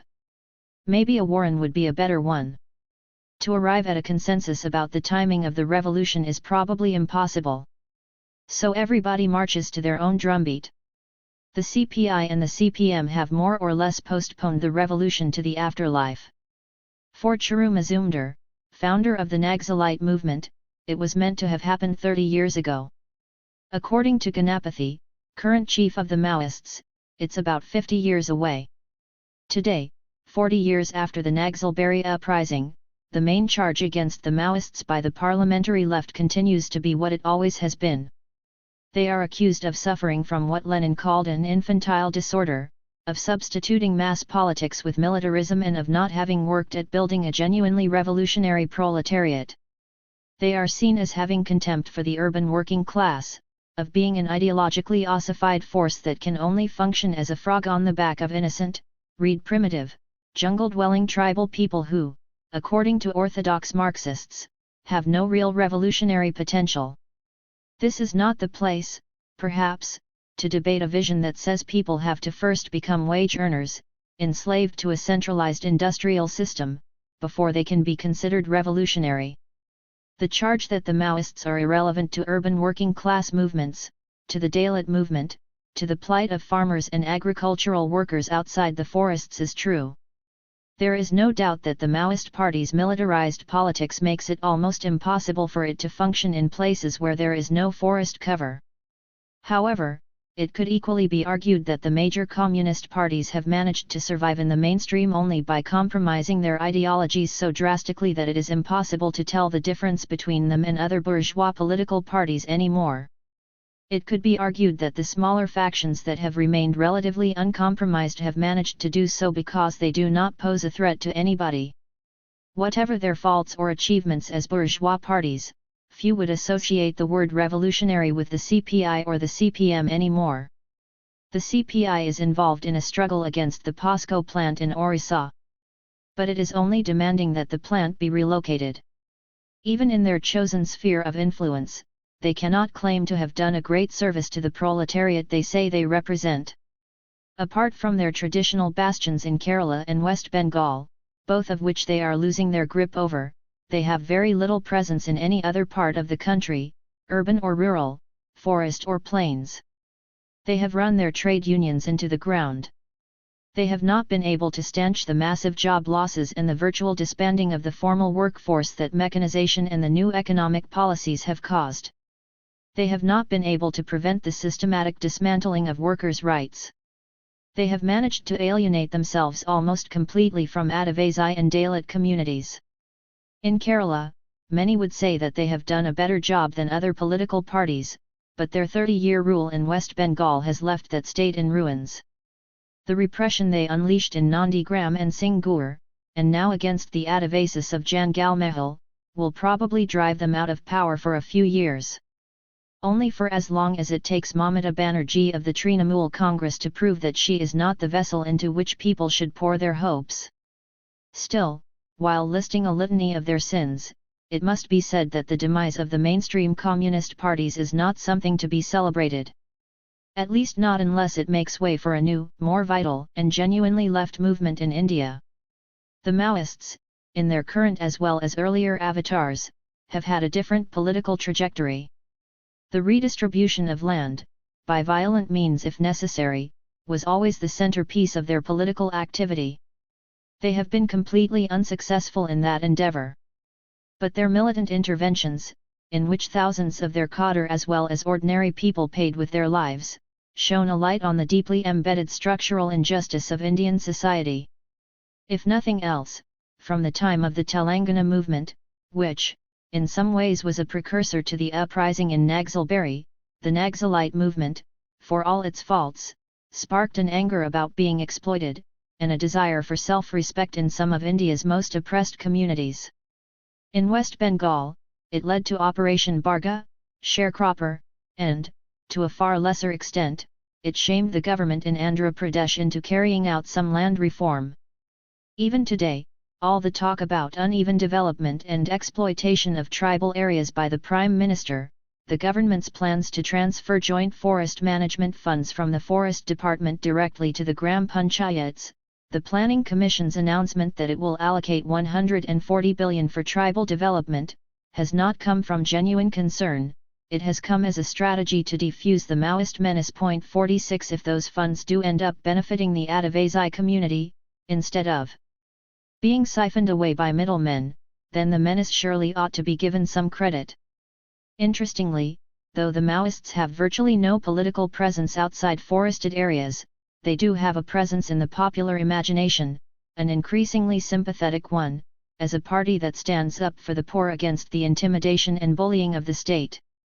If Operation Green Hunt becomes an outright war instead of a sub-conventional one, if ordinary Adivasis start dying in huge numbers, that sympathy could ignite in unexpected ways.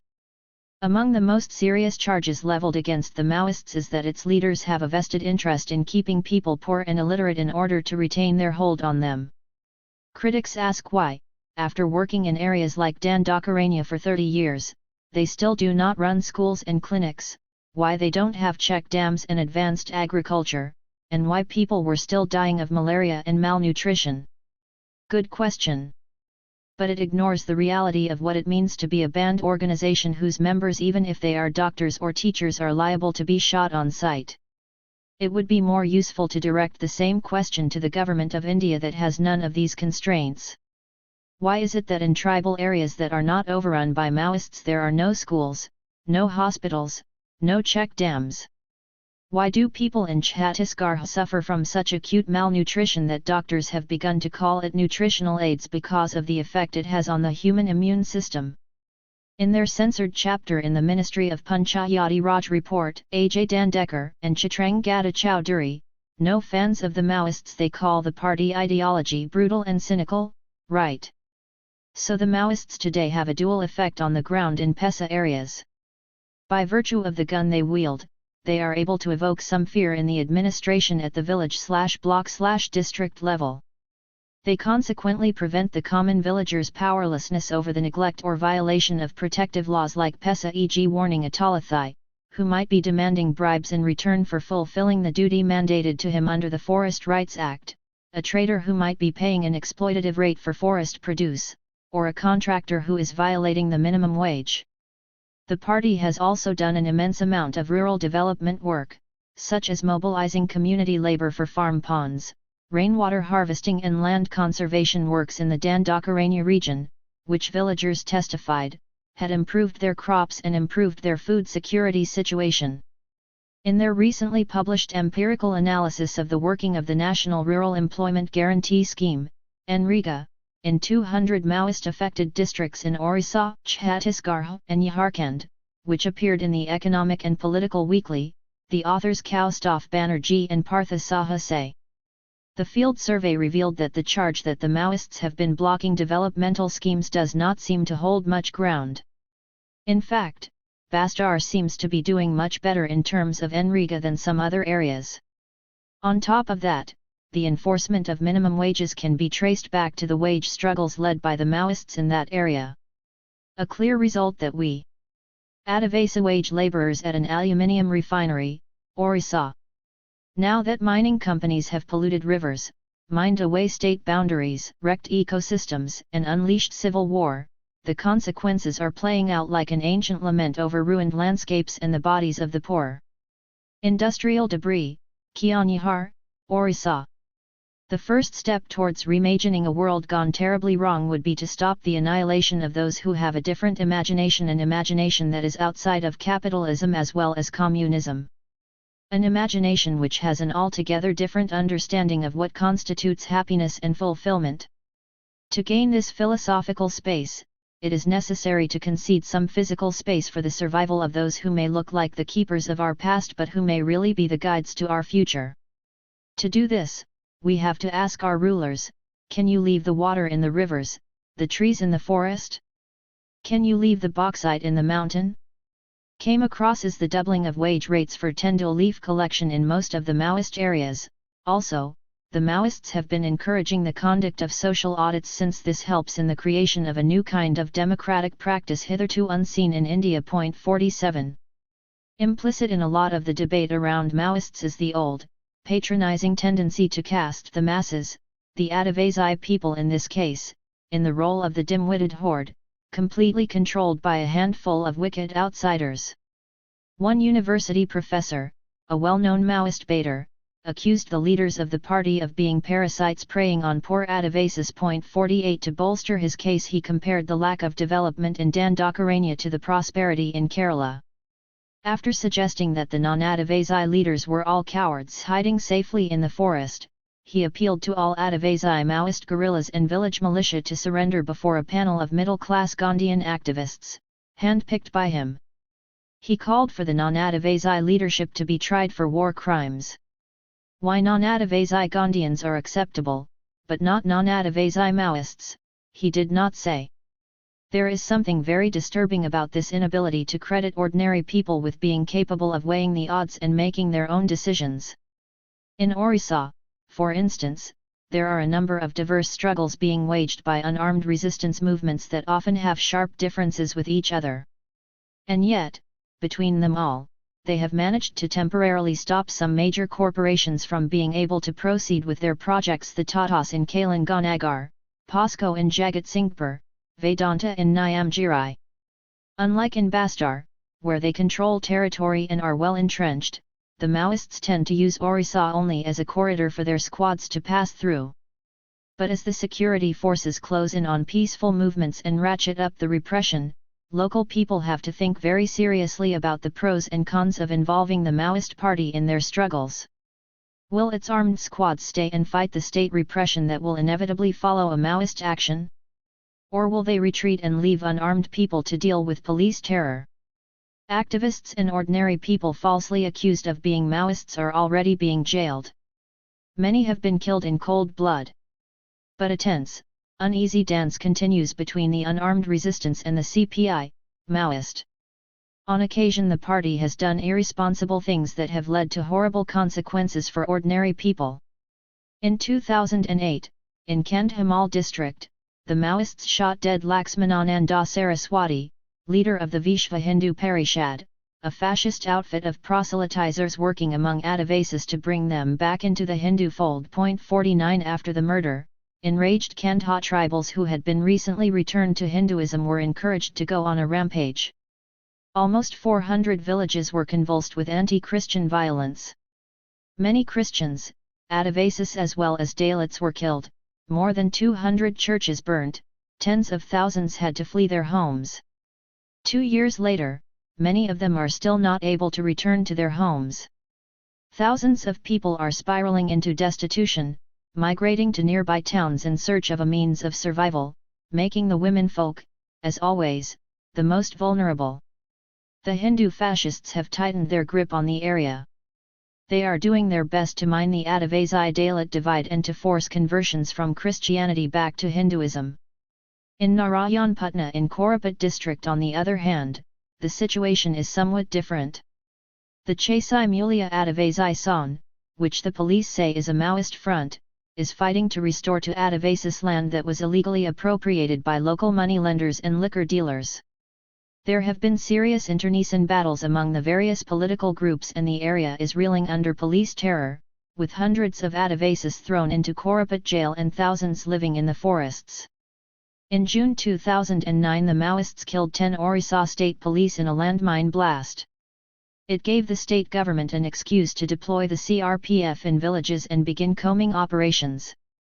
And yet, from several accounts, the movement is becoming more and more militant, with thousands of Adivasis rallying, coming together to cultivate land they have reclaimed right under the security forces' nose. It's an old story in India: without militant resistance the poor get pulverized. The minute the resistance becomes effective, the state moves in with all the armed might at its disposal. People who live in situations like this do not have easy choices. They certainly do not simply take instructions from a handful of ideologues who appear out of nowhere waving guns. Their decisions on what strategies to employ take into account a whole host of considerations: the history of the struggle, the nature of the repression, the urgency of the situation and, quite crucially, the landscape in which their struggle is taking place. The decision whether to be a Gandhian or a Maoist, militant or peaceful, or a bit of both, like in Nandigram, is not always a moral or ideological one. Quite often it's a tactical one. Gandhian satyagraha, for example, is a kind of political theatre. In order for it to be effective, it needs a sympathetic audience, which villagers deep in the forest do not have. When a posse of 800 policemen lay a cordon around a forest village at night and begin to burn houses and shoot people, will a hunger strike help? Can starving people go on a hunger strike? And do hunger strikes work when they're not on TV? Equally, guerrilla warfare is a strategy that villages in the plains, with no cover for tactical retreat, cannot afford. Sometimes, tactics get confused with ideology and lead to unnecessary internecine battles. Fortunately, ordinary people are capable of breaking through ideological categories, and of being Gandhian in Yantar Mantar, militant in the plains and guerrilla fighters in the forest without necessarily suffering from a crisis of identity. The strength of the insurrection in India is its diversity, not uniformity. Since the government has expanded its definition of Maoist to include anybody who opposes it, it shouldn't come as a surprise that the Maoists have moved to center stage. However, their doctrinal inflexibility, their reputed inability to countenance dissent, or work with other political formations, and most of all their single-minded, grim, military imagination make them too small to fill the giant pair of boots that is currently on offer. When I met Comrade Rupi in the forest, the first thing the tech whiz did after greeting me was to ask about an interview I did soon after the Maoists had attacked Rani Badalai, a girls' school in Dantewada that had been turned into a police camp. 50 More than 50 policemen and SBOs were killed in the attack. 51 We were glad that you refused to condemn our Rani Badalai attack, but then in the same interview you said that if the Maoists ever come to power, the first person we would hang would probably be you. Why did you say that? Why do you think we're like that? I was settling into my long answer, but we were distracted. I would probably have started with Stalin's purges, in which millions of ordinary people and almost half of the 75,000 Red Army officers were either jailed or shot, and 98 out of 139 Central Committee members were arrested, gone on to the huge price people paid for China's Great Leap Forward and the Cultural Revolution, and might have ended with the Petamalapuram incident in Andhra Pradesh, when the Maoists, in their previous avatar of People's War Group, killed the village sarpanch and assaulted women activists for refusing to obey their call to boycott elections. Coming back to the question, who can fill this giant pair of boots? Perhaps it cannot, and should not, be a single pair of feet. Sometimes it seems very much as though those who have a radical vision for a newer, better world do not have the steel it takes to resist the military onslaught, and those who have the steel do not have the vision. Right now the Maoists are the most militant end of a bandwidth of resistance movements fighting an assault on Adivasi homelands by a cartel of mining and infrastructure companies. To deduce from this that the CPI, Maoist, is a party with a new way of thinking about development or the environment might be a little far-fetched. The one reassuring sign is that it has cautiously said that it is against big dams. If it means what it says, that alone would automatically lead to a radically different development model. For a political party that is widely seen as opposing the onslaught of corporate mining, the Maoists' policy, and practice, on mining remains pretty woolly. In several places where people are fighting mining companies, there is a persistent view that the Maoists are not averse to allowing mining and mining-related infrastructure projects to go ahead as long as they are given protection money. From interviews and statements made by their senior leaders on the subject of mining, what emerges is a sort of "we'll do a better job" approach. They vaguely promise environmentally sustainable mining, higher royalties, better resettlement for the displaced and higher stakes for the stakeholders. The present Indian mining minister, thinking along the same lines, recently promised that 26% of the profits from mining would go to local tribals displaced by mines. What a feast that will be for the pigs at the trough! But let's take a brief look at the star attraction in the mining belt, the several $1 trillion worth of bauxite. There is no environmentally sustainable way of mining bauxite and processing it into aluminium. It's a highly toxic process that most Western countries have exported out of their own environments. To produce 1 ton of aluminium, you need about 6 tons of bauxite, more than 1,000 tons of water and a massive amount of electricity. 5152 For that amount of captive water and electricity, you need big dams, which, as we know, come with their own cycle of cataclysmic destruction. Last of all, the big question: what is the aluminium for? Where is it going? Aluminium is a principal ingredient in the weapons industry for other countries' weapons industries. Given this, what would a sane, sustainable mining policy be? Suppose, for the sake of argument, the CPI, Maoist, were given control of the so-called Red Corridor, the tribal homeland with its riches of uranium, bauxite, limestone, dolomite, coal, tin, granite, marble. How would it go about the business of policy making and governance? Would it mine minerals to put on the market in order to create revenue, build infrastructure, and expand its operations? Or would it mine only enough to meet people's basic needs? How would it define basic needs? For instance, would nuclear weapons be a basic need in a Maoist nation-state?